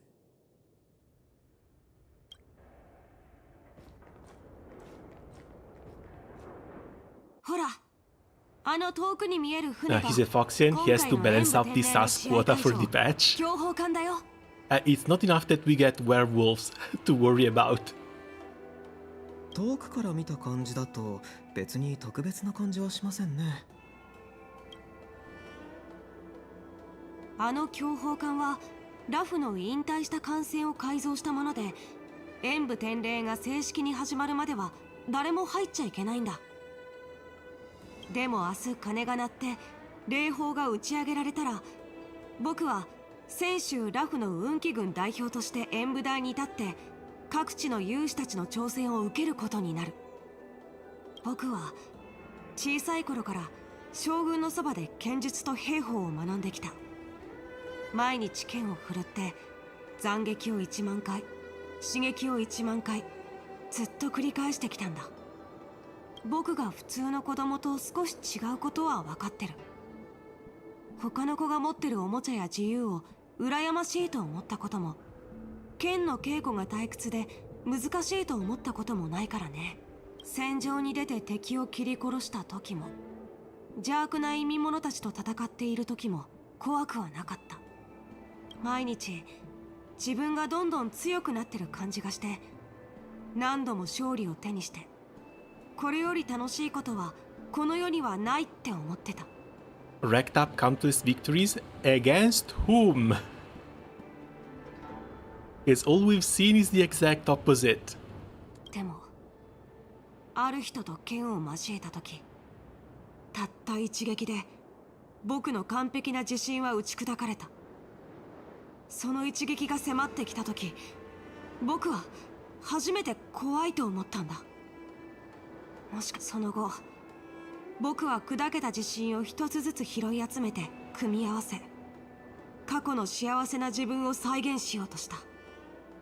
でもそれから時々自分に問いかけてるよ。なぜ剣を振るうのか。どうせ次の敗北に直面することになるのなら、なぜ剣を振るい続けるのか。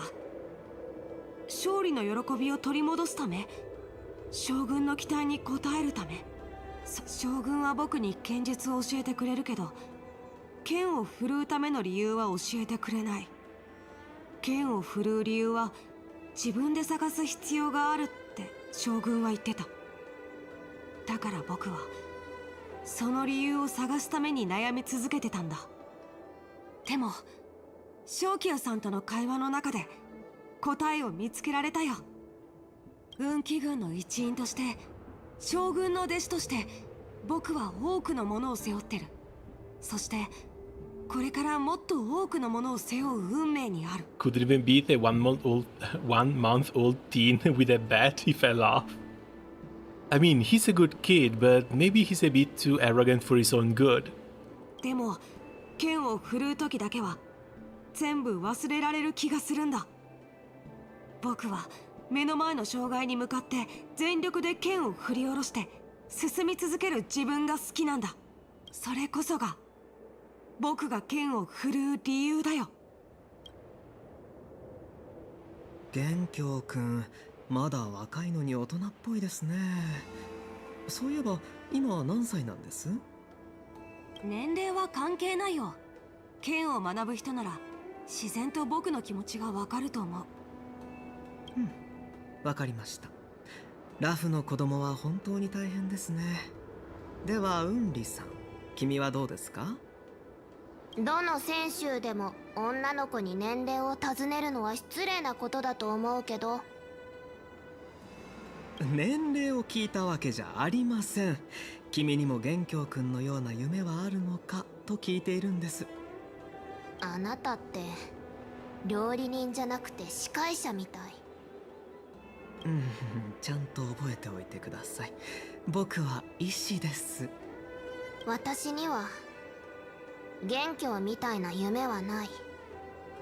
私が演武教法に参加したいのは、おじいちゃんが演武典礼のために送った宝剣を勝ち取るって約束したからだし。君って本当に剣のことしか考えてないんだね。あなただって同じようなものでしょ。私の父親は種名の職人であの人の馬鹿げた考えのせいでたくさんの人が彼の鍛えた魔剣に殺された。小さい頃からほとんどの人は武器を持つ資格がないってことは知ってた。そういう人たちが剣を握ることを許すのは罪のない人に残忍なことをするのと変わらない。Oh yeah, right at the start they talk about Tingyun. She wasn't forgotten, so I'll be huffing copium that she will be at the end of the arc. Tingyun is apparently being leaked as a 5-star Nihility Fire character. Like, the first thoughts were that she would be Destruction, but apparently not. She should be Nihility. Again, nothing is set in stone just yet, but we can hope. だから剣にふさわしくない人を見るたびにムズムズして。 Yes, the weirdest part is that she's going to go from 1 tail to 9. She might be the first fox and we see with 9 tails. And I'm really curious to see how they're going to spin that. 私が出場するんだ。間違った人ってどういう意味？はあ、なるほど。種名の子供も大変なんですね。ですが剣を振るう理由があるのは何をしていいかわからないよりもマシでしょう。僕はこれまでに多くの運気兵を治療してきました。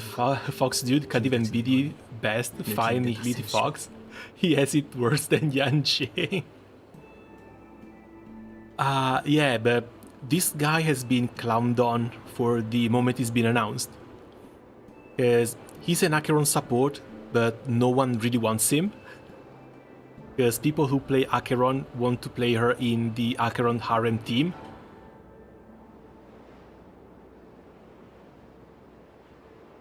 And yeah, apparently for damage over time teams, hopefully there's going to be 5-star Tingyun taking his place as a burn damage dealer. いえ、ただ昔の友人たちや出来事を思い出しただけです。医師としての見解を述べると、君たち2人は生命力にあふれていて、気の流れも烈火や疾風のように強い。君たちの勝負は。But maybe that's a bit of a weird thing, because we're getting fire support for Acheron, then we're getting Lingsha as a fire break healer, and then we're getting Tingyun as a fire damage over time character. Like 3 fire units back to back. Feels a little bit strange. 海星湖を一周して強砲艦も見たことですし、僕はそろそろおいとましますね。Dude can't even be a good DOT unit. March is more of a 5-star than him, and that's why he's getting skipped. え、もう行っちゃうの？まだうちの夢聞いてないじゃん。うちだって訓練頑張ったのに。もういい時間ですから。僕は君たちと違って職務に縛られたただの大人です。ところで元凶くん、海星港のように自動化が進んでいる場所でも普段からたくさんの人がうろついているのですか？実はここは勝手に入っちゃダメな場所なんだ。でもみんなはお客さんだからここに連れてきたいなって思って。なるほど。では僕はこれで失礼しますね。2人が明日会場で自分の願いを叶えられることを願っています。And then he finally leaves. もう自分の夢は何なのかずっと考えてたのに結局聞いてくれないなんて。強砲艦は見られたし、私たちも戻って訓練する？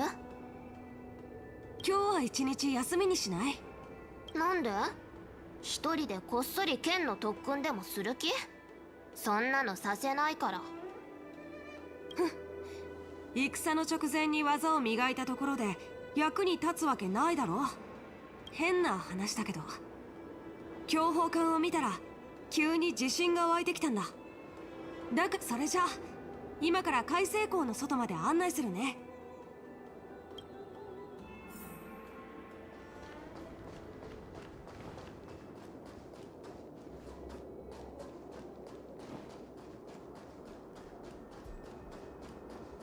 Wait, what are the chances there's going to be monsters around?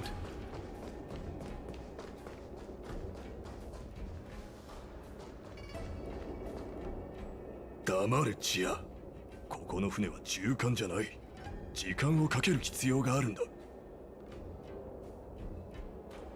お前は自らの意志で家畜の皮をかぶり、今回の作戦に加わり、名誉ある偉業のために身を捧げることを決めた。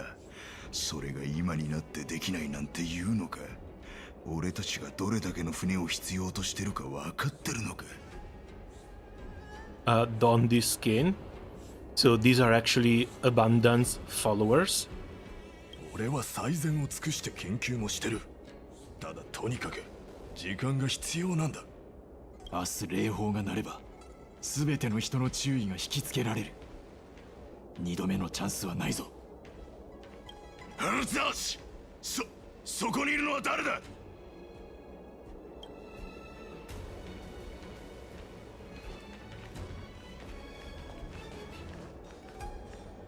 君たちは。ここで臨時検査をしてるんだ。そっちこそどうして関係ない奴が海星港にいる。しかも子供じゃないか。ちびっ子たち、親に教わらなかったか。海星港は自動で動く施設だが、だからといって勝手に入っちゃダメだって。Who are you calling kids? I'll take the little ones away right now. Oh, come on. うちはもう成人してるから。それに別に勝手に入ってきたわけじゃない。そうだよおじさん。僕たちは聖さんに乗ってここまでピュンって飛んできたんだ。別にお前たちを責めてるわけじゃない。ただここは一般人は立ち入り禁止の場所なんだ。お姉ちゃん行こう。この後ね、僕ね、英酒原野に行きたい。Okay, he's actually playing this very smartly.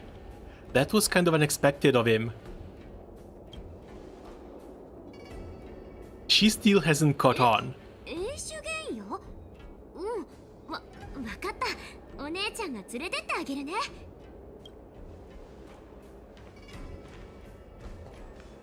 Sure. 俺が。Oh, right, crap. They're werewolves. So of course they must have a human form. 点検は終わった。異常はない。俺たちもそろそろ行くとしよう。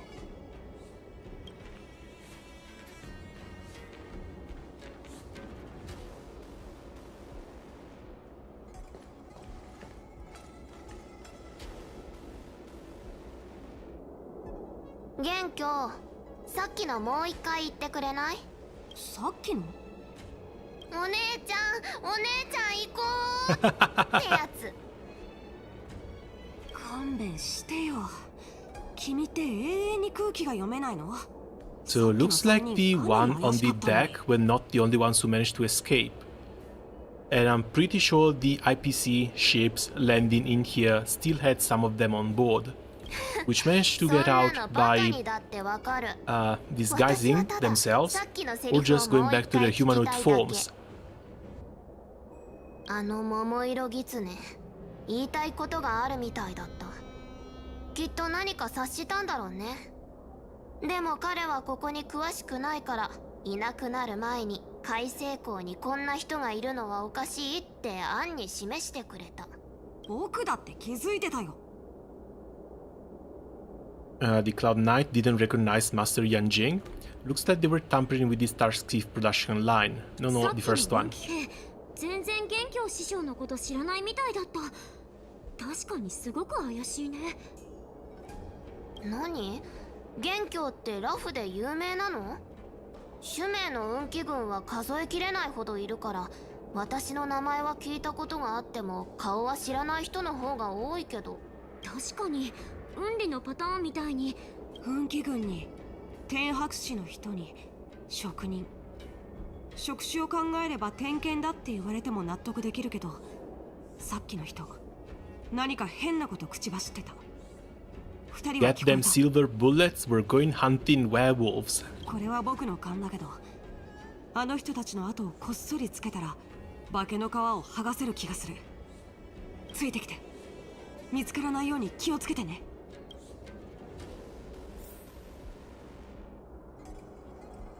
Okay, but what weaknesses might they actually have? Because March we're not going to swap out from here. And I guess if I want to run her, I'm going to have to run her with a direct damage character. I actually get the feeling someone like Sele, who can attack multiple times, might actually not be all that bad. So let's try Sele, let's try Bailu, let's bring back Bronya. ゼーレ、無理しないで。 Almost a day one team.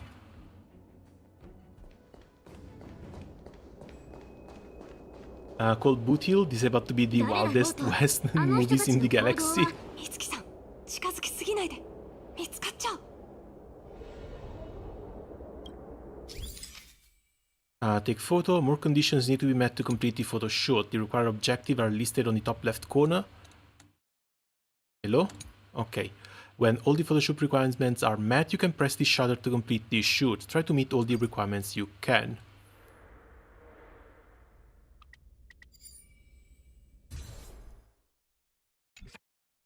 さっきの3匹の家畜は殺すべきだった。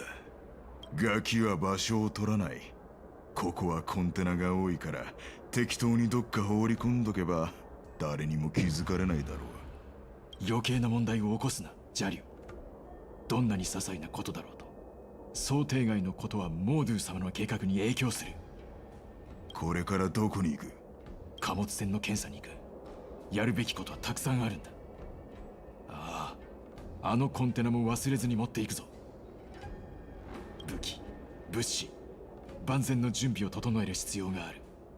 さもないと。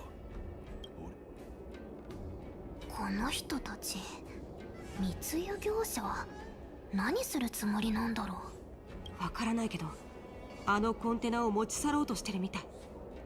僕にいい考えがある。あの中に隠れて、あの人たちを追うんだ。Yeah, you can try, but they might actually notice the smell. Taking advantage of the temporary absence of the group, you cautiously approach a crate and crawl inside. 窒息しそう。我慢して。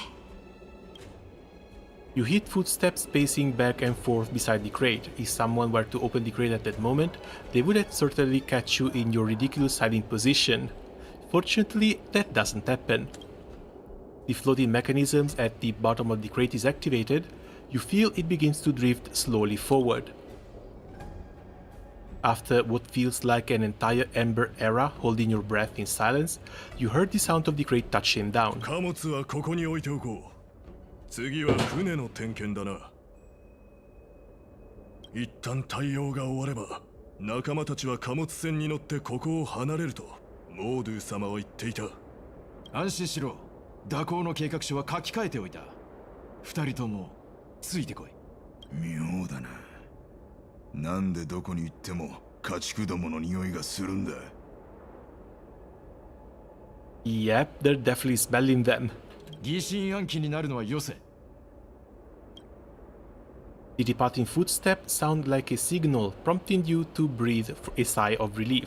あの人たち、海星港の船を利用して仲間たちを泉州から連れ出そうとしてるみたいだ。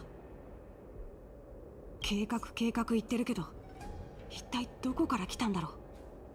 そんなの良くないことに決まってるじゃん。あれ、いなくなった？追いかけないと。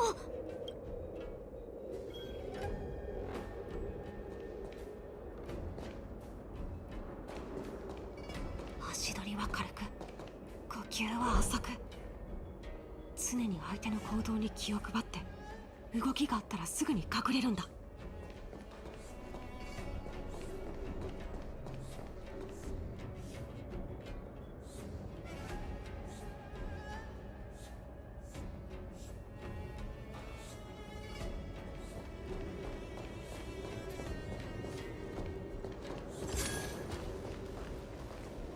We should still be fine here.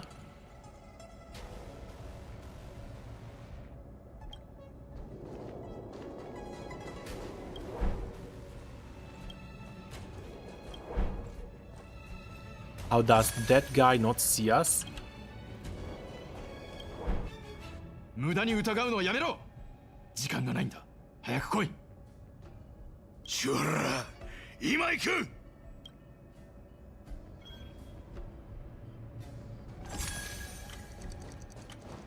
行っちゃう。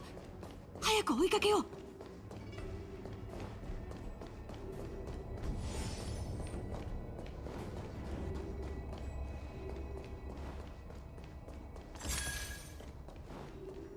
気づかれた。早く隠れよう。That's way too close. あの人たち、一体何をするつもり Still なんだろ seem う。 to have worked. 全員ちゃんとした制服を着てはいるけど、かけてもいい。あれは天白士の人でも構造士の人でも運気軍の兵士でもない。誰だろうと、あの人たちの行動は全部証拠として写真に撮ってる。犯罪の証拠があれば言い逃れはできないよ。3x zoom, suspicious Foxian. The moment he reaches out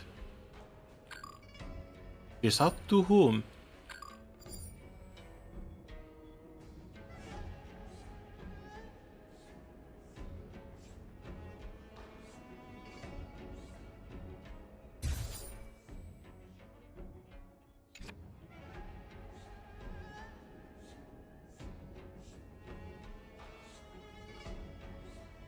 Hello?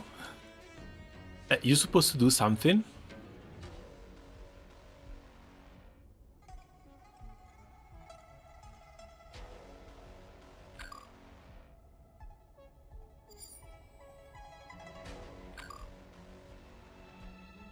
I don't think this resets.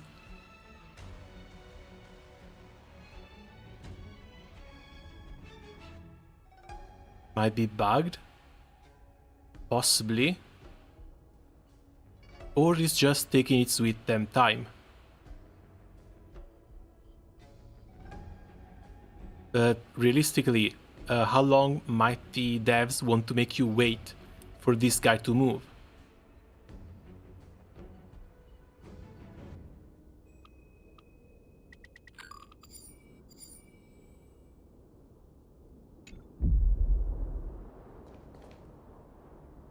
誰だろうと、あの人たちの行動。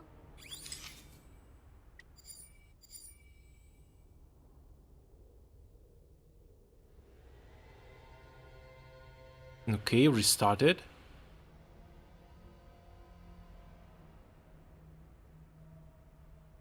Still nothing.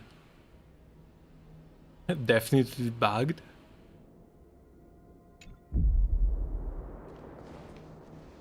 So what do I have to do? Like restart the game? Or maybe see if I can pause and save, get out of here for a moment, and then get back in.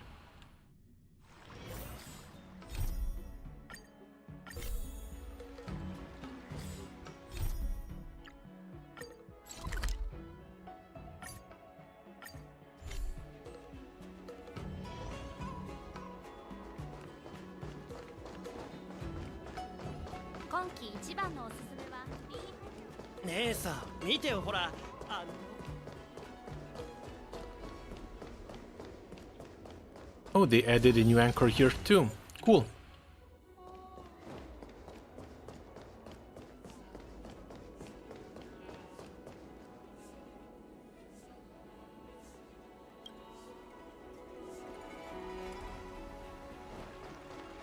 私のことが好きだって言ってくれた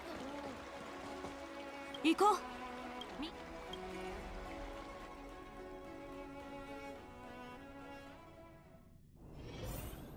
Okay, we are back here. Oh, there. 誰だろうと、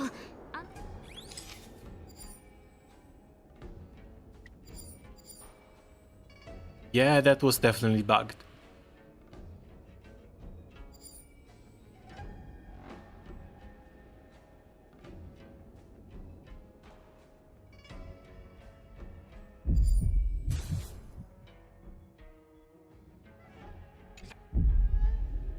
Miro!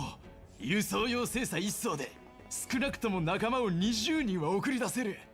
他の仲間にも連絡してもっと用意してもらうつもりだ。関門を抜けたら迎えの時 That 間が bug 待ってい happened る。 to me too. Well, sometimes they just happen. Just be glad they don't happen more often. Like, as far as bugs go, the game has been pretty damn stable for the most part. I don't think I've ever had many problems with it. Outside of some little stuff like this that can literally get fixed by going out and coming back in again. モードゥ様はすでに準備を整えた。古き血脈が復活するかどうかは俺たち。今なんて言った？銃艦？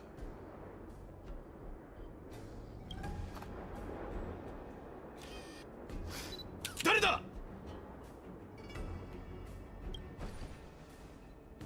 あのガキどもだ。すぐに始末すべきだって言ったのに、お前が聞かなかったせいだぞ。Yeah, the fact that this was the only bug I could remember is quite impressive. AAA games could never. And there we go, they're transformed. Honestly, they look kind of cool too.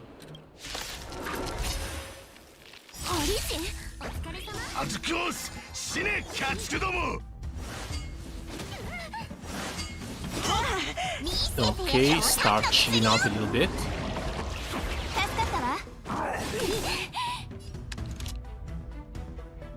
Let's see. No, I don't think I want to use the push first.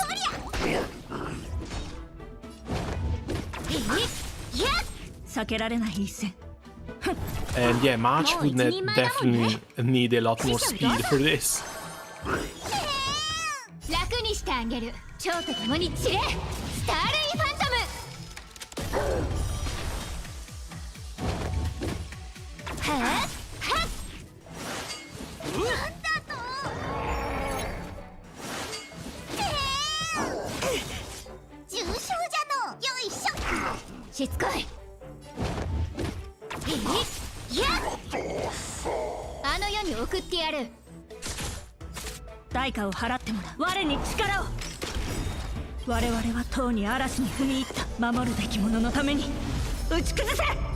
Okay, so she is the Shifu.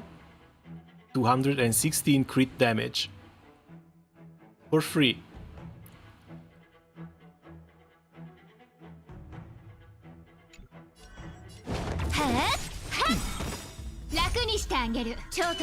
Too bad we won't even get to see March doing the actual attack. ありえない。この古族、どうして姿が変わったんだ。こいつらは古族なんかじゃない。ただ正体を表しただけ。こいつらは正真正銘のホリ人で、私がカンパニーの船で倒した強盗たちの仲間。それってつまり。Yep, the IPC and the Barizines have already infiltrated the Luofu. このホリ人たち、どうやって泉州に入り込んだの？これは単に泉州の服に着替えて毛を剃っただけの変装じゃない。どんな手を使ったのかはわからないけど、自分たちを古族と変わらない見た目に変えたんだ。こいつらには公的な身分があった。天白氏、構造氏、そして運気軍。この偽物の運気軍の観察を見れば何か手がかりをつかめるかも。ロ君？巡察護衛隊の武官。どうしたの？前にロ君っていう兵士に会ったことがあるんだ。あれは数週間前、堀陣を護送してた時だった。身分証を偽装して堂々と選手に出入りしてたなんて、最悪、本当に最悪だよ。And what's worse, if they are identical to the actual people of the Xianzhou, how the hell are you even supposed to figure out who's who? ゴキブリを一匹見かけたってことは。もっと多くの堀陣が選手に潜り込んでるってことだね。奴らの狙いは情報を盗むような些細なことじゃないはずだ。And I guess this is also when we go we go warn Fei Zhao about not trying to meet with the Borisin leader. 急いでこのことを新作府に報告しないと。Meanwhile, in the seat of divine foresight,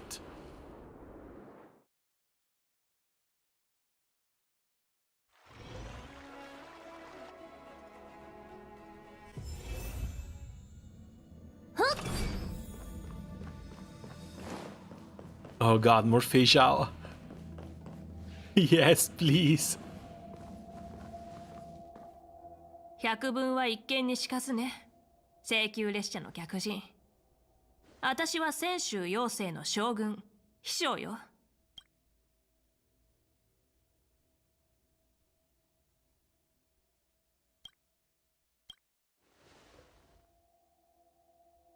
私から紹介しよう。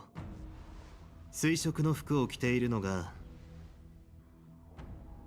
前にいるのが陰月君の生まれ変わりで、その後ろにいるのが最近列車に加わった新人でしょ。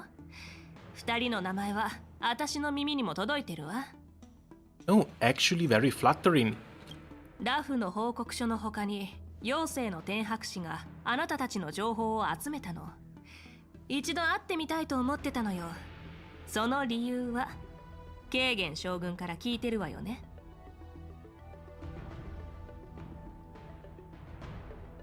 Yeah, we're here to answer your questions as witnesses. You're here about the Ambrosial Arbor resurrection, no? It's the first one. その通り。でもこれは尋問じゃないわ。ただ二人の話を聞いて事実関係を明らかにしたいだけだから安心して。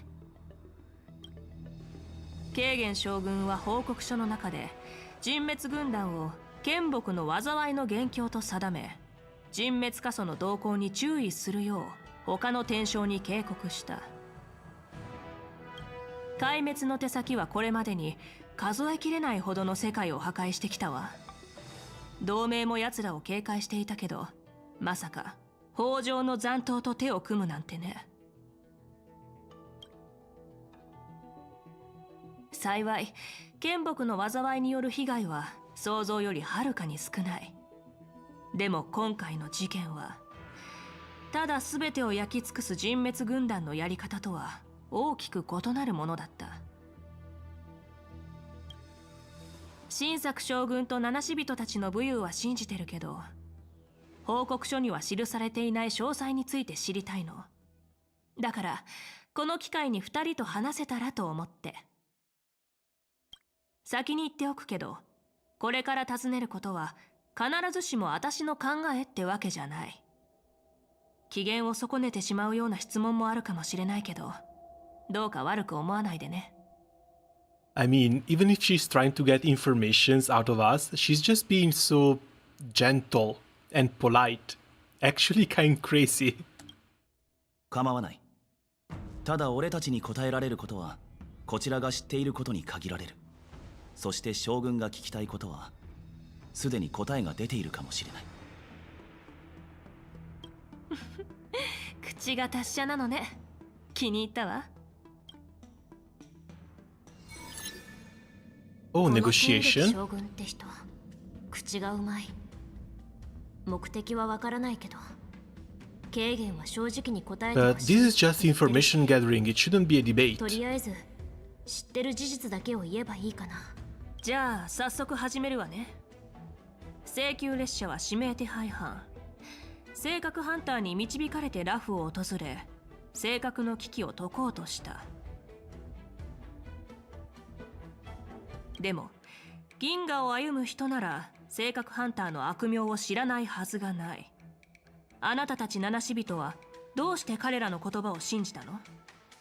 もしかして彼らの中に Oh, 親 she's しい人 starting でも with い the るのか？ hard-hitting ones already. Connection with them? Well, yeah, sorta. MC was one of the hunters before her memories got wiped. We have a connection with Kafka. Blade has a connection with Dan Heng. And now we are basically married to Firefly. So yeah, we definitely have a connection with the Stellaron hunters. All comes down to the Stellaron. We are the good guys. Raise her suspicion about your relationship with the Stellaron hunters. Talk about Helios prophecy. If we talk about Helios prophecy, we might actually just out ourselves as a Stellaron hunter as well.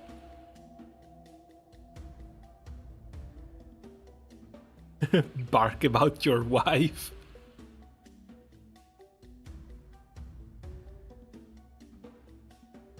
Cause yeah, no, like when Kafka showed up, Himeko basically tried to tear her a new vessel and send her on her way. But then when it came to Firefly, Himeko went full mommy with her too. Like, oh, don't worry, little one, the Astral Express will help the Stellaron hunters as much as possible if it means helping you. I'm very torn here, because I don't know how she's going to take some of these answers. I guess it all comes down to the Stellaron. Because we are the good guys, you don't really say that if you're an actual good guy. You don't need to convince anyone that you're a good guy, your actions should speak for themselves. At the same time, I don't really want to make her more suspicious, so if I had to pick one, it should be either the first or the fourth. But Helios prophecy? Helios prophecy actually goes against all the eons, so I think I might want to rule this one out. Let's go with the first one. ラフの他にもこの宇宙には正確に侵食された世界がたくさんある。前に列車が止まったヤリーロ6もそうだった。性格はレールを塞ぎ、跳躍のリスクを高めることがある。だから性格が引き起こしたトラブルに対処するのも七死人の本分なんだ。性格の問題については聞いたことがあるわ。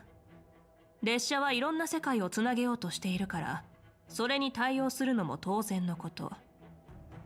破れた銀河を開拓が修復する。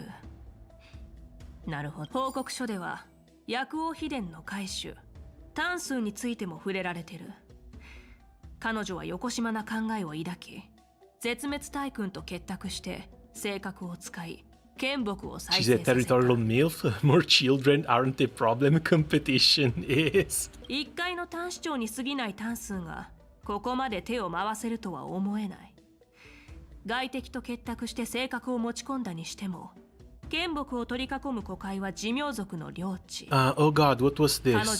If I remember correctly, Silver Wolf managed to hack into the login database and managed to open a little bit of an opening for the Stellaron hunters to come in.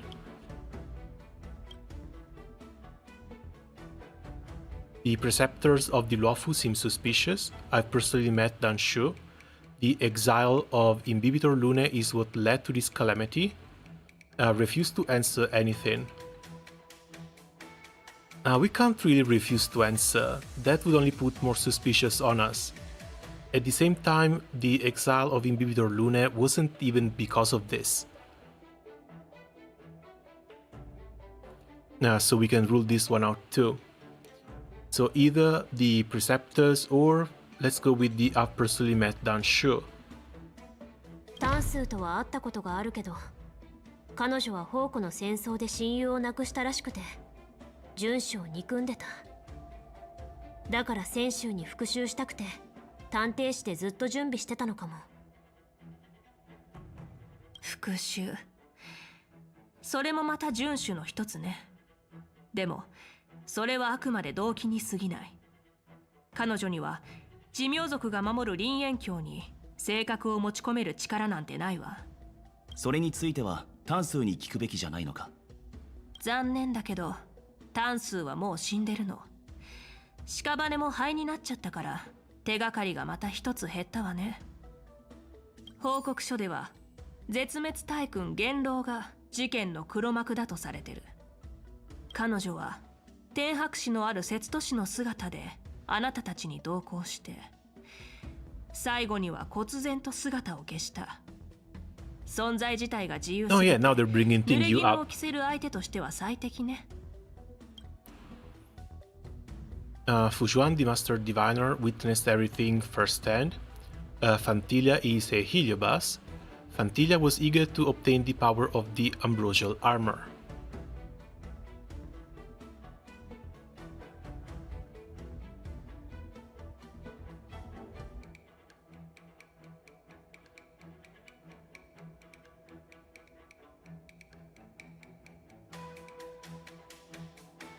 Wait, was Fantilia really a Heliobas? I don't actually remember this one. Because if Fantilia was a Heliobas, I'm pretty sure the other Heliobi would have mentioned it in the Sushang and Ginafen quests.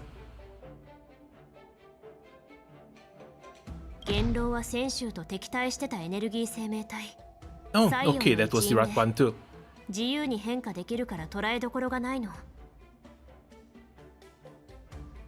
開拓者の言った通りだ。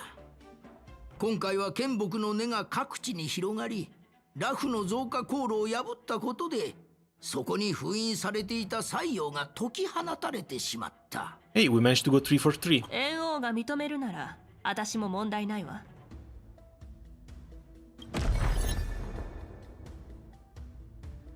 よろしい。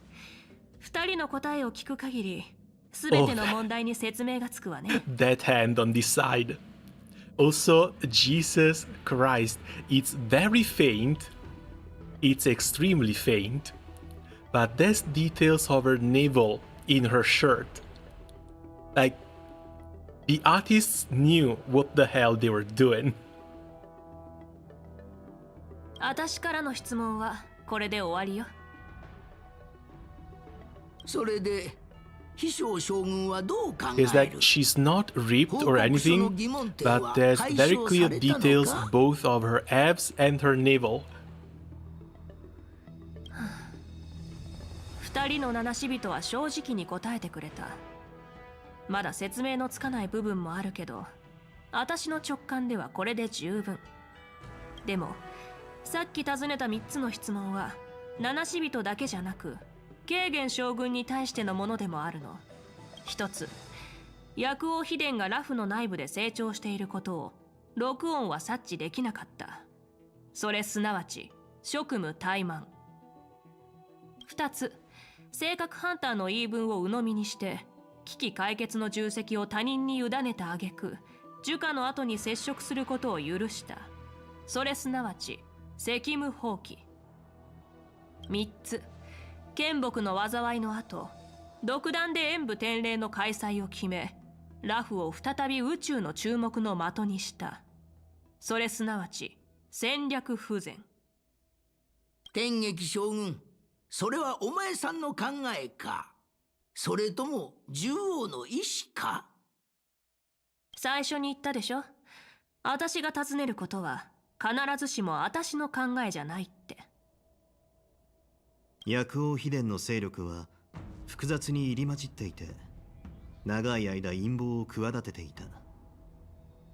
それに気づかなかったのは確かに私の落ち度だ。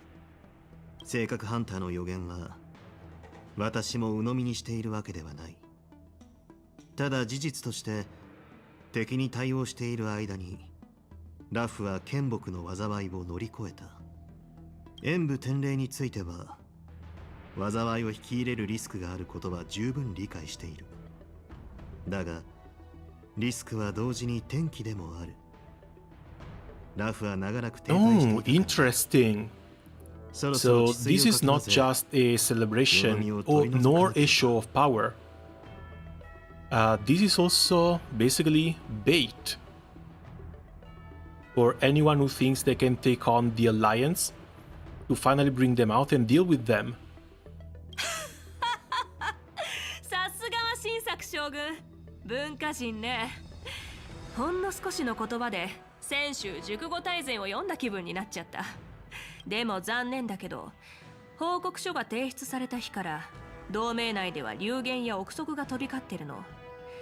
ラフ内部からも剣木が再生したのは将軍の職務怠慢が原因だっていう指摘が上がってるしね。では飛翔将軍はどう考えているんだ？同じ天将としてこの座につくことがいかに難しいかは理解してるわ。私にとって遥か遠くにいる人たちの声は意味のない騒音に過ぎない。ラフで起こったこと、それによってもたらされる危機とその背後に隠された意味は新作将軍にしかわからない。妖精が最近直面した問題のように。それはつまり妖精も請求軍の石膏からホリ人がまた動き出したって報告があったの。バラバラになっていた両軍が互いに攻め合い併合してより大きな両軍を形成していってる。マングスって呼ばれるものが連中を導いてるみたい。Oh, okay, so while the Xianzhou was busy dealing with the abundance enemies, these guys were busy dealing with the Borisins. But now that they've come here, and the Borisins managed to hide between them, now the Borisins become everyone's problem. もの？送られてきた情報によると、それはホリ人じゃない。長生の主の使者を自称する女で、12の顔、12対の牙を持ち、猛毒のように残酷で、流砂のように変幻自在。元老か？ええ。来たのが私でよかったわね。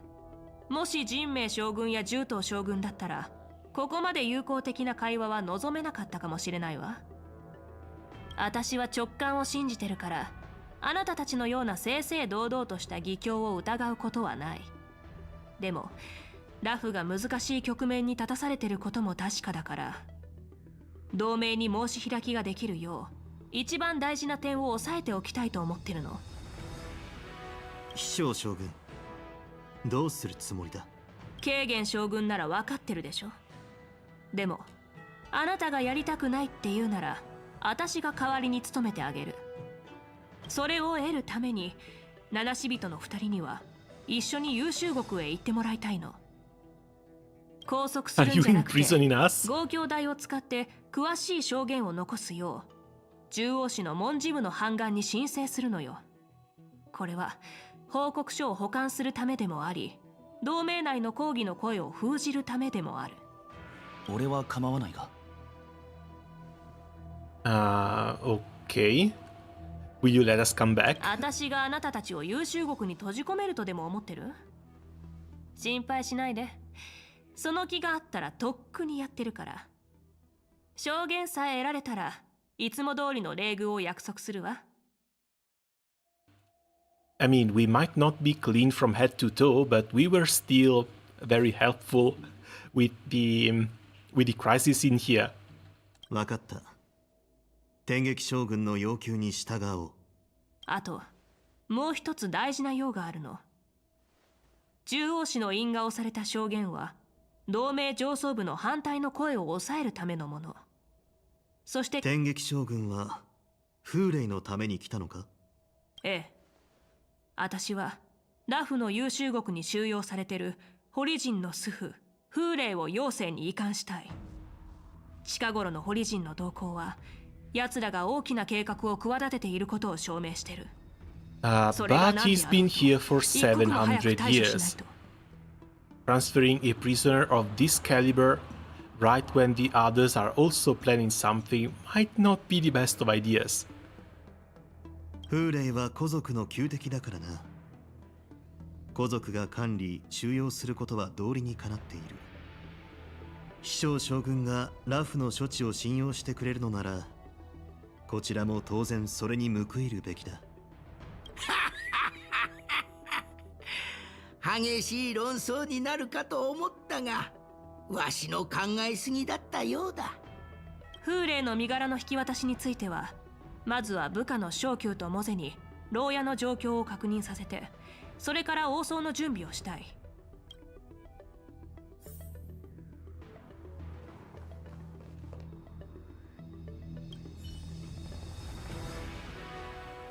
あなたは性格ハンターの予言を信じてるの？We have to. We are part of it. なるほどね。Do you really believe us? Fisher 言 gives a 葉は nod. 真実を包み隠せるけど、あなたが話す時の目、呼吸のリズム、そして他人の発言より、私は自分の直感を信じてるのよ。Dude, I can't wait. I can't wait until she finally becomes playable. So let's head over to the Shackling prison, but I'm afraid that is also where I'm going to have to stop. これから使者を呼んで、2人を獣王子文字部の半岸のところまで案内さ。分かった。将軍。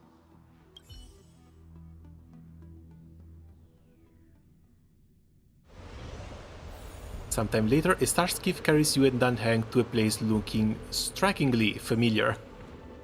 ケーゲン将軍の要請により出迎えに来ました。文書は用意してあります。Wait, is that new? 文字部の半岸にもお二人の来意を伝えていますよ。Actually, I've never seen that. I think you are 2/3 of the story. Yeah, but then there's also the entire March 7th event. And it's getting pretty late already. Like, today I can't really do a 6 to 7 hour stream. So I'm afraid, at least for now, that's going to be it for me for the moment. Tomorrow I had plans to stream the new event in Condalaria. But we'll see next week. Like, maybe Monday, Tuesday, if I get done with the United Fight preparations soon enough, I'll definitely want to continue this. So until then, thanks a lot for watching. Thanks a lot for coming by and keeping me company. As always, your presence and your chatting here is always massively appreciated. I literally cannot put it into words. And see you guys around soon. Ciao.